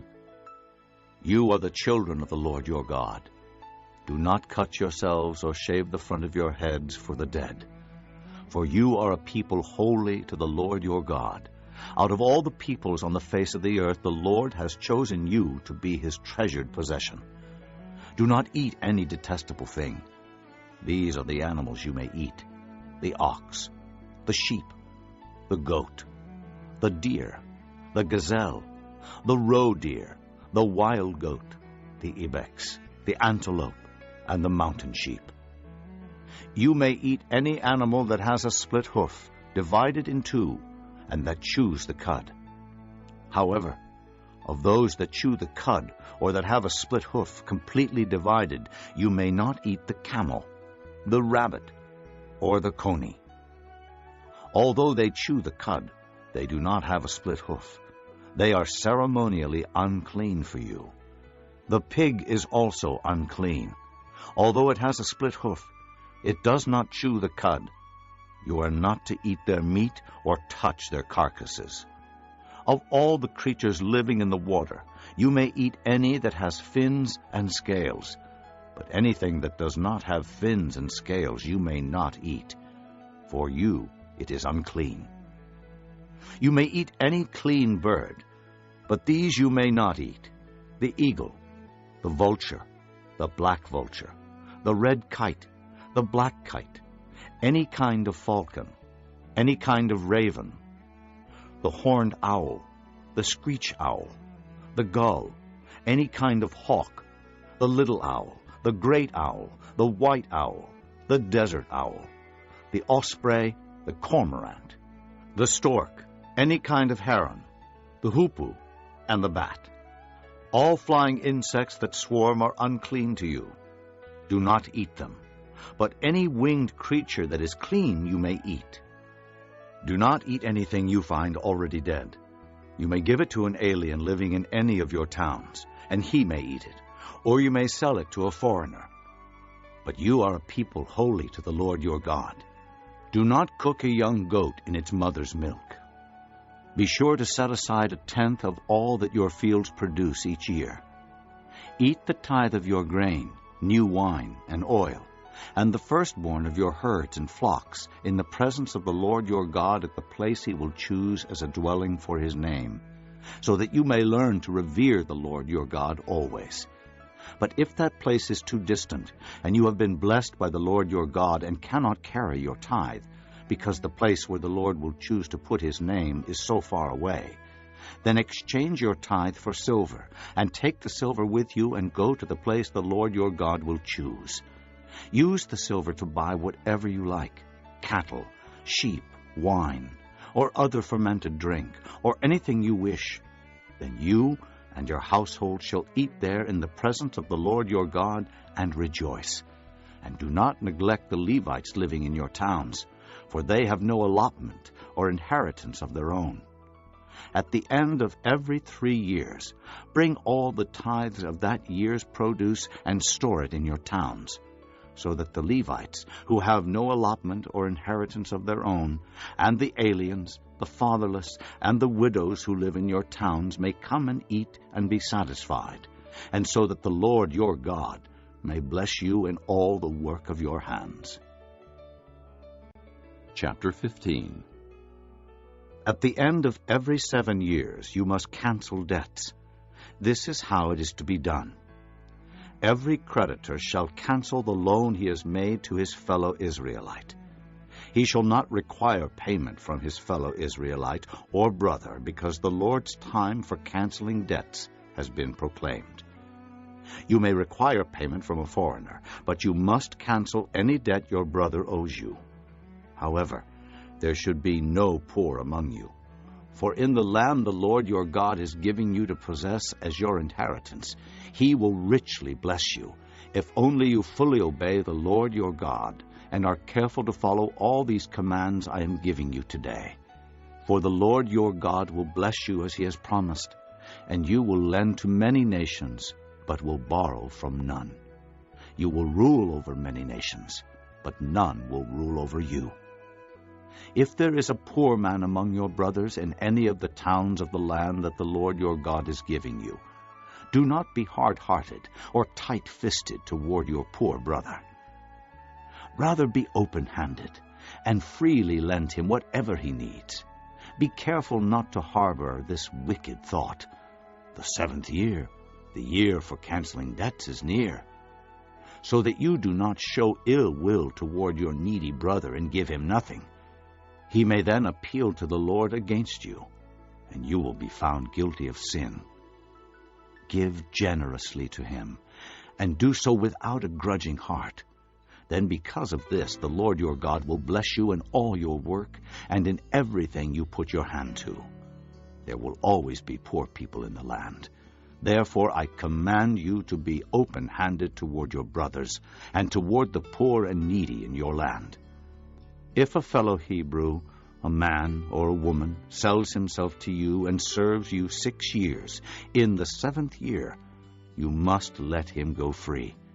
And when you release him, do not send him away empty-handed.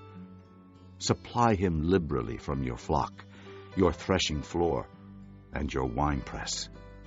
Give to him as the Lord your God has blessed you. Remember that you were slaves in Egypt, and the Lord your God redeemed you. That is why I give you this command today. But if your servant says to you, I do not want to leave you, because he loves you and your family and is well off with you, then take an awl and push it through his earlobe into the door, and he will become your servant for life. Do the same for your maidservant. Do not consider it a hardship to set your servant free, because his service to you these 6 years has been worth twice as much as that of a hired hand, and the Lord your God will bless you in everything you do. Set apart for the Lord your God every firstborn male of your herds and flocks. Do not put the firstborn of your oxen to work, and do not shear the firstborn of your sheep. Each year you and your family are to eat them in the presence of the Lord your God at the place he will choose. If an animal has a defect, is lame or blind, or has any serious flaw, you must not sacrifice it to the Lord your God. You are to eat it in your own towns. Both the ceremonially unclean and the clean may eat it, as if it were gazelle or deer. But you must not eat the blood. Pour it out on the ground like water. Chapter 16. Observe the month of Abib, and celebrate the Passover of the Lord your God, because in the month of Abib he brought you out of Egypt by night. Sacrifice as the Passover to the Lord your God an animal from your flock or herd at the place the Lord will choose as a dwelling for his name. Do not eat it with bread made with yeast, but for 7 days eat unleavened bread, the bread of affliction, because you left Egypt in haste, so that all the days of your life you may remember the time of your departure from Egypt. Let no yeast be found in your possession, in all your land, for 7 days. Do not let any of the meat you sacrifice on the evening of the first day remain until morning. You must not sacrifice the Passover in any town the Lord your God gives you, except in the place he will choose as a dwelling for his name. There you must sacrifice the Passover in the evening when the sun goes down, on the anniversary of your departure from Egypt. Roast it and eat it at the place the Lord your God will choose. Then in the morning return to your tents. For 6 days eat unleavened bread, and on the 7th day hold an assembly to the Lord your God, and do no work. Count off 7 weeks from the time you begin to put the sickle to the standing grain. Then celebrate the Feast of Weeks to the Lord your God by giving a free will offering in proportion to the blessings the Lord your God has given you. And rejoice before the Lord your God at the place he will choose as a dwelling for his name. You, your sons and daughters, your men servants and maid servants, the Levites in your towns, and the aliens, the fatherless and the widows living among you. Remember that you were slaves in Egypt. and follow carefully these decrees. Celebrate the Feast of Tabernacles for 7 days after you have gathered the produce of your threshing floor and your winepress. Be joyful at your feast, you, your sons and daughters, your men servants and maid servants, and the Levites, the aliens, the fatherless, and the widows who live in your towns. For 7 days celebrate the feast to the Lord your God at the place the Lord will choose. For the Lord your God will bless you in all your harvest, and in all the work of your hands, and your joy will be complete. 3 times a year all your men must appear before the Lord your God at the place he will choose, at the Feast of Unleavened Bread, the Feast of Weeks, and the Feast of Tabernacles. No man should appear before the Lord empty-handed. Each of you must bring a gift in proportion to the way the Lord your God has blessed you. Appoint judges and officials for each of your tribes in every town the Lord your God is giving you, and they shall judge the people fairly. Do not pervert justice or show partiality. Do not accept a bribe, for a bribe blinds the eyes of the wise and twists the words of the righteous. Follow justice, and justice alone, so that you may live and possess the land the Lord your God is giving you. Do not set up any wooden Asherah pole beside the altar you build to the Lord your God, and do not erect a sacred stone, for these the Lord your God hates. Chapter 17. Do not sacrifice to the Lord your God an ox or a sheep that has any defect or flaw in it, for that would be detestable to him. If a man or woman living among you in one of the towns the Lord gives you is found doing evil in the eyes of the Lord your God, in violation of his covenant, and contrary to my command, has worshipped other gods, bowing down to them, or to the sun, or the moon, or the stars of the sky, and this has been brought to your attention, then you must investigate it thoroughly. If it is true, and it has been proved that this detestable thing has been done in Israel, take the man or woman who has done this evil deed to your city gate and stone that person to death. On the testimony of 2 or 3 witnesses a man shall be put to death, but no one shall be put to death on the testimony of only 1 witness. The hands of the witnesses must be the first in putting him to death, and then the hands of all the people. You must purge the evil from among you. If cases come before your courts that are too difficult for you to judge, whether bloodshed, lawsuits, or assaults, take them to the place the Lord your God will choose. Go to the priests who are Levites, and to the judge who is in office at that time.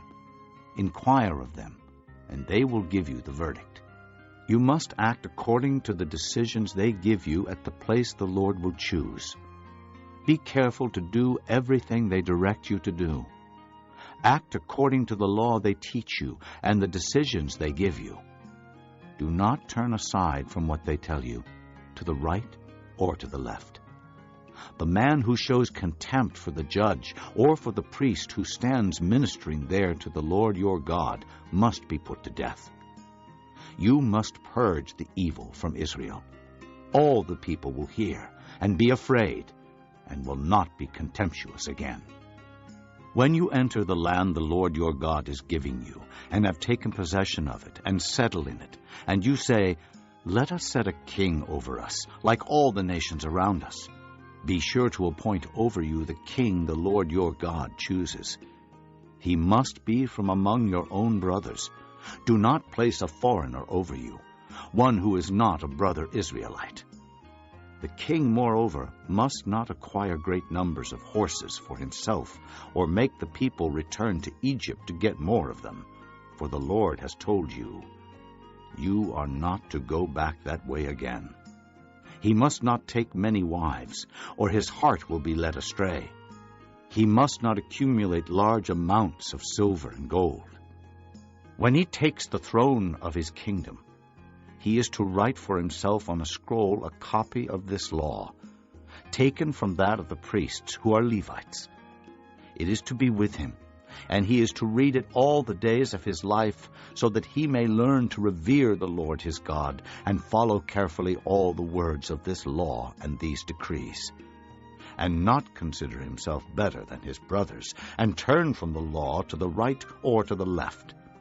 Then he and his descendants will reign a long time over his kingdom in Israel. Chapter 18. The priests, who are Levites, indeed the whole tribe of Levi, are to have no allotment or inheritance with Israel. They shall live on the offerings made to the Lord by fire, for that is their inheritance. They shall have no inheritance among their brothers. The Lord is their inheritance, as he promised them. This is the share due the priests from the people who sacrifice a bull or a sheep, the shoulder, the jowls, and the inner parts. You are to give them the first fruits of your grain, new wine and oil, and the first wool from the shearing of your sheep, for the Lord your God has chosen them and their descendants out of all your tribes to stand and minister in the Lord's name always. If a Levite moves from one of your towns anywhere in Israel where he is living, and comes in all earnestness to the place the Lord will choose, he may minister in the name of the Lord his God like all his fellow Levites who serve there in the presence of the Lord. He is to share equally in their benefits, even though he has received money from the sale of family possessions. When you enter the land the Lord your God is giving you, do not learn to imitate the detestable ways of the nations there. Let no one be found among you who sacrifices his son or daughter in the fire, who practices divination or sorcery, interprets omens, engages in witchcraft, or casts spells, or who is a medium, or spiritist, or who consults the dead. Anyone who does these things is detestable to the Lord. And because of these detestable practices, the Lord your God will drive out those nations before you. You must be blameless before the Lord your God. The nations you will dispossess listen to those who practice sorcery or divination. But as for you, the Lord your God has not permitted you to do so. The Lord your God will raise up for you a prophet like me from among your own brothers.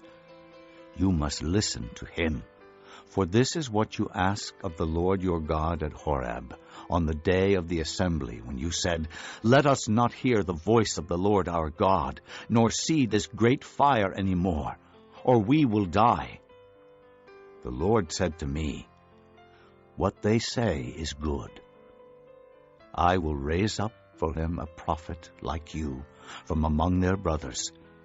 I will put my words in his mouth, and he will tell them everything I command him. If anyone does not listen to my words that the prophet speaks in my name, I myself will call him to account. But a prophet who presumes to speak in my name anything I have not commanded him to say, or a prophet who speaks in the name of other gods, must be put to death. You may say to yourselves, 'How can we know when a message has not been spoken by the Lord? If what a prophet proclaims in the name of the Lord does not take place or come true, that is a message the Lord has not spoken. That prophet has spoken presumptuously.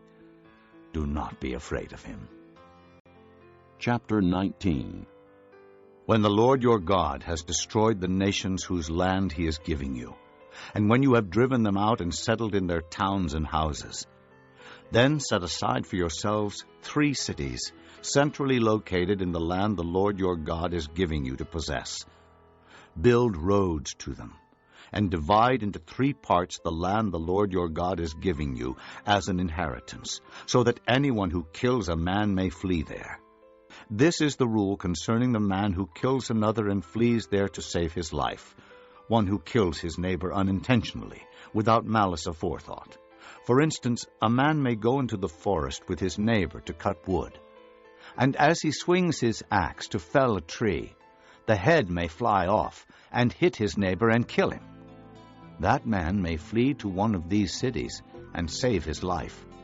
Otherwise, the avenger of blood might pursue him in a rage, overtake him if the distance is too great, and kill him, even though he is not deserving of death, since he did it to his neighbor without malice aforethought. This is why I command you to set aside for yourselves 3 cities. If the Lord your God enlarges your territory, as he promised on oath to your forefathers, and gives you the whole land he promised them, because you carefully follow all these laws I command you today, to love the Lord your God, and to walk always in his ways, then you are to set aside 3 more cities. Do this so that innocent blood will not be shed in your land, which the Lord your God is giving you as your inheritance, and so that you will not be guilty of bloodshed. But if a man hates his neighbor, and lies in wait for him, assaults and kills him, and then flees to one of these cities, the elders of his town shall send for him, bring him back from the city, and hand him over to the avenger of blood to die. Show him no pity. You must purge from Israel the guilt of shedding innocent blood, so that it may go well with you.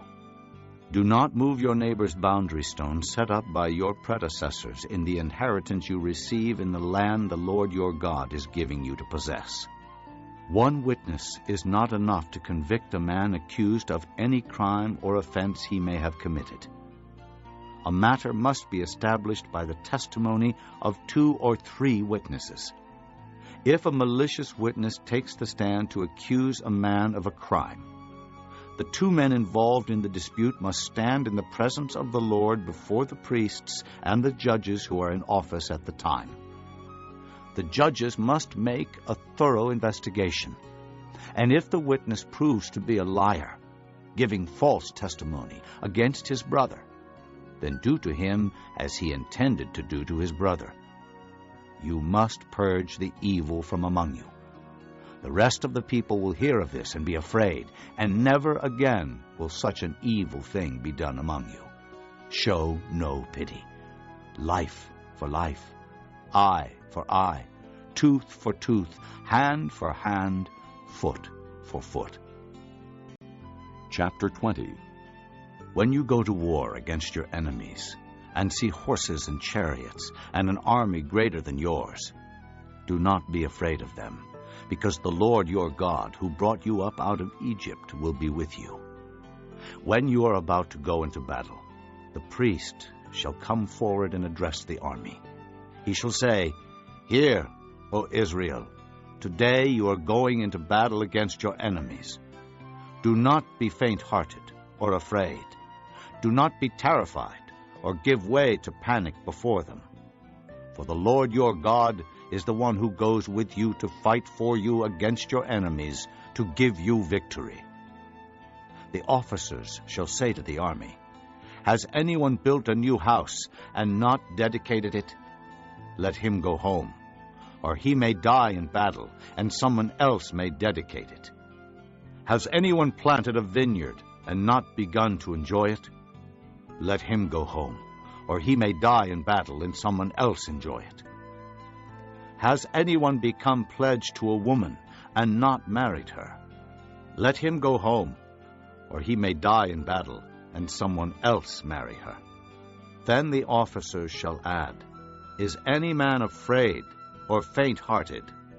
Let him go home, so that his brothers will not become disheartened too." When the officers have finished speaking to the army, they shall appoint commanders over it. This concludes Disc 11. When you march up to attack a city, make its people an offer of peace. If they accept and open their gates, all the people in it shall be subject to forced labor and shall work for you. If they refuse to make peace, and they engage you in battle, lay siege to that city.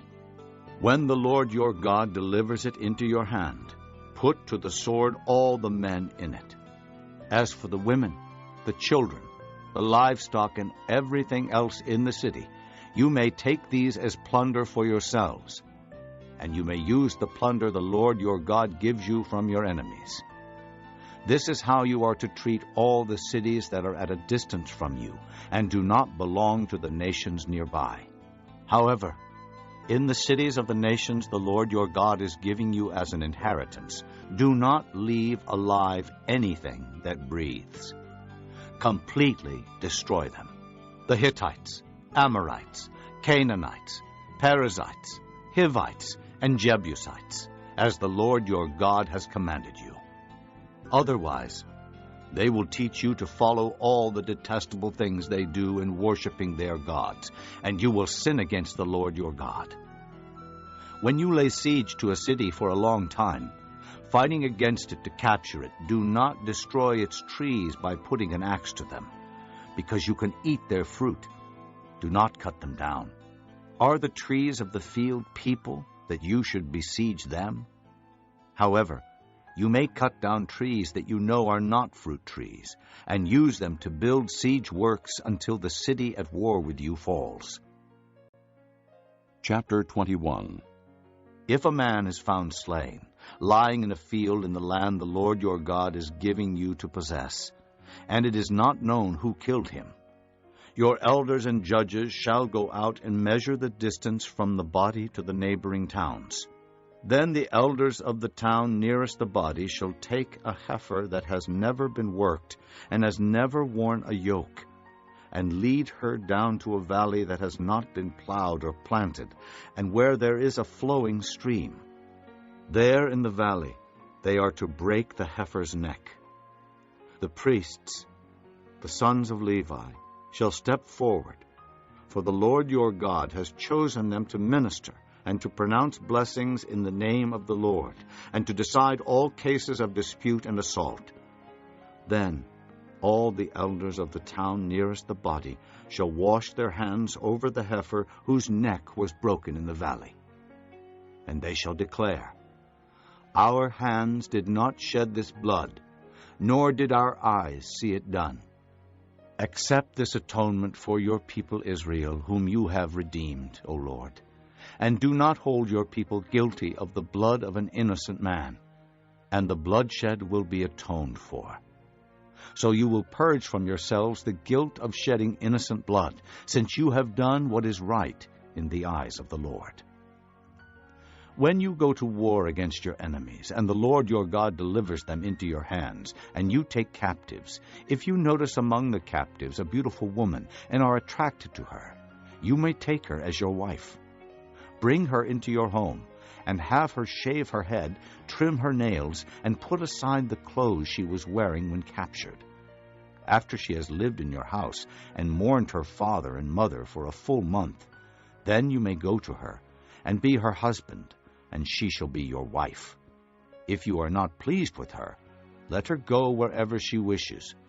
You must not sell her, or treat her as a slave, since you have dishonored her. If a man has 2 wives, and he loves one but not the other, and both bear him sons, but the firstborn is the son of the wife he does not love, when he wills his property to his sons, he must not give the rights of the firstborn to the son of the wife he loves, in preference to his actual firstborn, the son of the wife he does not love. He must acknowledge the son of his unloved wife as the firstborn, by giving him a double share of all he has. That son is the first sign of his father's strength. The right of the firstborn belongs to him.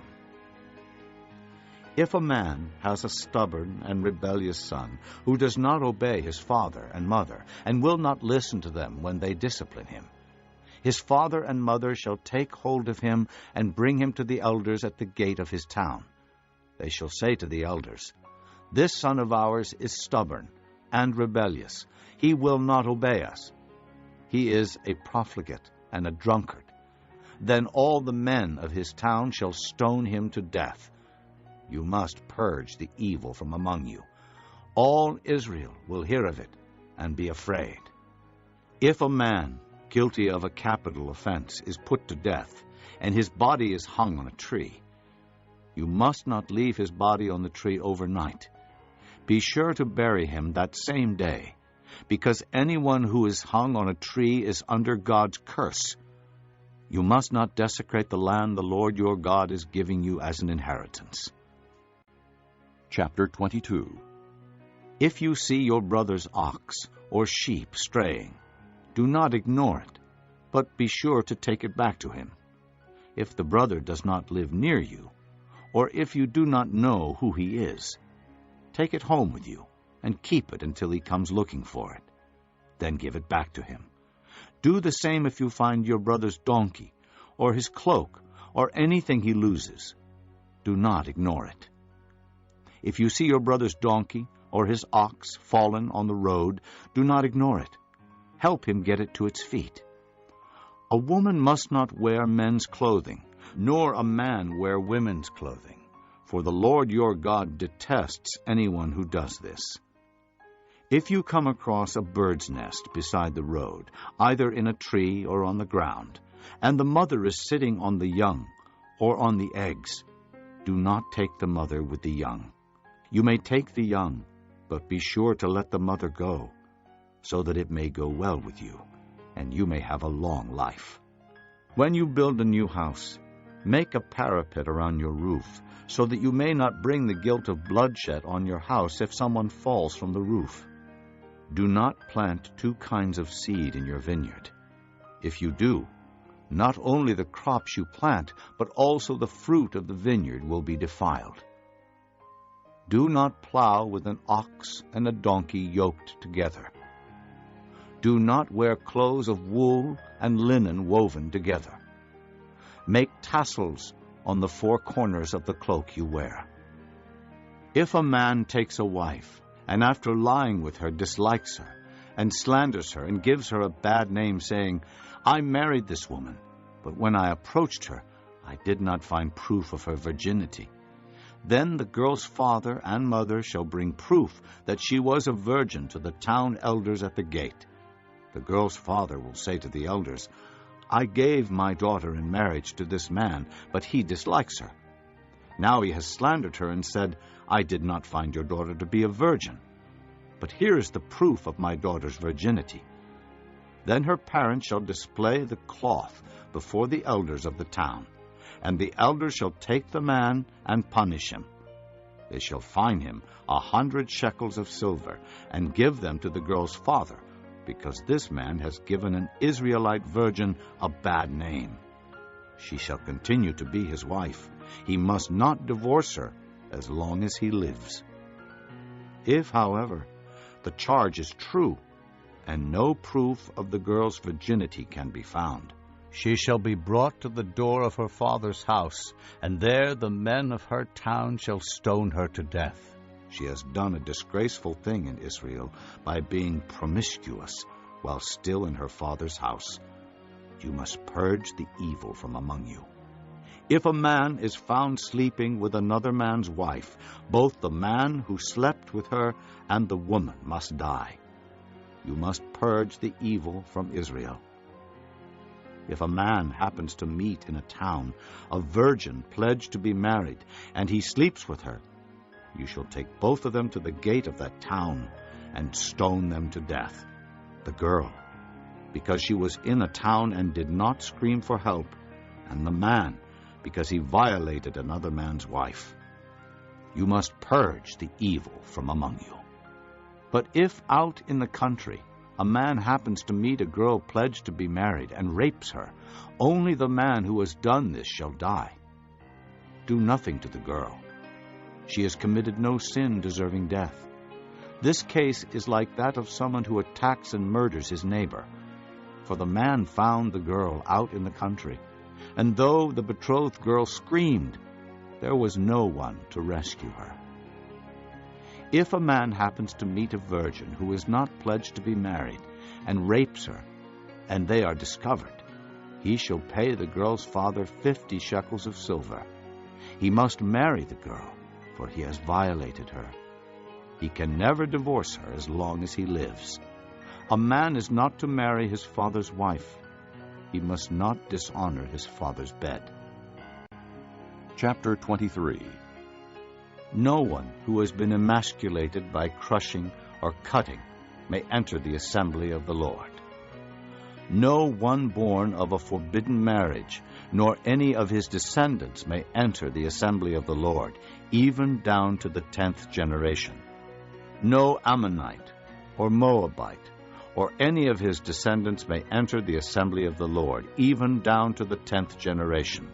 For they did not come to meet you with bread and water on your way when you came out of Egypt. And they hired Balaam, son of Beor, from Pethor, in Aram Naharaim, to pronounce a curse on you. However, the Lord your God would not listen to Balaam, but turned the curse into a blessing for you, because the Lord your God loves you. Do not seek a treaty of friendship with them as long as you live. Do not abhor an Edomite, for he is your brother. Do not abhor an Egyptian, because you lived as an alien in his country. The 3rd generation of children born to them may enter the assembly of the Lord. When you are encamped against your enemies, keep away from everything impure. If one of your men is unclean because of a nocturnal emission, he is to go outside the camp and stay there. But as evening approaches, he is to wash himself, and at sunset he may return to the camp. Designate a place outside the camp where you can go to relieve yourself. As part of your equipment, have something to dig with. And when you relieve yourself, dig a hole and cover up your excrement. For the Lord your God moves about in your camp to protect you and to deliver your enemies to you. Your camp must be holy, so that he will not see among you anything indecent and turn away from you. If a slave has taken refuge with you, do not hand him over to his master. Let him live among you wherever he likes, and in whatever town he chooses. Do not oppress him. No Israelite man or woman is to become a shrine prostitute. You must not bring the earnings of a female prostitute or of a male prostitute into the house of the Lord your God to pay any vow, because the Lord your God detests them both. Do not charge your brother interest, whether on money or food or anything else that may earn interest. You may charge a foreigner interest, but not a brother Israelite, so that the Lord your God may bless you in everything you put your hand to in the land you are entering to possess. If you make a vow to the Lord your God, do not be slow to pay it, for the Lord your God will certainly demand it of you, and you will be guilty of sin. But if you refrain from making a vow, you will not be guilty. Whatever your lips utter, you must be sure to do, because you made your vow freely to the Lord your God with your own mouth. If you enter your neighbor's vineyard, you may eat all the grapes you want, but do not put any in your basket. If you enter your neighbor's grain field, you may pick kernels with your hands, but you must not put a sickle to his standing grain. Chapter 24. If a man marries a woman who becomes displeasing to him because he finds something indecent about her, and he writes her a certificate of divorce, gives it to her, and sends her from his house, and if after she leaves his house she becomes the wife of another man, and her second husband dislikes her, and writes her a certificate of divorce, gives it to her, and sends her from his house, or if he dies, then her first husband, who divorced her, is not allowed to marry her again after she has been defiled. That would be detestable in the eyes of the Lord. Do not bring sin upon the land the Lord your God is giving you as an inheritance. If a man has recently married, he must not be sent to war or have any other duty laid on him. For 1 year he is to be free to stay at home and bring happiness to the wife he has married. Do not take a pair of millstones, not even the upper one, as security for a debt, because that would be taking a man's livelihood as security. If a man is caught kidnapping one of his brother Israelites and treats him as a slave or sells him, the kidnapper must die. You must purge the evil from among you. In cases of leprous diseases, be very careful to do exactly as the priests who are Levites instruct you. You must follow carefully what I have commanded them. Remember what the Lord your God did to Miriam along the way after you came out of Egypt. When you make a loan of any kind to your neighbor, do not go into his house to get what he is offering as a pledge. Stay outside, and let the man to whom you are making the loan bring the pledge out to you. If the man is poor, do not go to sleep with his pledge in your possession. Return his cloak to him by sunset, so that he may sleep in it. Then he will thank you, and it will be regarded as a righteous act in the sight of the Lord your God. Do not take advantage of a hired man who is poor and needy, whether he is a brother Israelite or an alien living in one of your towns. Pay him his wages each day before sunset, because he is poor and is counting on it. Otherwise he may cry to the Lord against you, and you will be guilty of sin. Fathers shall not be put to death for their children, nor children put to death for their fathers. Each is to die for his own sin. Do not deprive the alien or the fatherless of justice, or take the cloak of the widow as a pledge. Remember that you were slaves in Egypt, and the Lord your God redeemed you from there. That is why I command you to do this. When you are harvesting in your field and you overlook a sheaf, do not go back to get it. Leave it for the alien, the fatherless, and the widow, so that the Lord your God may bless you in all the work of your hands. When you beat the olives from your trees, do not go over the branches a second time. Leave what remains for the alien, the fatherless, and the widow. When you harvest the grapes in your vineyard, do not go over the vines again. Leave what remains for the alien, the fatherless, and the widow. Remember that you were slaves in Egypt. That is why I command you to do this. Chapter 25. When men have a dispute, they are to take it to court, and the judges will decide the case, acquitting the innocent and condemning the guilty. If the guilty man deserves to be beaten, the judge shall make him lie down and have him flogged in his presence with the number of lashes his crime deserves. But he must not give him more than 40 lashes. If he is flogged more than that, your brother will be degraded in your eyes. Do not muzzle an ox while it is treading out the grain. If brothers are living together and one of them dies without a son, his widow must not marry outside the family. Her husband's brother shall take her and marry her and fulfill the duty of a brother-in-law to her. The first son she bears shall carry on the name of the dead brother, so that his name will not be blotted out from Israel. However, if a man does not want to marry his brother's wife, she shall go to the elders at the town gate and say, "My husband's brother refuses to carry on his brother's name in Israel.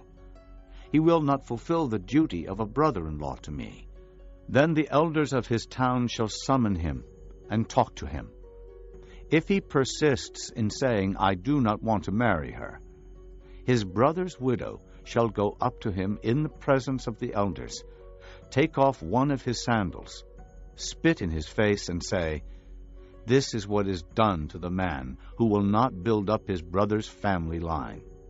That man's line shall be known in Israel as the family of the unsandaled." If 2 men are fighting, and the wife of one of them comes to rescue her husband from his assailant, and she reaches out and seizes him by his private parts, you shall cut off her hand. Show her no pity. Do not have 2 differing weights in your bag, one heavy, one light. Do not have 2 differing measures in your house, one large, one small.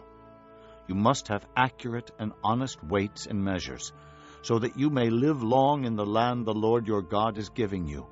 For the Lord your God detests anyone who does these things, anyone who deals dishonestly. Remember what the Amalekites did to you along the way when you came out of Egypt. When you were weary and worn out, they met you on your journey and cut off all who were lagging behind. They had no fear of God.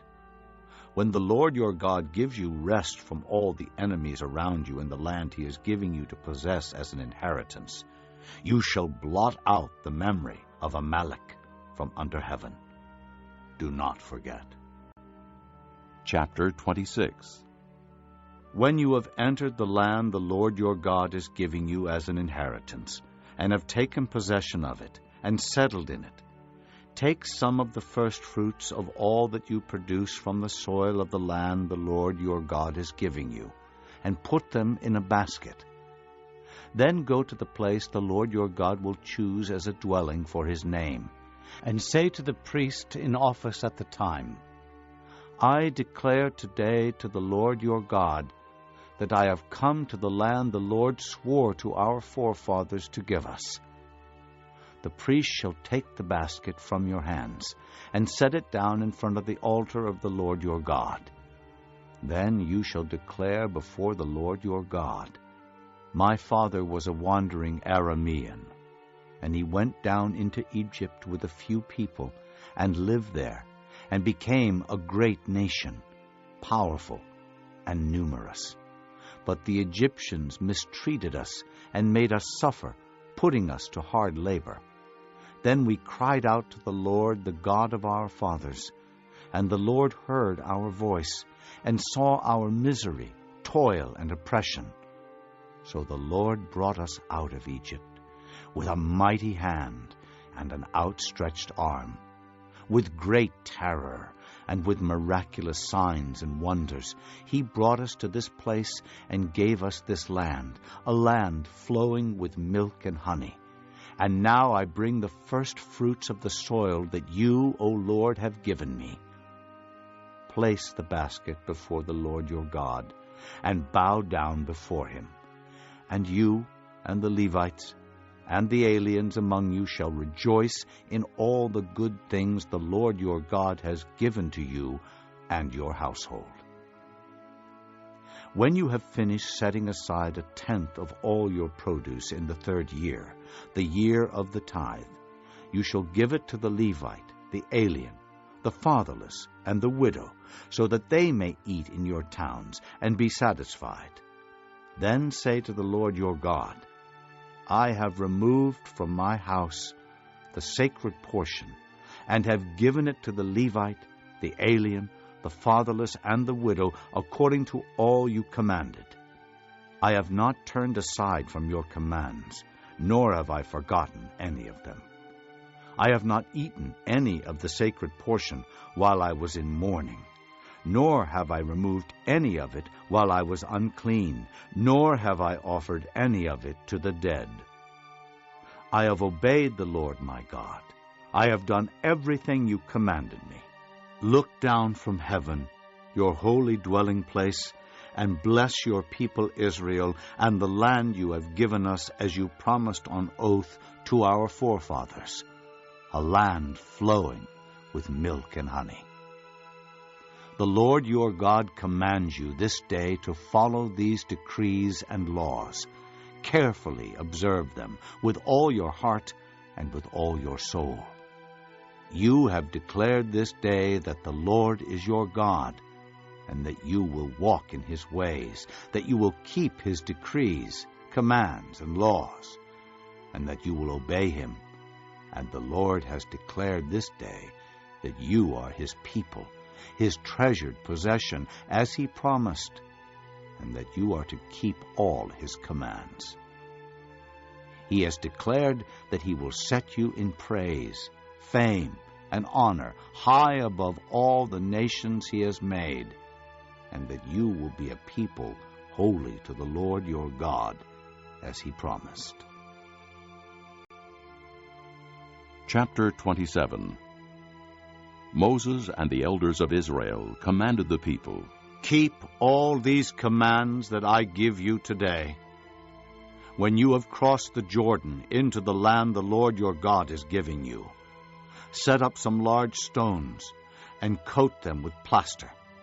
Write on them all the words of this law when you have crossed over to enter the land the Lord your God is giving you, a land flowing with milk and honey, just as the Lord, the God of your fathers, promised you, And when you have crossed the Jordan, set up these stones on Mount Ebal, as I command you today, and coat them with plaster.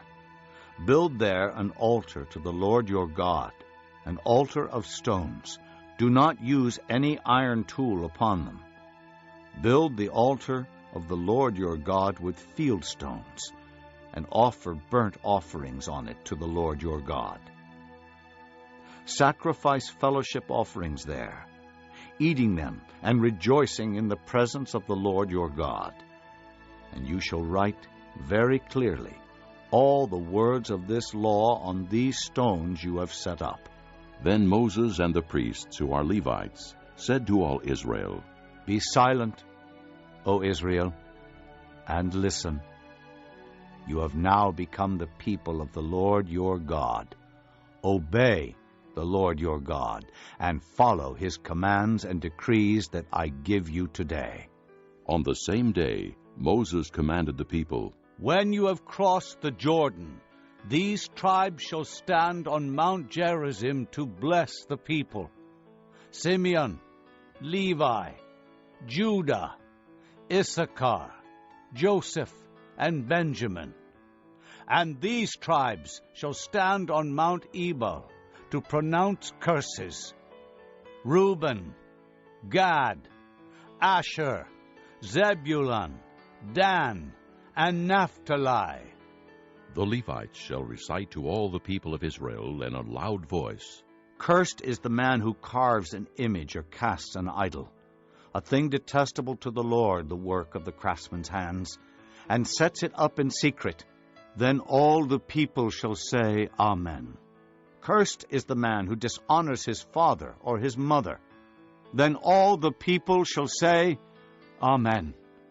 Cursed is the man who moves his neighbor's boundary stone. Then all the people shall say, Amen. Cursed is the man who leads the blind astray on the road. Then all the people shall say, Amen.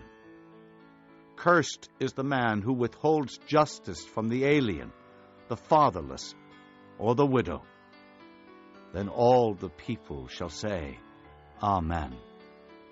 Cursed is the man who sleeps with his father's wife, for he dishonors his father's bed. Then all the people shall say, Amen. Cursed is the man who has sexual relations with any animal. Then all the people shall say, Amen. Cursed is the man who sleeps with his sister, the daughter of his father, or the daughter of his mother. Then all the people shall say, Amen. Cursed is the man who sleeps with his mother-in-law. Then all the people shall say, Amen. Cursed is the man who kills his neighbor secretly. Then all the people shall say, Amen. Cursed is the man who accepts a bribe to kill an innocent person. Then all the people shall say, Amen. Cursed is the man who does not uphold the words of this law by carrying them out. Then all the people shall say, Amen. Chapter 28. If you fully obey the Lord your God, and carefully follow all his commands I give you today, the Lord your God will set you high above all the nations on earth. All these blessings will come upon you and accompany you if you obey the Lord your God. You will be blessed in the city and blessed in the country. The fruit of your womb will be blessed, and the crops of your land, and the young of your livestock, the calves of your herds, and the lambs of your flocks. Your basket and your kneading trough will be blessed. You will be blessed when you come in, and blessed when you go out. The Lord will grant that the enemies who rise up against you will be defeated before you. They will come at you from one direction, but flee from you in 7. The Lord will send a blessing on your barns and on everything you put your hand to. The Lord your God will bless you in the land he is giving you. The Lord will establish you as his holy people, as he promised you on oath, if you keep the commands of the Lord your God and walk in his ways. Then all the peoples on earth will see that you are called by the name of the Lord, and they will fear you. The Lord will grant you abundant prosperity in the fruit of your womb, the young of your livestock, and the crops of your ground, in the land he swore to your forefathers to give you. The Lord will open the heavens, the storehouse of his bounty, to send rain on your land in season, and to bless all the work of your hands. You will lend to many nations, but will borrow from none. The Lord will make you the head, not the tail. If you pay attention to the commands of the Lord your God that I give you this day, and carefully follow them, you will always be at the top, never at the bottom. Do not turn aside from any of the commands I give you today, to the right or to the left, following other gods and serving them. However, if you do not obey the Lord your God, and do not carefully follow all his commands and decrees I am giving you today, all these curses will come upon you and overtake you. You will be cursed in the city and cursed in the country. Your basket and your kneading trough will be cursed.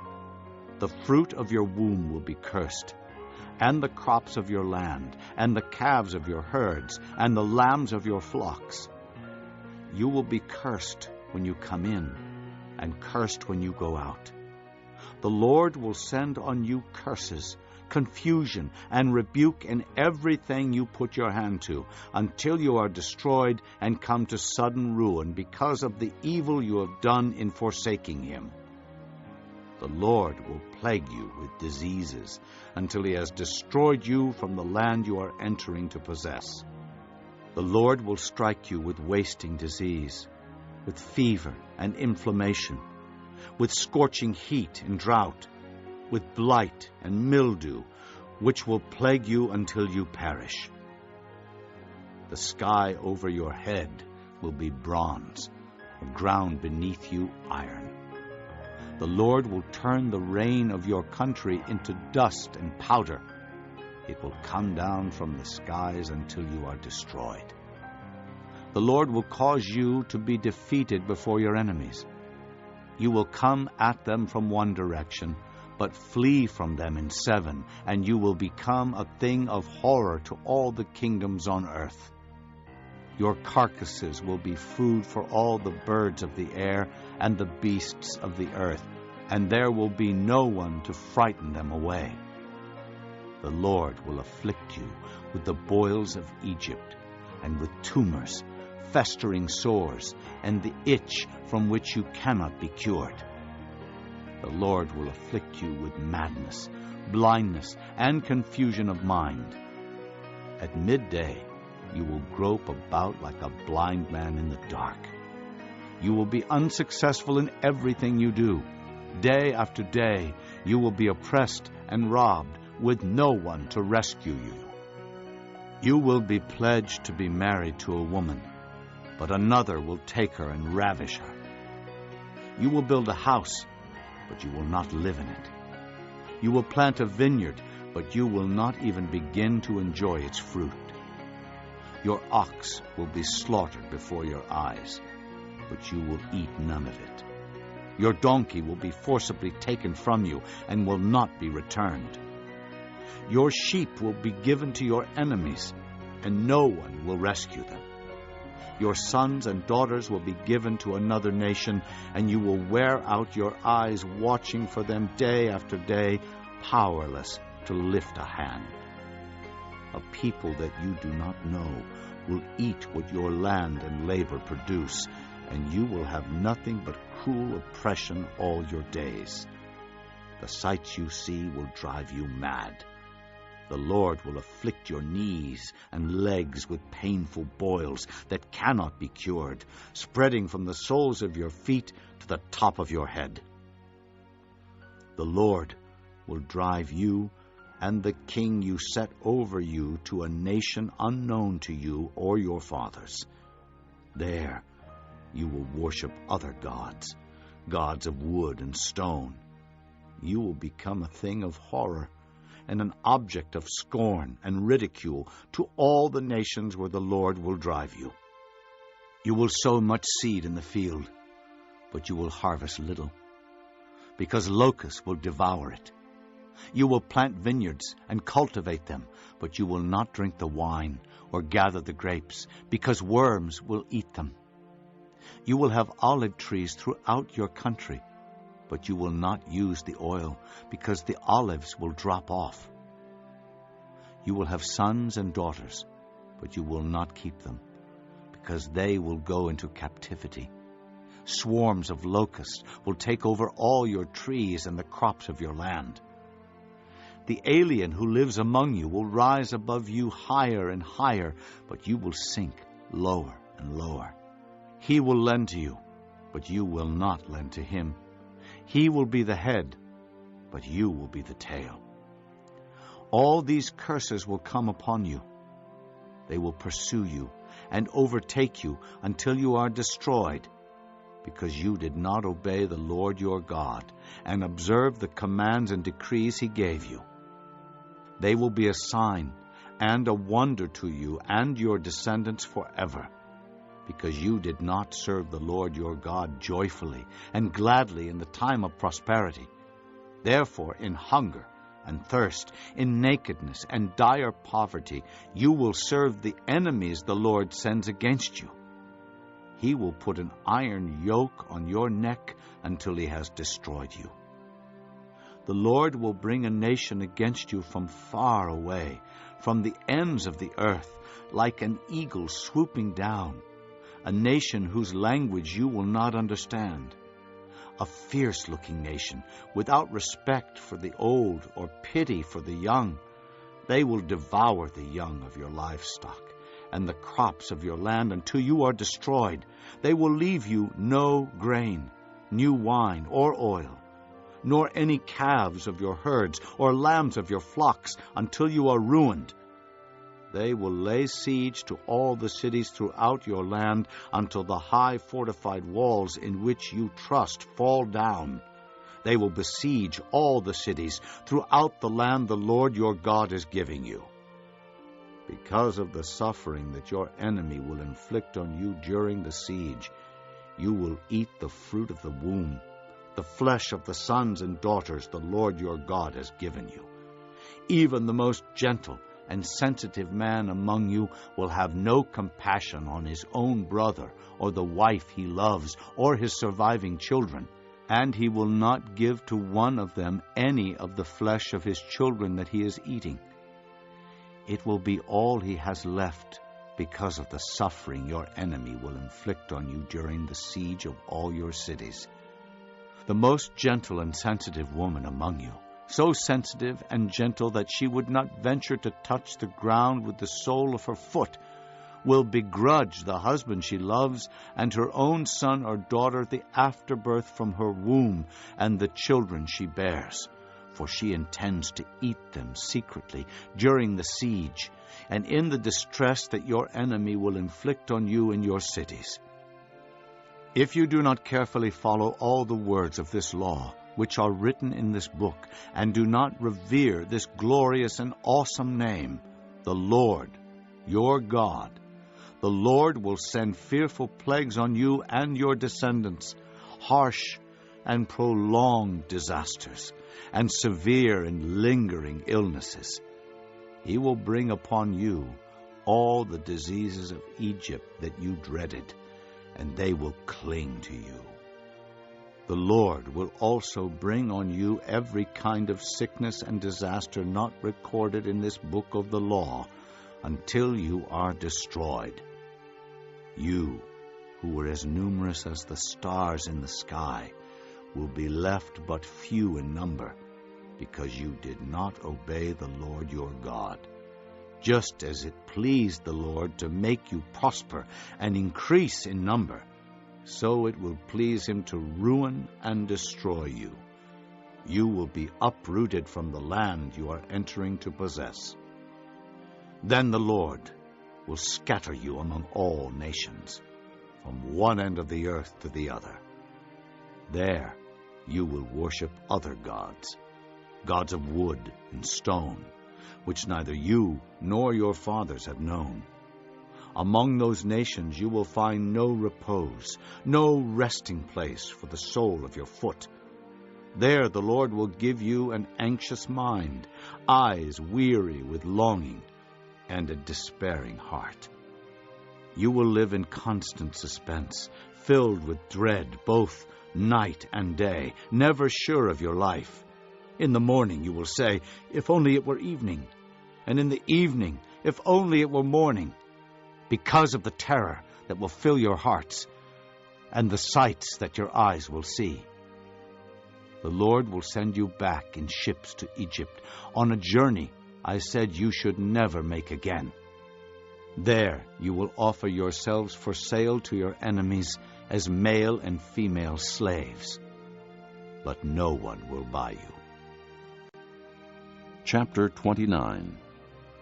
These are the terms of the covenant the Lord commanded Moses to make with the Israelites in Moab, in addition to the covenant he had made with them at Horeb. Moses summoned all the Israelites and said to them, Your eyes have seen all that the Lord did in Egypt to Pharaoh, to all his officials, and to all his land. With your own eyes you saw those great trials, those miraculous signs and great wonders. But to this day the Lord has not given you a mind that understands, or eyes that see, or ears that hear.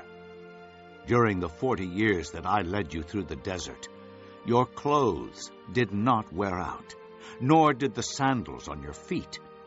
You ate no bread and drank no wine or other fermented drink.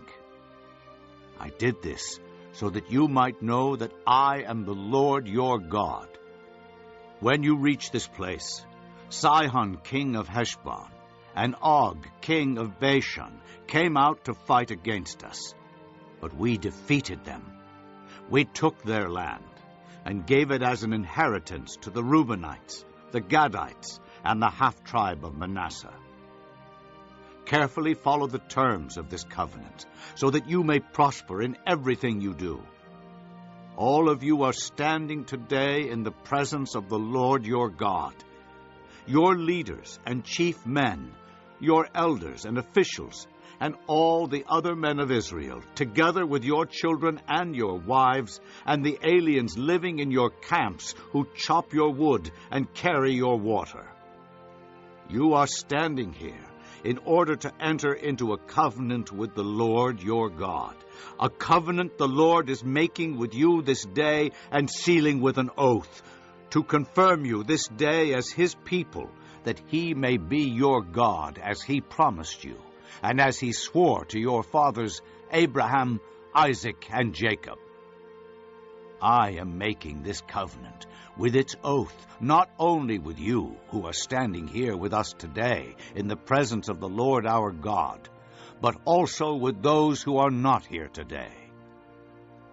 You yourselves know how we lived in Egypt, and how we passed through the countries on the way here. You saw among them their detestable images and idols of wood and stone, of silver and gold. Make sure there is no man or woman, clan or tribe among you today whose heart turns away from the Lord our God to go and worship the gods of those nations.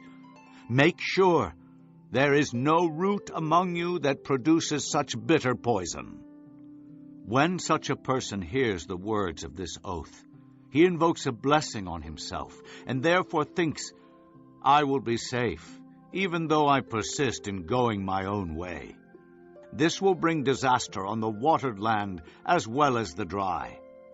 The Lord will never be willing to forgive him. His wrath and zeal will burn against that man. All the curses written in this book will fall upon him, and the Lord will blot out his name from under heaven. The Lord will single him out from all the tribes of Israel for disaster, according to all the curses of the covenant written in this book of the law. Your children who follow you in later generations, and foreigners who come from distant lands will see the calamities that have fallen on the land and the diseases with which the Lord has afflicted it. The whole land will be a burning waste of salt and sulfur, nothing planted, nothing sprouting, no vegetation growing on it. It will be like the destruction of Sodom and Gomorrah, Admah and Zeboiim, which the Lord overthrew in fierce anger. All the nations will ask, "Why has the Lord done this to this land? Why this fierce burning anger?"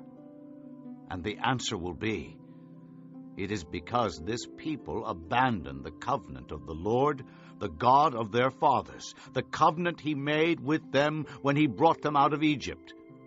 They went off and worshipped other gods and bowed down to them, gods they did not know, gods he had not given them. Therefore the Lord's anger burned against this land, so that he brought on it all the curses written in this book. In furious anger and in great wrath, the Lord uprooted them from their land and thrust them into another land, as it is now. The secret things belong to the Lord our God, but the things revealed belong to us and to our children forever, that we may follow all the words of this law." Chapter 30. When all these blessings and curses I have set before you come upon you, and you take them to heart wherever the Lord your God disperses you among the nations, and when you and your children return to the Lord your God, and obey him with all your heart and with all your soul according to everything I command you today, then the Lord your God will restore your fortunes and have compassion on you, and gather you again from all the nations where he scattered you. Even if you have been banished to the most distant land under the heavens, from there the Lord your God will gather you and bring you back. He will bring you to the land that belonged to your fathers, and you will take possession of it. He will make you more prosperous and numerous than your fathers. The Lord your God will circumcise your hearts and the hearts of your descendants, so that you may love him with all your heart and with all your soul and live. The Lord your God will put all these curses on your enemies who hate and persecute you. You will again obey the Lord and follow all his commands I am giving you today. Then the Lord your God will make you most prosperous in all the work of your hands, and in the fruit of your womb, the young of your livestock, and the crops of your land. The Lord will again delight in you and make you prosperous, just as he delighted in your fathers, if you obey the Lord your God and keep his commands and decrees that are written in this book of the law, and turn to the Lord your God with all your heart and with all your soul. Now, what I am commanding you today is not too difficult for you or beyond your reach. It is not up in heaven, so that you have to ask, "Who will ascend into heaven to get it and proclaim it to us so we may obey it?" Nor is it beyond the sea, so that you have to ask, "Who will cross the sea to get it and proclaim it to us so we may obey it?" No, the word is very near you.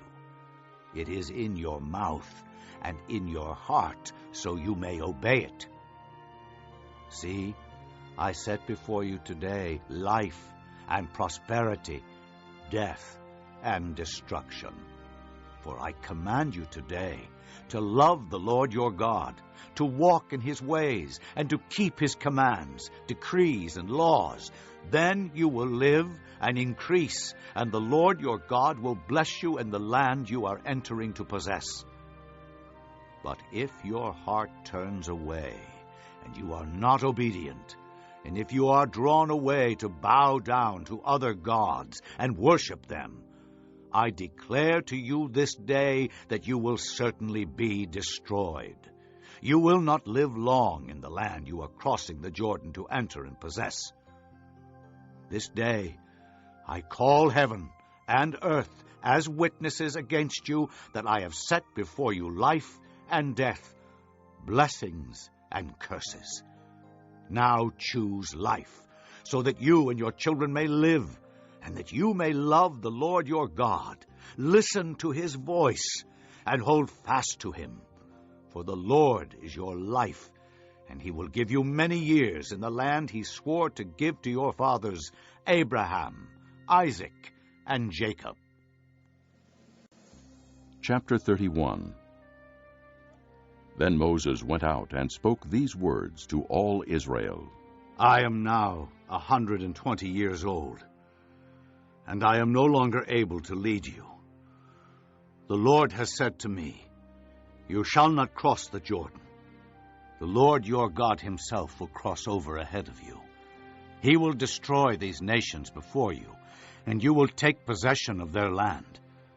Joshua also will cross over ahead of you, as the Lord said, and the Lord will do to them what he did to Sihon and Og, the kings of the Amorites, whom he destroyed along with their land. The Lord will deliver them to you, and you must do to them all that I have commanded you. Be strong and courageous. Do not be afraid or terrified because of them, for the Lord your God goes with you. He will never leave you nor forsake you. Then Moses summoned Joshua, and said to him in the presence of all Israel, Be strong and courageous, for you must go with this people into the land that the Lord swore to their forefathers to give them, and you must divide it among them as their inheritance. The Lord himself goes before you and will be with you. He will never leave you nor forsake you. Do not be afraid. Do not be discouraged. So Moses wrote down this law and gave it to the priests, the sons of Levi, who carried the ark of the covenant of the Lord, and to all the elders of Israel. Then Moses commanded them, At the end of every 7 years, in the year for canceling debts, during the Feast of Tabernacles, when all Israel comes to appear before the Lord your God at the place he will choose, you shall read this law before them in their hearing. Assemble the people, men, women, and children, and the aliens living in your towns, so they can listen and learn to fear the Lord your God, and follow carefully all the words of this law. Their children, who do not know this law, must hear it, and learn to fear the Lord your God as long as you live in the land you are crossing the Jordan to possess. The Lord said to Moses, Now the day of your death is near. Call Joshua and present yourselves at the tent of meeting, where I will commission him. So Moses and Joshua came and presented themselves at the tent of meeting. Then the Lord appeared at the tent in a pillar of cloud, and the cloud stood over the entrance to the tent. And the Lord said to Moses, You are going to rest with your fathers, and these people will soon prostitute themselves to the foreign gods of the land they are entering. They will forsake me, and break the covenant I made with them. On that day I will become angry with them, and forsake them. I will hide my face from them, and they will be destroyed. Many disasters and difficulties will come upon them, and on that day they will ask, Have not these disasters come upon us because our God is not with us? And I will certainly hide my face on that day because of all their wickedness in turning to other gods. Now write down for yourselves this song, and teach it to the Israelites, and have them sing it, so that it may be a witness for me against them. When I have brought them into the land flowing with milk and honey, the land I promised on oath to their forefathers, and when they eat their fill and thrive, they will turn to other gods and worship them, rejecting me and breaking my covenant. And when many disasters and difficulties come upon them, This song will testify against them, because it will not be forgotten by their descendants. I know what they are disposed to do, even before I bring them into the land I promised them on oath." So Moses wrote down this song that day and taught it to the Israelites. The Lord gave this command to Joshua, son of Nun. "Be strong and courageous, for you will bring the Israelites into the land I promised them on oath, and I myself will be with you." After Moses finished writing in a book the words of this law from beginning to end, he gave this command to the Levites who carried the Ark of the Covenant of the Lord. "Take this book of the law and place it beside the Ark of the Covenant of the Lord your God. There it will remain as a witness against you, for I know how rebellious and stiff-necked you are. If you have been rebellious against the Lord while I am still alive and with you, how much more will you rebel after I die? Assemble before me all the elders of your tribes and all your officials, so that I can speak these words in their hearing and call heaven and earth to testify against them. For I know that after my death you are sure to become utterly corrupt and to turn from the way I have commanded you. In days to come, disaster will fall upon you because you will do evil in the sight of the Lord and provoke him to anger by what your hands have made." And Moses recited the words of this song from beginning to end in the hearing of the whole assembly of Israel. Chapter 32. Listen, O heavens, and I will speak. Hear, O earth, the words of my mouth. Let my teaching fall like rain, and my words descend like dew, like showers on new grass, like abundant rain on tender plants. I will proclaim the name of the Lord. O praise the greatness of our God. He is the rock.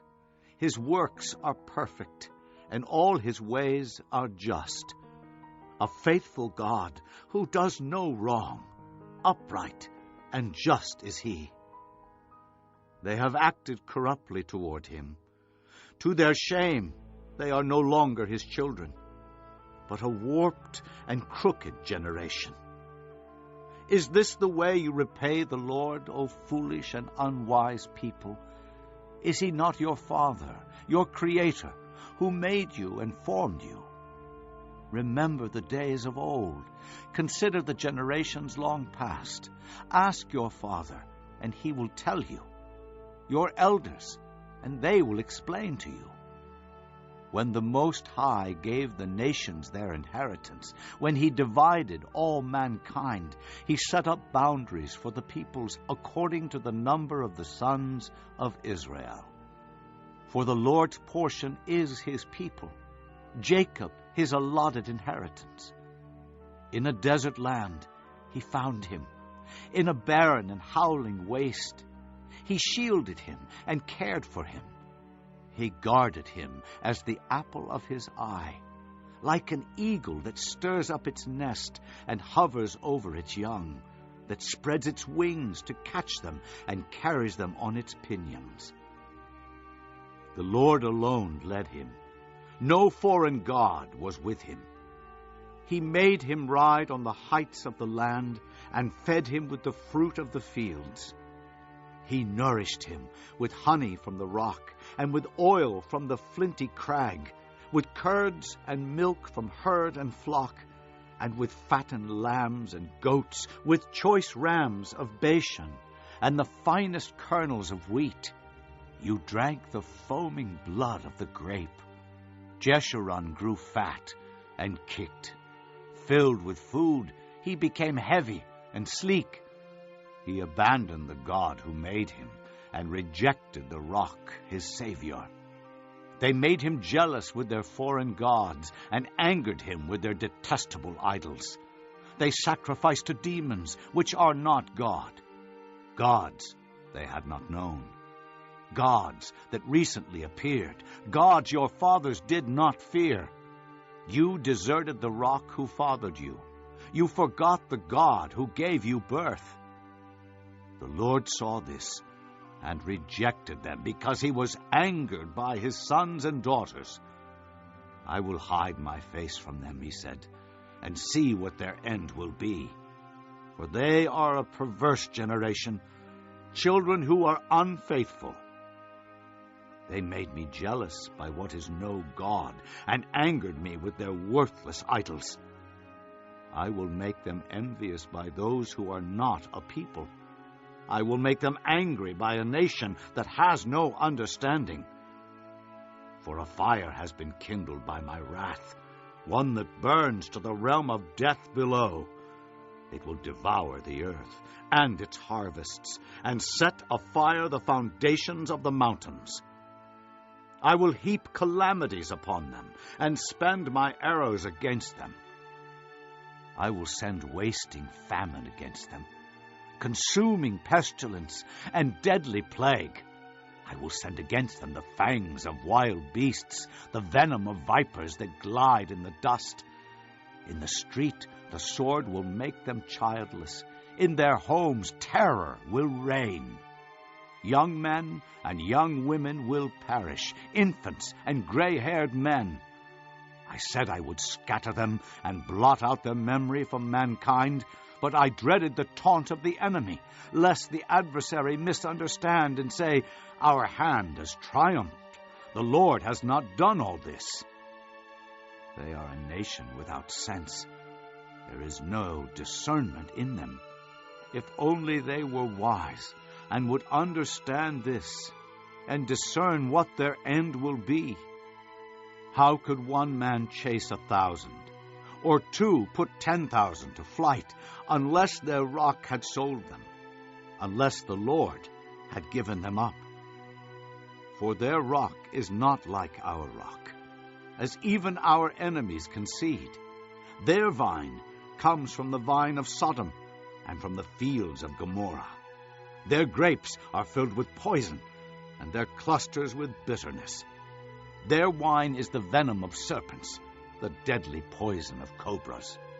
Have I not kept this in reserve, and sealed it in my vaults? It is mine to avenge. I will repay. In due time their foot will slip. Their day of disaster is near, and their doom rushes upon them. The Lord will judge his people, and have compassion on his servants, when he sees their strength is gone, and no one is left, slave or free. He will say, "Now where are their gods, the rock they took refuge in, the gods who ate the fat of their sacrifices, and drank the wine of their drink offerings?" Let them rise up to help you. Let them give you shelter. See now that I myself am he. There is no God besides me. I put to death, and I bring to life. I have wounded, and I will heal, and no one can deliver out of my hand. I lift my hand to heaven and declare, as surely as I live forever, when I sharpen my flashing sword, and my hand grasps it in judgment, I will take vengeance on my adversaries and repay those who hate me. I will make my arrows drunk with blood, while my sword devours flesh, the blood of the slain and the captives, the heads of the enemy leaders. Rejoice, O nations, with his people, for he will avenge the blood of his servants. He will take vengeance on his enemies and make atonement for his land and people. Moses came with Joshua, son of Nun, and spoke all the words of this song in the hearing of the people. When Moses finished reciting all these words to all Israel, he said to them, "Take to heart all the words I have solemnly declared to you this day, so that you may command your children to obey carefully all the words of this law. They are not just idle words for you. They are your life. By them you will live long in the land you are crossing the Jordan to possess." On that same day, the Lord told Moses, "Go up into the Abarim range to Mount Nebo in Moab, across from Jericho, and view Canaan, the land I am giving the Israelites as their own possession. There on the mountain that you have climbed, you will die, and be gathered to your people, just as your brother Aaron died on Mount Hor, and was gathered to his people. This is because both of you broke faith with me in the presence of the Israelites, at the waters of Meribah Kadesh in the desert of Zin, and because you did not uphold my holiness among the Israelites. Therefore, you will see the land only from a distance. You will not enter the land I am giving to the people of Israel. Chapter 33. This is the blessing that Moses, the man of God, pronounced on the Israelites before his death. He said, The Lord came from Sinai, and dawned over them from Seir. He shone forth from Mount Paran. He came with myriads of holy ones from the south, from his mountain slopes. Surely it is you who love the people. All the holy ones are in your hand. At your feet they all bow down, and from you receive instruction. The law that Moses gave us, the possession of the assembly of Jacob. He was king over Jeshurun, when the leaders of the people assembled, along with the tribes of Israel. Let Reuben live and not die, nor his men be few. And this he said about Judah. Hear, O Lord, the cry of Judah. Bring him to his people. With his own hands he defends his cause. O be his help against his foes. About Levi he said, Your Thummim and Urim belong to the man you favored. You tested him at Massah.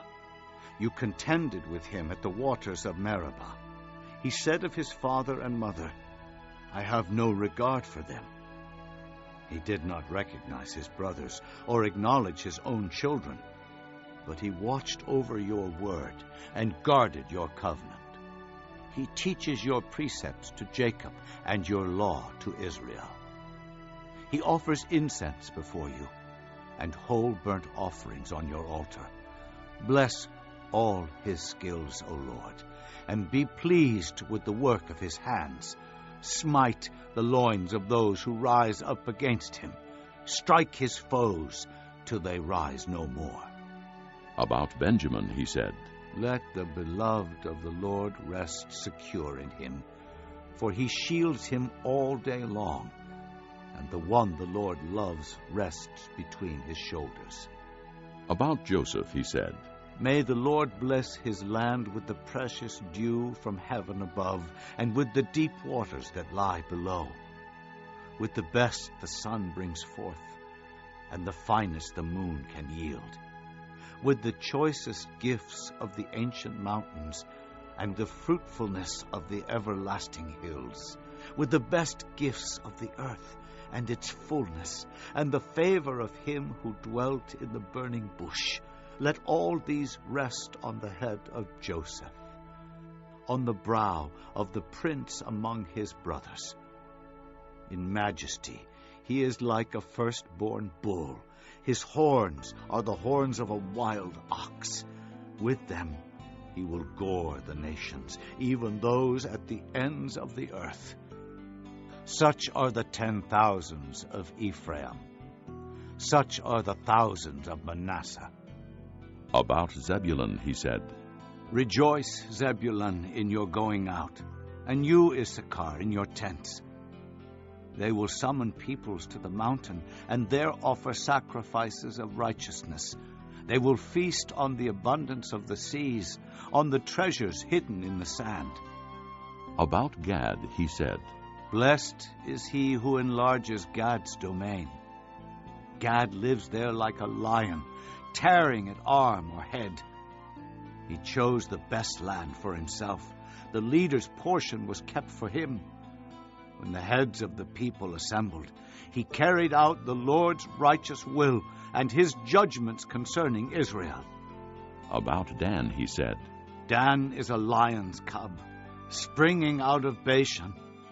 About Naphtali he said, Naphtali is abounding with the favor of the Lord, and is full of his blessing. He will inherit southward to the lake.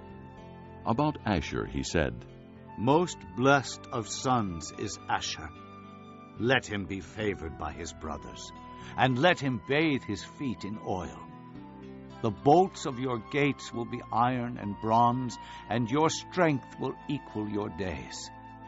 There is no one like the God of Jeshurun, who rides on the heavens to help you, and on the clouds in his majesty. The eternal God is your refuge, and underneath are the everlasting arms. He will drive out your enemy before you, saying, Destroy him. So Israel will live in safety alone. Jacob's spring is secure, in a land of grain and new wine, where the heavens drop dew. Blessed are you, O Israel. Who is like you, a people saved by the Lord? He is your shield and helper, and your glorious sword. Your enemies will cower before you, and you will trample down their high places. Chapter 34. Then Moses climbed Mount Nebo from the plains of Moab to the top of Pisgah, across from Jericho. There the Lord showed him the whole land, from Gilead to Dan, all of Naphtali, the territory of Ephraim and Manasseh, all the land of Judah as far as the western sea, the Negev, and the whole region from the valley of Jericho, the city of palms, as far as Zoar. Then the Lord said to him, This is the land I promised on oath to Abraham, Isaac, and Jacob, when I said, I will give it to your descendants. I have let you see it with your eyes, but you will not cross over into it.